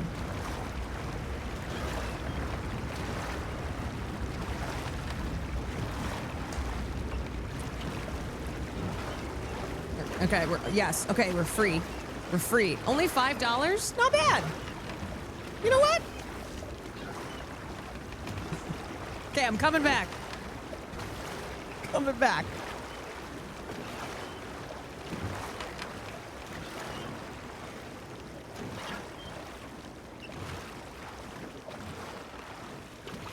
Yeah, that was a hell of a lot of resources wasted. Okay, now let's go get him. Let's go get him again.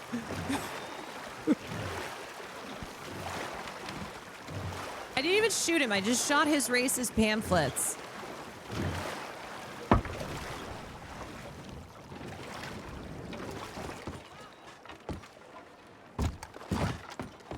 I tackled him into the water and drowned him right in front of a cop.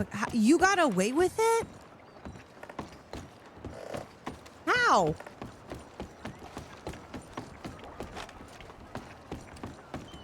I know you. God Piece of shit. damn it. You better hold it right there. What the fuck? I just escaped this shit! All for a freaking racist guy? Alright, let me get in. God damn it. Oh, I'm so dead. Let's go, Farlito. God damn it. Fuck, I'm sorry.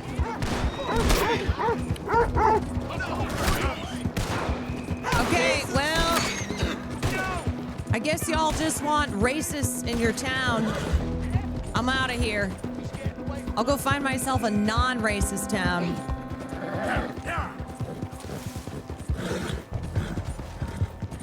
Shit. I gotta hide. Ah! Oh, Farlito! Here, it's okay, buddy. Revive. Shit! There you go. Okay. Oh, God damn it, I'm stuck. I'm stuck. It's so over. And I have no stamina. Okay, wait. Let me get some stamina. Fully restore stamina. Here we go. Nope. I gotta go hide again.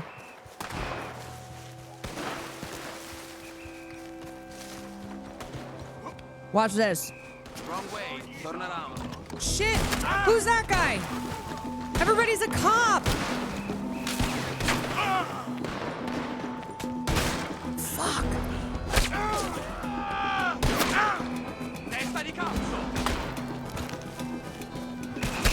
God damn it, I'm dead.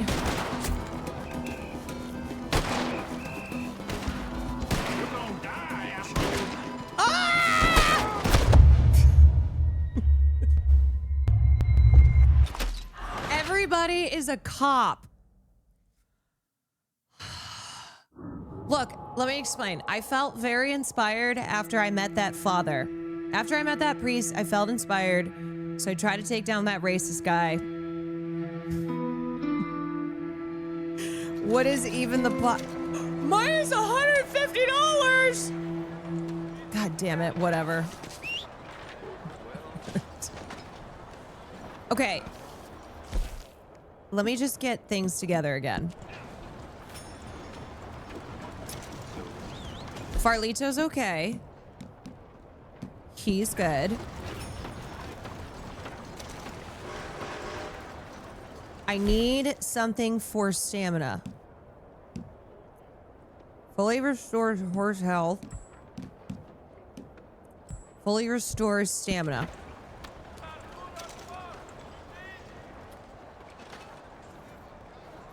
That racist is still alive, that piece of shit. All right, fine. No more guns. For now. Okay, I'm kind of low on food.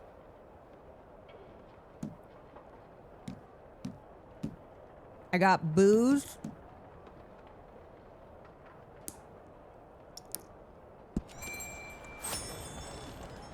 I got booze. Open the weapon wheel. Let's see. Oh boy. Fuller stores health.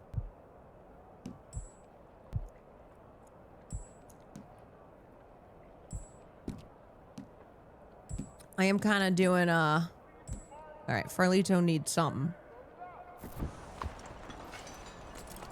Hello, sir. Hey, partner. Here you go, partner.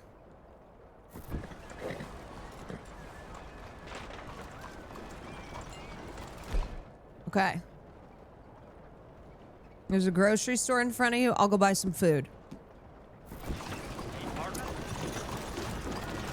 First, I gotta take care of Farlito.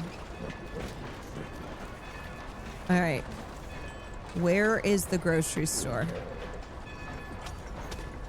Let me look at my map.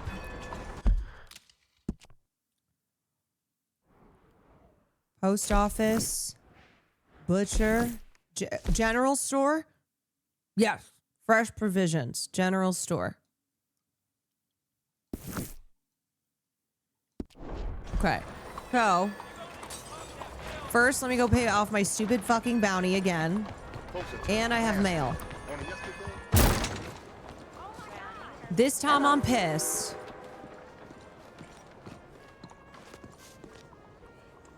Oh.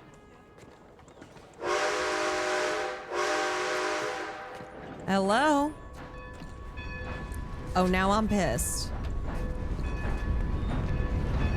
Where's the guy? Does nobody want to work anymore?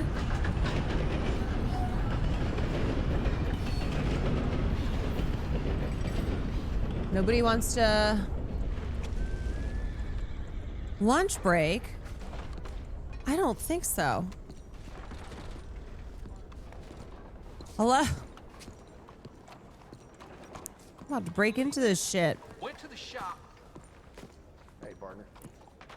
There we go. All right. Whatever. Won't even let me pay off my bounty. What's the girl to do?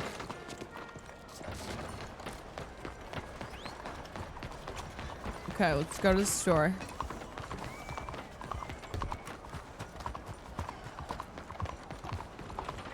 Go get Farlito some treats.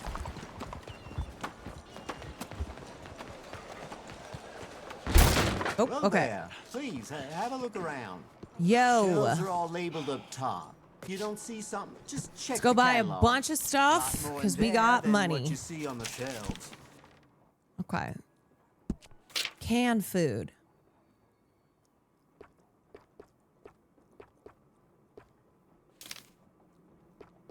Okay. Okay. Farlito likes carrots. Good, good. Okay. Cheese. You got it.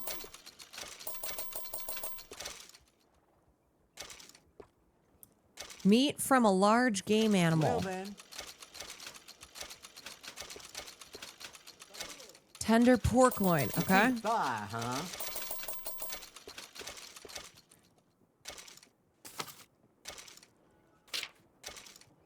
What else? Slightly. You can just hunt. Well, I'm already buying stuff. Fine brandy.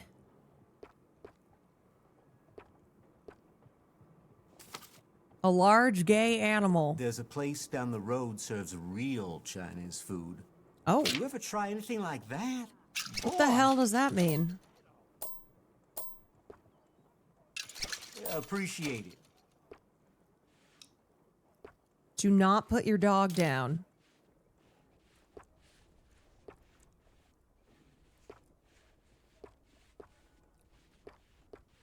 All yours. Okay. What is this? Used to block human scent. Let's buy some more of that. All right. Anything else? I think it just means Chinese food. It sounded very strange. Actually, Chinese food sounds very good right now.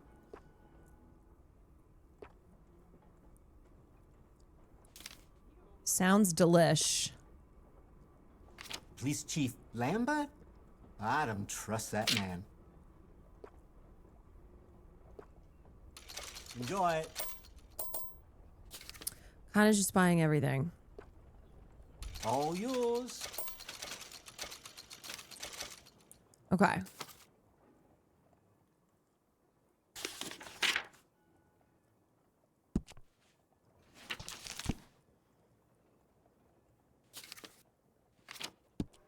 Xiaolong Bao. Good, good.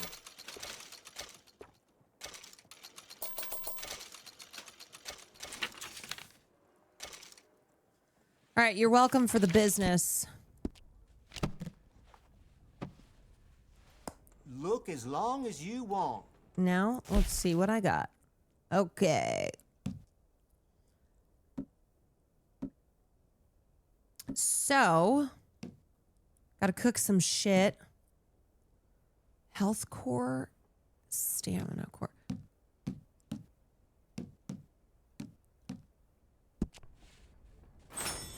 Can't believe the riverboat getting robbed like that.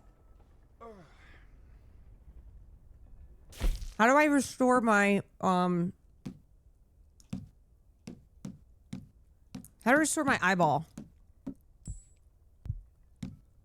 Fully restores Deadeye. Whoa!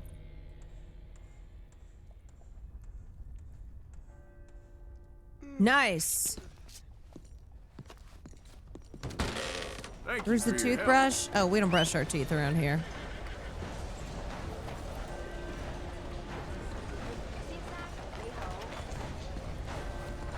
How's Farlito doing? Popping a molly. Hey, buddy. Evening, mister. Hey. What? Actually, is it health core or all horse cores?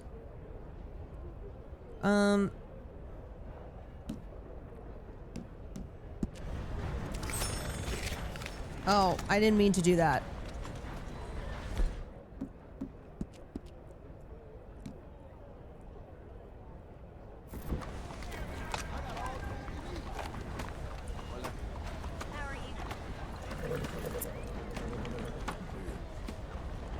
This weapon is in poor condition.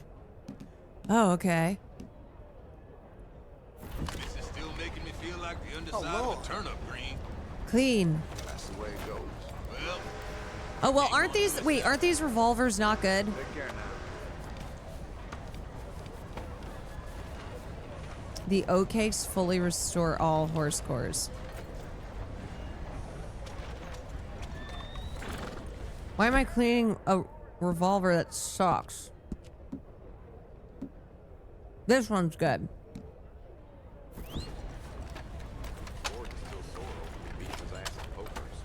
Okay, you know what? We are not good left to our own devices. We need to stick to our mission.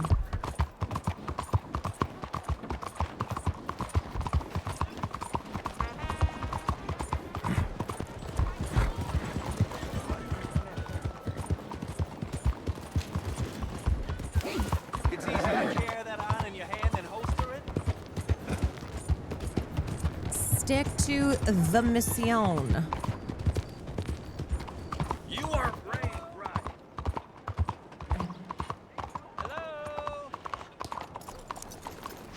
Excuse me. Hey, do I know you? Mr.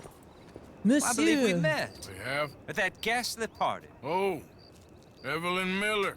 Unfortunately so, Mr. Is this Paul Arthur Revere? Morgan, at least sometimes. Can I say something rude? Sure. The mayor thinks you robbed him. What? To be clear, he wasn't very upset about it. He rather liked you. I would never. Okay. Do you, Do you like to him? say, can you steal things? Is there a reason you're asking me to incriminate myself, Mr. Miller? Well, I'm sorry. Have you met? This is Rains Fall, a great chief, and his son, Eagle Flies. Gentlemen, we saw you in the wagon train crossing the river at Cumberland Falls. And at the party, you were upstairs. You have great powers of observation. Yes, my people, if we are even a people anymore. We've fought hard. We've made peace treaties. That is Graham And those Greene. treaties were Oh, broken, rest in peace. And we've been moved and Rest in punished. peace. Punished and moved. I'm sure. And now I am told we are to be moved again. I got their Clearly back. contravening the peace treaty signed 3 years ago. This will lead to war. No, my son, will not. I'm on y'all's We side. cannot fight another war. I'll fight we it. have got stronger, and we have become far weaker, Mr. You got me Morgan. now. It's bad business. I will kill It's to do with oil. literally all of them. I know it is, but I need the proof. I believe there were some prospectors who were on their land a few months ago who have filed reports with Leviticus Cornwall and the state government claiming huge reserves of oil under their land. Of course, oil, of course. So, you want me to try and steal it? Obviously they can't. And even more obviously, I would be useless. Listen, I realize that it is a ridiculous request, but we're very desperate. Now, I'm not a do-gooder, Mr. Miller. Arthur, you gotta stop Gentlemen, saying that. I'm very sorry for your predicament. You do good. I'm a working man. I got problems of my own. We will pay you very handsomely, Mr. Morgan. How much? I told you, they're all mercenaries. There's a price on my head in 2 states, my friend. The government doesn't like me any more than it does you. Like you, I've been running for as long as I can remember. And like you, He's not the my hero time we here is need. nigh undone. He's the Dark Knight. We understand, and we will pay. Thank you. You meet my son in a couple of days near Citadel Rock, just Yeah, west okay, of the oil Arthur, fields. Arthur, not Okay. the exact same. We are very grateful for your help. Gentlemen, that appointment with the senator. We should head over there. It's a waste of our time. And his. We must try everything. Come along. I got you. Hello. I'll give Mr. you the Miller, homie The hookup. counselor wants to apologize. He can see you now. We've been waiting I don't know how long. Or next month, if you'd like to reschedule. Come. Perhaps the senator won't mind waiting. I'll take on the whole goddamn system. That is not my horse. Remember me, boy? Okay, where am I supposed to go? It said go to... Go... Oh, I forgot about the professor. Brother Dorkins. Check the stream. Okay, I'll go to the professor first. It said in a couple days. The professors who I did the moonshine with.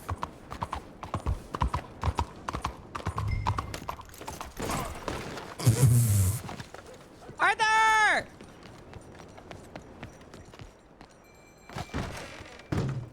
So welcome to our humble police house. Not cool, dude. What can I do for you? Chief, I'm representing the inventor of a humane execution machine.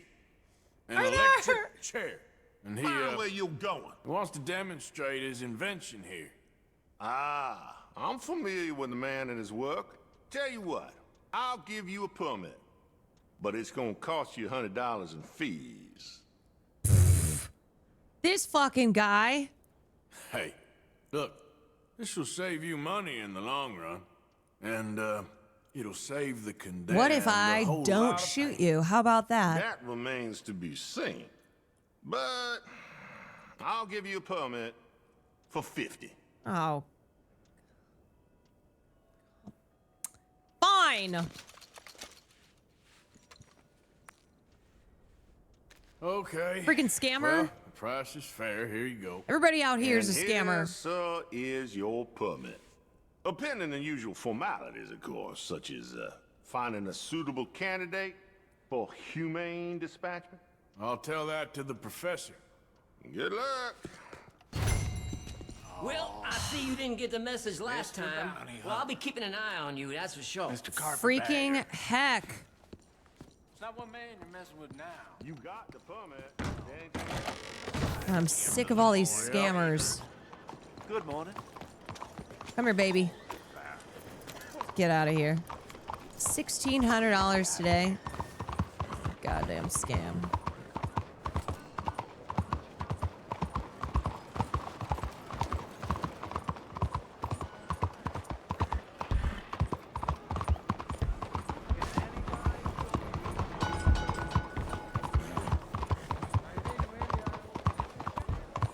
Whoa, I can't see anything. I'm blinded.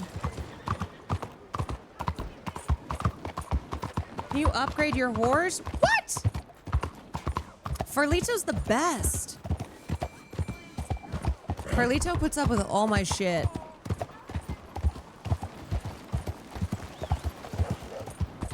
You just don't like Chinese people. You won't see any more money. What?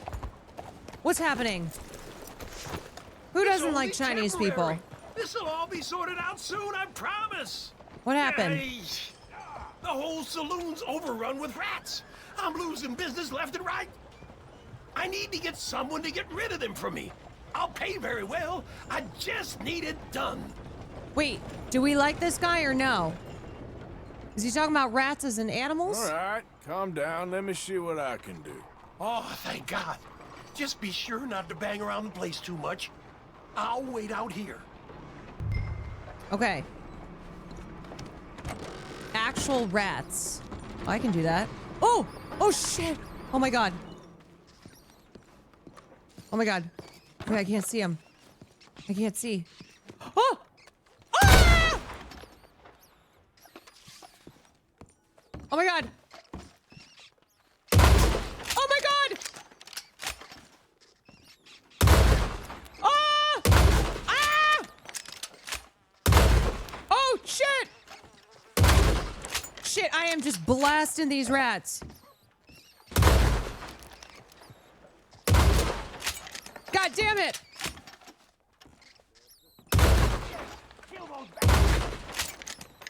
Woo!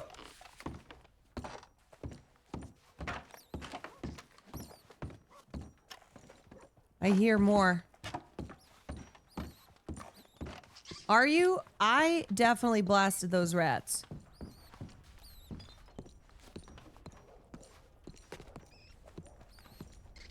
Where is it? There it is. Oops. Oh, oh! Damn vermin. Got him. Wait, there's more. How many are there?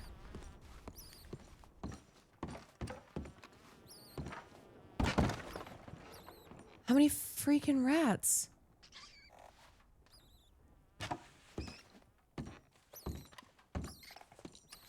Should I just like get up on here? Oh, shit. I got the shotgun on the left. Wait, now I kind of feel sad for him.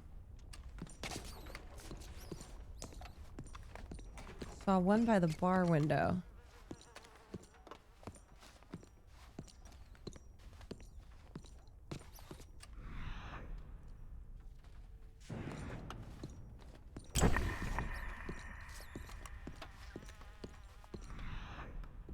I don't see over here. Yeah, this is how they used to do old school pest control. There. Where? I hear it. If I could stand up. Maybe I'll just shoot the ground and see if it does anything. On the bar. Right side.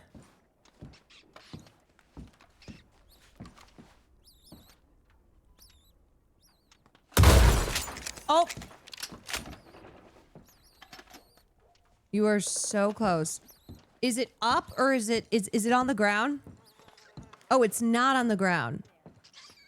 The server window. I feel like I should just start blasting stuff.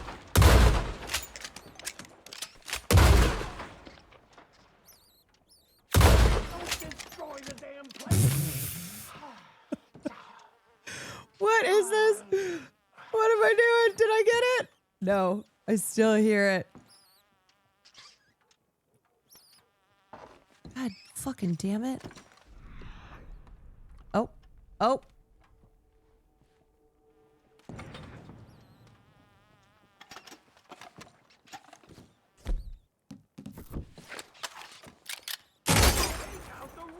I'm trying!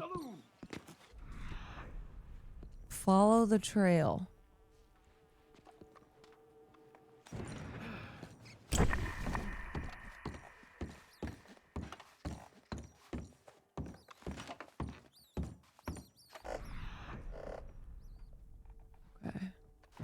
Okay, so here's the trail. Oh, there it is. There it is. Got it. That was sad. Hell, you really let her rip in there. Yeah, kind Had of to keep some kind back of for destroyed repairs. half your bar. Fair enough. $7? That's freaking it? Damn, that is stupid as hell. Why? Because of damages? Whatever. Whatever. Hey, move it!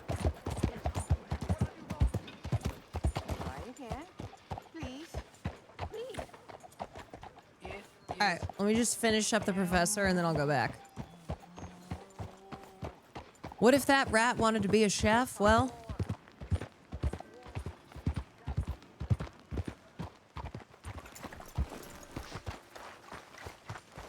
that rat ain't gonna be nothing. Ah, hello, friend. Hello, All right, I got your freaking Professor Andrew Bell electric the third. chair That's it. permit. So, the chief says you can test out your machine, pending the usual formalities. And what are they? Finding a suitable, subject. Do the church mission. I'll funny do you that should after. mention. This fella here, he seems sturdy enough and he's guilty as sin. Wilson J. McDaniels, wanted for murder, bigamy, and immoral animal husbandry. What's that? The mind shudders. Here, find him for me. Oh. Help me put him out of his misery. Oh. Ew. Capture McDaniels alive. Oh. Oh, that's really weird.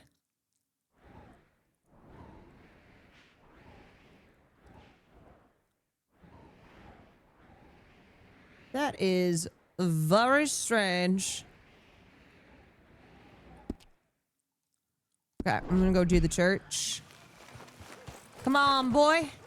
Why, this is all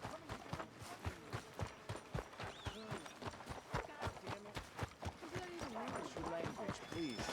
Summer. Summer. I like the summer. Morning. Sister, my friend, Mr. Morgan. Oh, it's father. Sir. Father. Brother Dorkins told me about the wonderful thing you did. Oh, it he was. talks a lot of It nonsense. was no big deal. No offense. None taken at all. Hey, stop! These kids, they're the worst! Don't hurt him, please! Meet us at the cathedral, Mr. Morgan. Wait. No, my mother gave me that when I was a girl. Don't worry, I got it.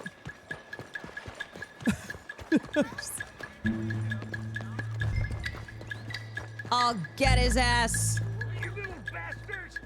Hey, You all right? Oh, I'll live. Kid where'd he did go? this? You know him? He robbed me. Which way you go? That way. Thanks. I'll get him. Thank you. Let's Get see. off me! Where's my watch, you little weasel? Let's see. Set up booby traps. Hey, you! Why don't you leave the boy alone? What's it to do with you? I can hit a lot harder than you. Promise you that. All right, forget it. Listen, you little fucker. Shit ain't even worth my time. Where you going? No, where are you going? Where are you going?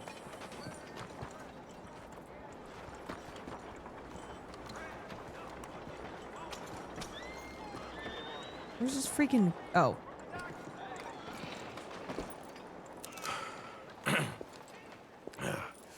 Hey, you want some company, mister? No. Oh. You sure? Hey, What? I don't know you. Mrs. Downs? Mrs. Not Downs. you. Get away. Hi, Now. I mean, hey. Help. w- Help! Hold on. This man is bothering Now- me. What? Someone help me. Officer, help! What the hell? No way. No freaking way. No! What? See what happens. I didn't do shit! I've been set up. I've been set up. Shit.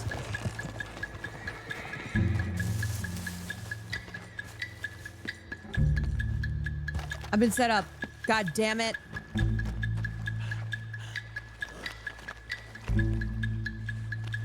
The law is searching for me. I didn't do a damn thing. Where is he?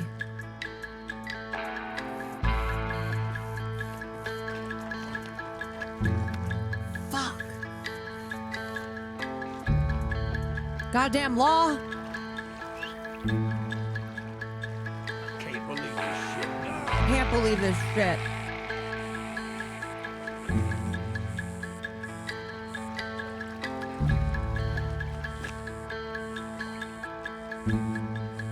Stay hidden, stay out of sight. Gotta get out of this red square. She's the wife of the guy you beat that was coughing in the first chapter. God damn it, I beat up so many guys, I don't even remember.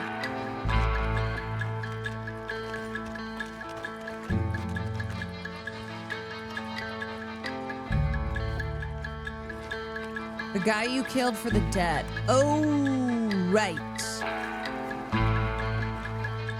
All right. I guess I kind of deserve that, right?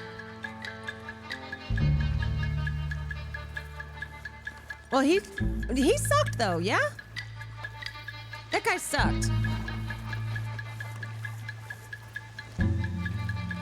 No? Find sister without alerting the law. God damn it.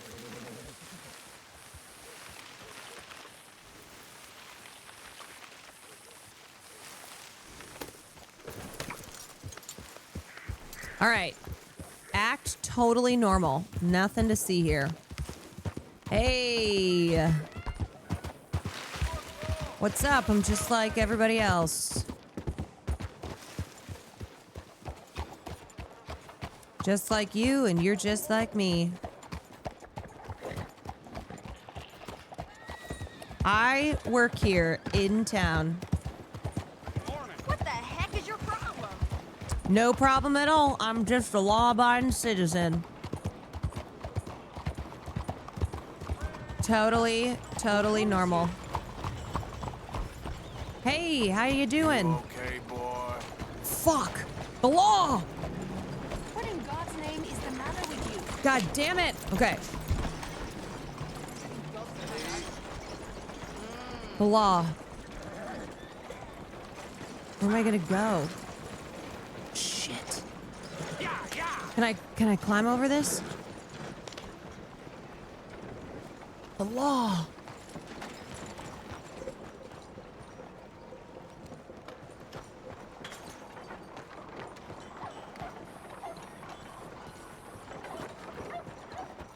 fuck?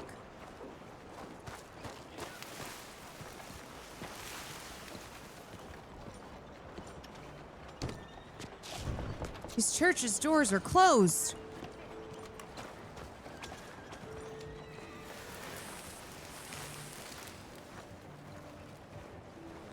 I'm just gonna sneak around.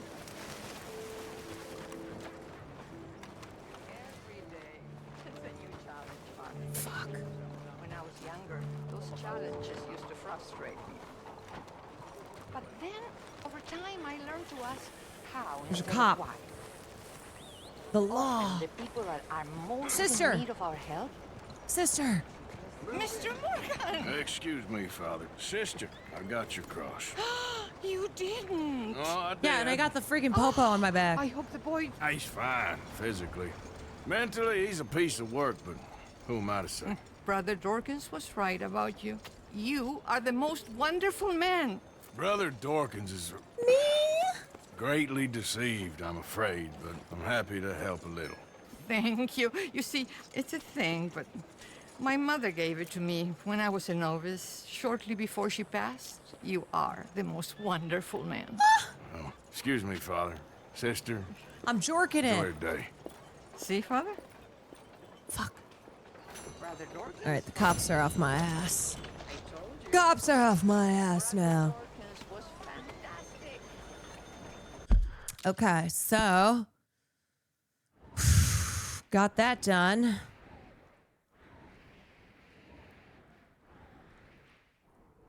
Got that done. Where should we go? And we got some honor, which is a sleigh.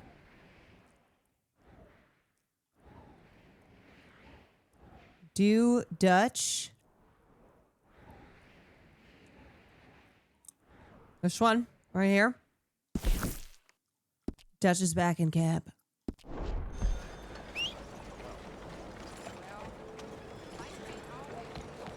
Was there something else, Mr. Morgan? Come here, Farlito.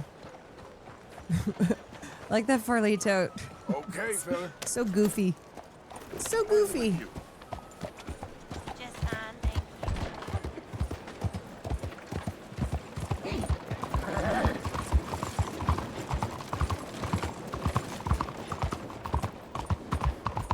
Vamos. What else are you playing at? What on earth?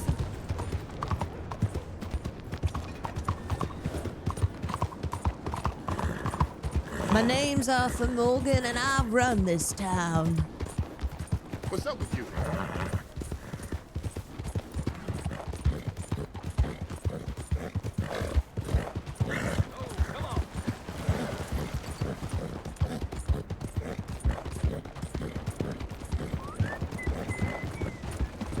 Does Dutch have another stupid fucking mission that almost gets us killed and we make $4?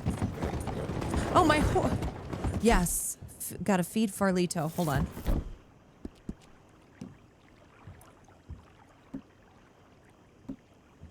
Stamina slightly restores all. You all right, boy? Yeah. Trust the plan, bro.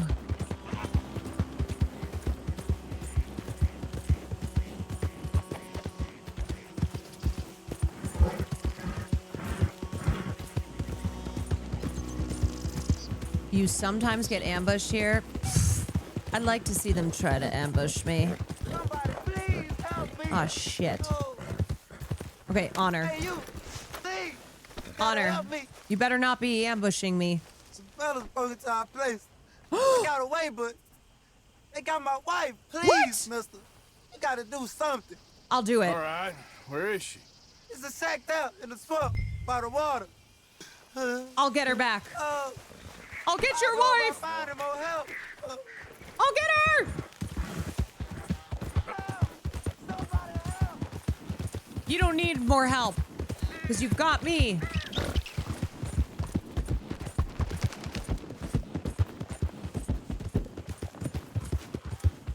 All you need is me.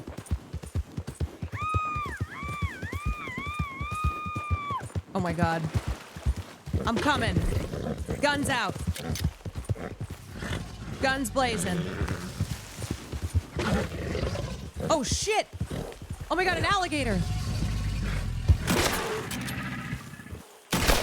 Ah! Ah! Oh fuck! Ah! Oh shit!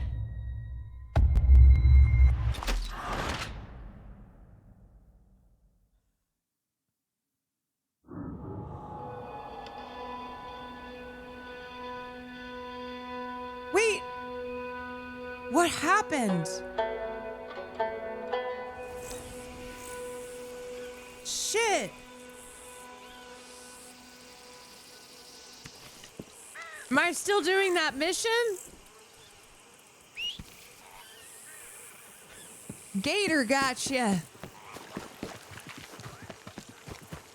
Is she dead now? Oh shit. Wait, for a second I thought the gator was who had her, and so I had to kill the gator. God damn it. You understand how that was confusing, right? I got ambushed by the gator. God damn it. No, your horse just gets scared. I really thought that that's why it was making me stop there. Yeah. Hold a clavicular. Well, this gator was alive. Wow, guys, you wouldn't believe what just happened. That was crazy. Okay. Keep your hair on. Ah. That's why I said get off the horse. I see. Yeah, I kind of fucked that one up, huh? This gator kidnapped my wife. I swear. So, I was thinking, maybe it would be a little easier for me to keep an eye on him if we all stayed together. You know, in my room. You mean like a normal family? Look around you. Ain't nothing normal. The gator about kidnapped any my of this. wife. Take this feller for one. Me? A man don't just change like the wind, Abigail. I thought you'd have known that by now. No, Arthur. John, this Some is folks change. gross. Others are just too dumb. Oh, okay. All right. That's fine. A little attitude. A little tude. Where the fuck is Dutch? Is he upstairs? Yeah, she really slammed into me.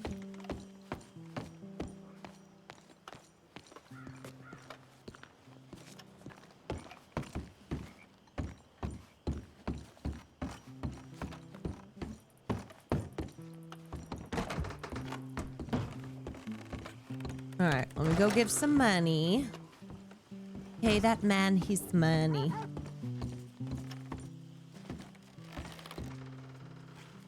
Okay, okay, Arthur, chill.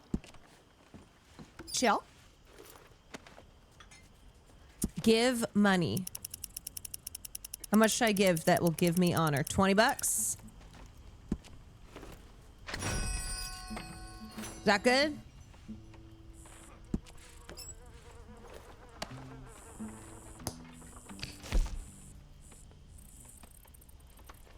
Donate some items.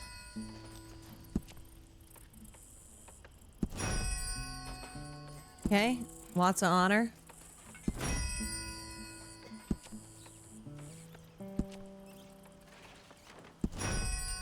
Yup.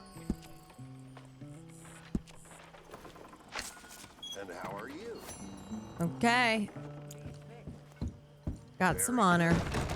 All right, bitch, what you want? So, Arthur, you get the deciding vote. About what? We take an insult and scurry off like cockroaches, or deal with business the right way? We don't need to take revenge. We hardly know the guy. This ain't about revenge, Hosea. Angelo Bronte don't mean shit to me. This is about the fact we are planning to rob a bank in his town. A bank that he no doubt protects. A town where his men are gunning for Honestly, us. everyone loves me in Before town. we do that, we need to put I'm him out of very commission. popular. There's always an easier way. There ain't no easier way. Now, I know his type. He is a vindictive Very little popular. power broker who rules by fear. Now, we pull that stunt in his cesspit of a town, we're doomed. You want to leave Except the this racists. place? Yeah, the racists Leave hate this me and I country? hate them. We need that money. I just don't feel good, Dutch. This is it. This is the last job that we are ever going to pull. Dutch, you always Before say the that. year is out, we are going to be harvesting mangoes in Tahiti. Farmers. Are we? But we need seed capital, and we need to leave. You know it. I know it. Forgive me if I can't think too much about the mango harvest. This is it. Trust me. Arthur. If it's business, well, business is business. Angelo Bronte stands between us and One our last future. job, bro. You'll damn us One all. last job. Arthur, come on. You better be One right last about this job. one. I am. I've heard that before, and usually I've been right. If you say so. Actually, Quit I don't think doubting, he's been Arthur. right It does at no all. favors. Come on. What's we need so to go see heaven? a man about a boat. A boat? We're headed to a settlement called LeGras. I met a boatman there called Thomas who knows these waters like the back of his hand. Why do we need a boat? So we can attack That's just one last Bronte's plan, like how mansion from Kamala the swamp. has one more Catch him election. off guard. One last he knows one. we survived the trolley station, so he'll be expecting some kind of reprisal. All right. Okay, makes sense. See? I do still possess some capacity for rational thought, Arthur.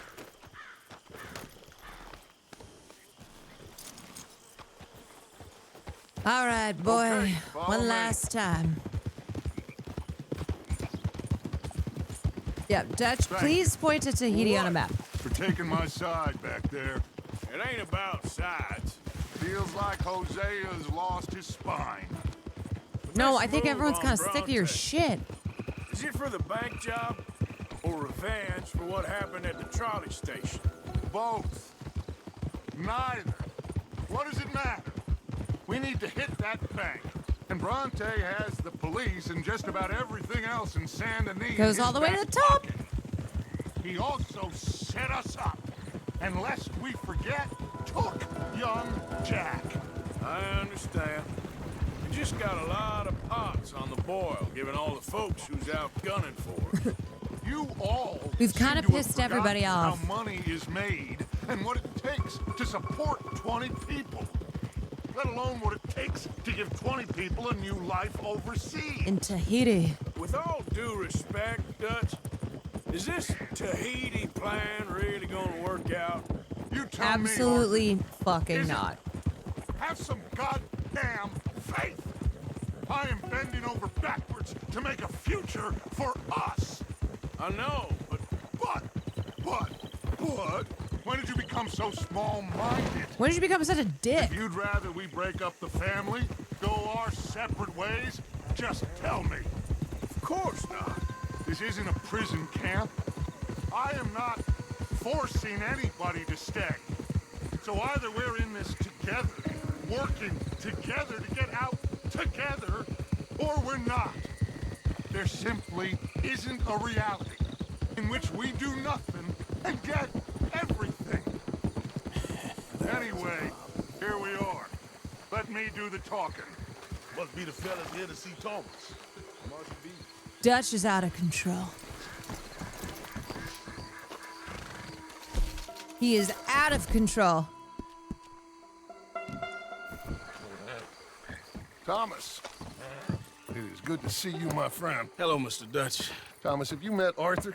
Arthur, Thomas is quite the boatman. He's gonna help us get close to our prey. The other night we had quite the adventure fishing for catfish. Now, my friend, Can I call in that favor? What do you need? You know Angelo Bronte. Well, exactly. We need to make a social call. We were hoping you could row us in quietly one evening around the back of his house. Well, if anyone can, I can. Shit. We'll pay you for your trouble. If you bringing him trouble, it won't be no trouble for me. Good. My business partner, Jules, he's out on the skiff. I need to check with him. Plus, I need to check the traps. Would you come with me? Of course. Arthur? Why not? Shouldn't take too long if we can find him.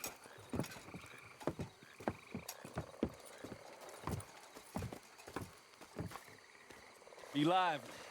Mind you, there's Oh, a lot God. of gators uncommon. Oh, God. Great. Come now, Arthur. It'll take more than a prehistoric reptile to scare you. I don't know, man. Shirley. I freaking I got just eaten wanna by see one. You meet your match when it comes to an aging predator with a big mouth, Dutch. Arthur here is something of a comedian, Thomas. More of a jester than a gunslinger. Well, if you say so, Mr. Dutch. This way. Come on, this way. Follow me here. And stay on the higher ground. You call this ground? It feels like water to me. Down here, we can't be too picky there, Mr. Arthur. This ain't no regular gator. Up ahead. Oh, God. Oh, we're just asking to get snatched. Mr. Dutch, you keep a lookout for company. Mr. Arthur, check the traps with me. Okay, there are so many gators in the water. I see them. This one's empty. All right. I got a few more set over this way. Come on. I don't want to know what just touched my leg. Mr. Dutch. Probably a you sure gator. you're the right fellas to be going after Angelo Bronte? Oh, he's much more the kind of reptile I can handle. Now stay close. Make sure you follow my line. Oh, I fully intend to, Thomas. You too, Mr. Arthur. Yup. You can Doing see this why at night even is swamp certainly an wading idea. hasn't caught Yeah, on it's certainly a as choice. pastime, can't you? I love it out here. Peaceful. Nobody bothering you now. Oh, God. Except for the night folk sometimes. The night folk? Yeah, some Okay. strange people around these parts. Wilder Do you than want me to animals get they this are. one? Well, this just gets better and better.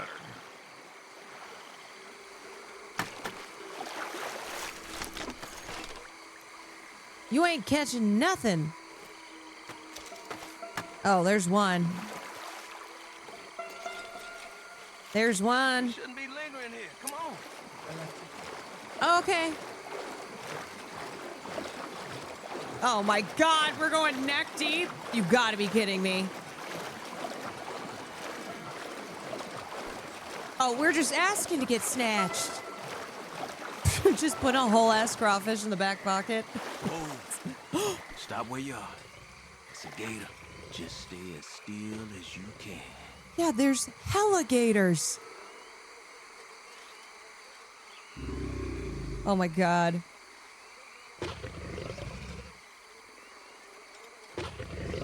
One time when I was a kid, got real close to some gators in South Carolina. All right, let's keep moving.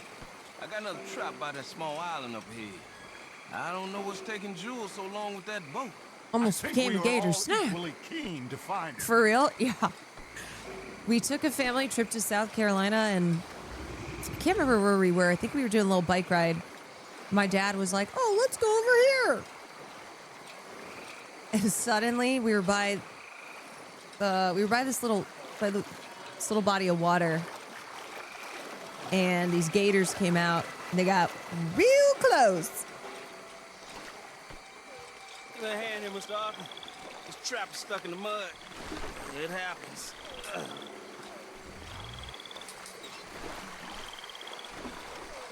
It's scary because they just stand there and their eyeballs are like this. So you're like,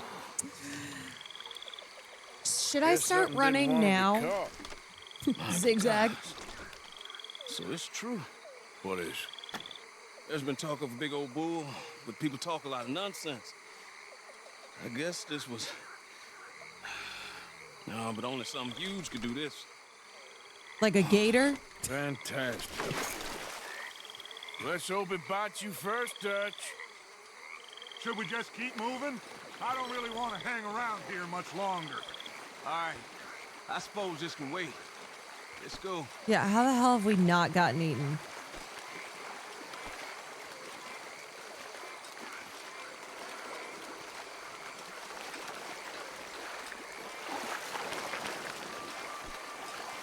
Hold up. Oh, Jesus. Look at all them shapes in the water.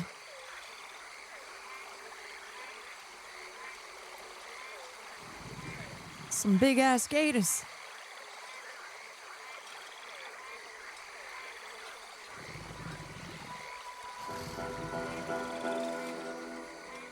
My God, there's no shortage of them.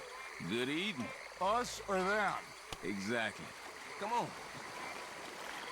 Absolutely not. Oh yeah, just going neck deep again. No big deal. We really should have run into Jules by now. Yeah, it's I fine. reckon we should split up so we can search both sides. Oh, split up? Okay, Arthur, since you appear so at home here, you take the right. Oh. We'll go left. What? Just keep your eyes open. Okay. Yeah, sure.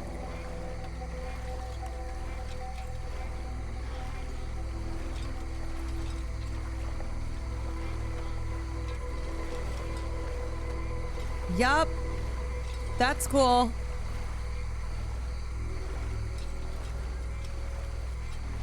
Keep your eyes open. Can't see shit. We're in the Everglades. We're in the bayou.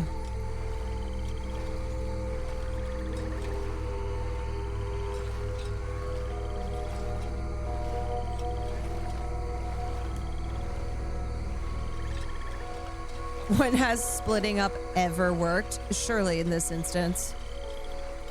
My parents. No! Jules! Jules is dead. I'm calling it. Hey! Someone there? Jules?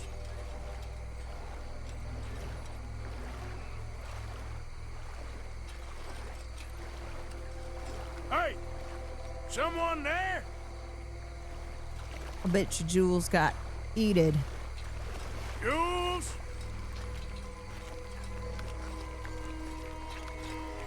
Hey! Someone there?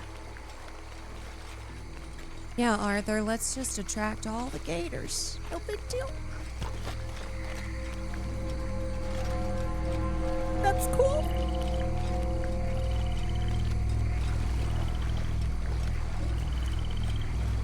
It's all good. Over here! That must be him.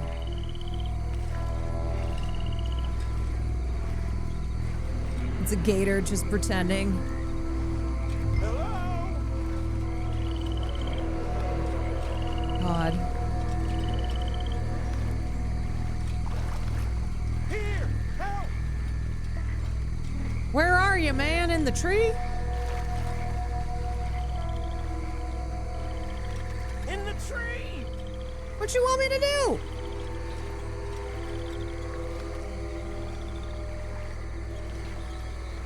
Up here! Is that him? Hey, you in the tree. What are you doing? There's a monster. A monster. You okay up there? There's a monster. Yeah, I heard ya. Mastiff, it nearly ate me. Where'd he go? It's out there. What? A big gator. Biggest I ever saw. Big and nasty. Knocked me off the boat and chased me over here. God. You must be Jules. Yes. Where is the boat? Over there. I Oh, ran. God. Oh, I gotta go get this freaking Okay. boat. Yeah. And, where'd this monster swim off to? I think that way. Okay. Good luck shooting that thing. You'll need a cannon. Oh, God.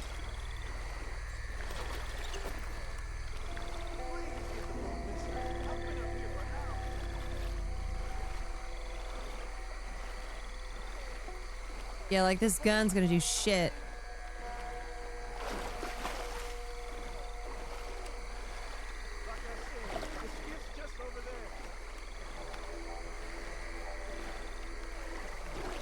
I got the skiff. It's over here. Oh, God. Stuck. Gator's coming.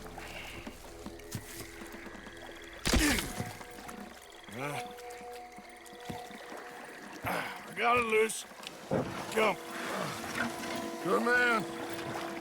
All right, let's get back to the dock. Yes, please, let's go. We gonna get eaten. It's almost getting eaten. Hey, guys. It's right behind me, isn't it? Thank God. So, who are these fellas, Thomas? Two new friends of mine. I'll explain later. Jules, we are very happy to have finally made your acquaintance.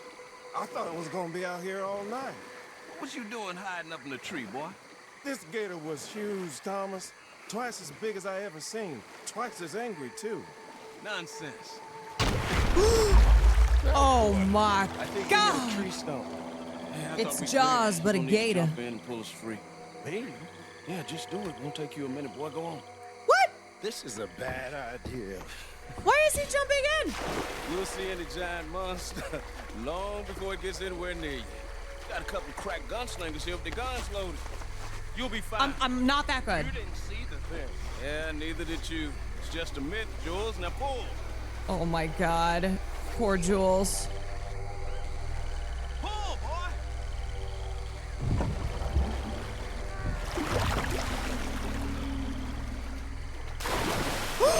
Jules? Yeah, no shit, the gator got him. No, I'm going in. No, we can't lose the boat.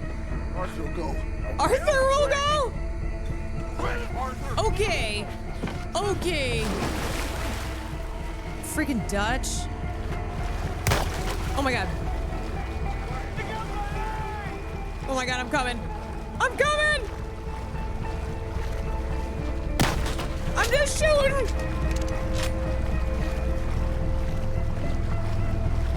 Come here, son. I'm trying! Where do I shoot? Where'd he go? I'm just shooting. Yo, he's freaking not here.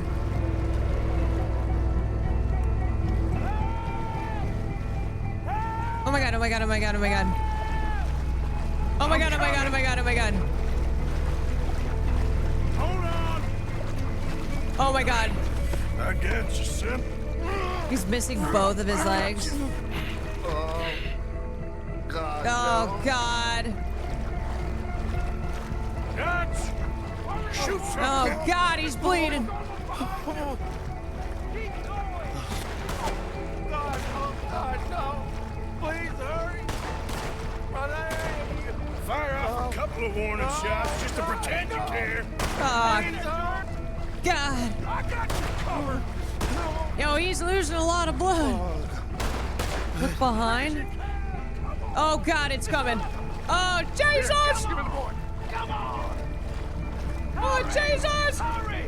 Put him here. Come on. Come here. Come on, quickly. His leg hurt pretty Yeah, bad. idiots, that's why you don't send him into the water. Get in.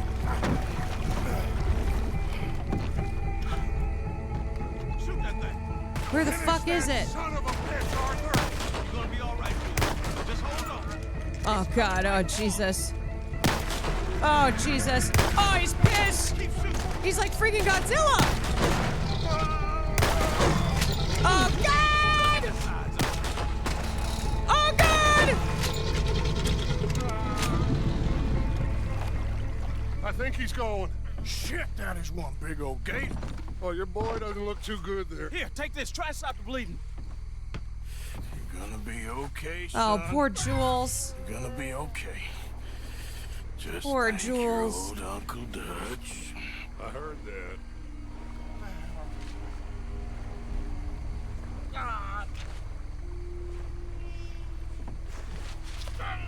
send him back in. There's still a lot of blood. You need to put pressure on it. Once he's bandaged, just send him back in. Poor guy. I stopped the bleeding. I think he'll be okay if he don't get a fever.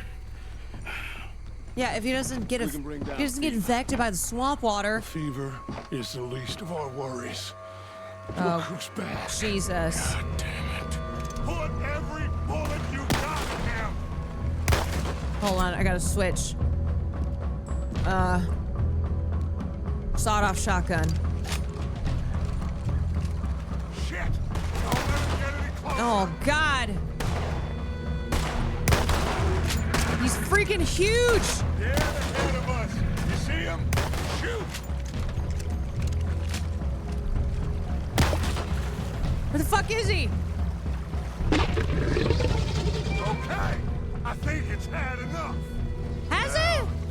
Jesus, can we get back now?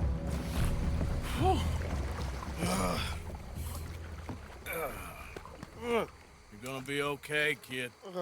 Yeah, unless you Sorry, get the Jules. swamp Guess all infection. them stories was true. Big and bad. That's unusual. Normally the little ones are angry. Big ones is lazy. Well, I guess he never outgrew his anger. Kinda reminds me of you, Arthur. You know, I don't think I've ever seen you squeal before, Dutch. I weren't the one squealing. Yeah, well, you weren't in the water with him. And this poor boy was nearly dinner. Can we get some help? Jules been bitten. Oh my God. There's a monster out here. Yeah, well, He's they been also bitten, but he's sent him alive. into the water. Just keep him warm. Feed him garlic for the infection. Thank you. Both of you. I'm at your service anytime you need. Thank you, Thomas. Where can we find you? You just meet me back here. Very good. Can one of you help me put the boat back out? Sure. I'm gonna head back to camp and placate the irritable Miss O'Shea, who's causing more trouble. I'll collect the boys. Meet you back here, Arthur. Yeah, just a little bit of garlic. Old That'll Brothy, fix it. bad man. I know.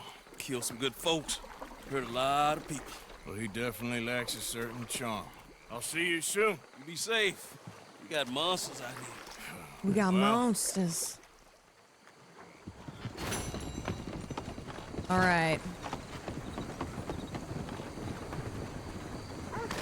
Fuck this water. Mission complete. Okay. Yeah, should I just go for a little swim? Should I go for a little tiny, teeny swim?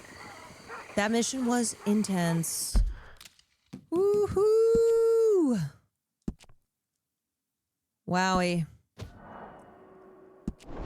All right, I am stopping that. So apparently you can hunt that gator, which is sick.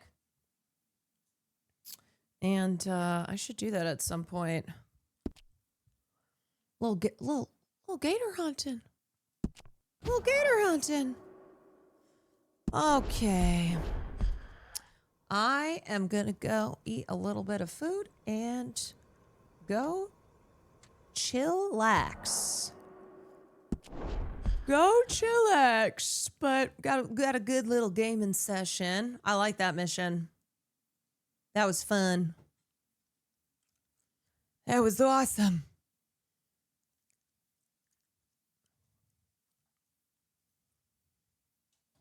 Peter.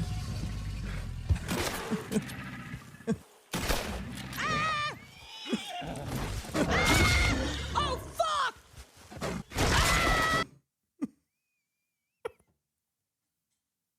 Oh my god.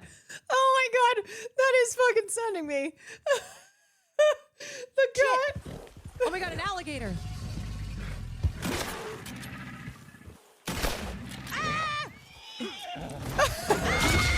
Oh fuck!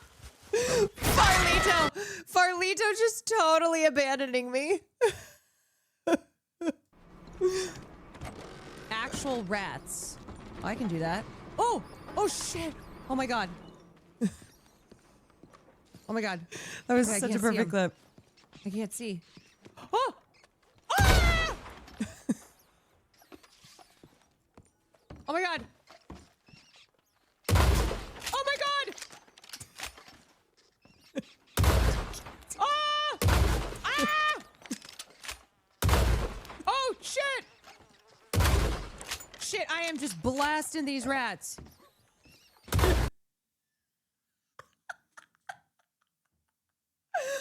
I shot 4 times, missed and go, I'm blasting these rats.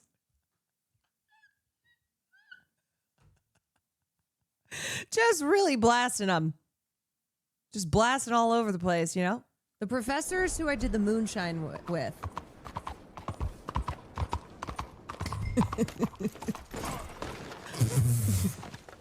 Arthur! So embarrassing. Oh, boy. Oh, that is good stuff. That is good freaking stuff, y'all. Blasting rats. Blasting gators. Just blasting. Just absolutely blasting.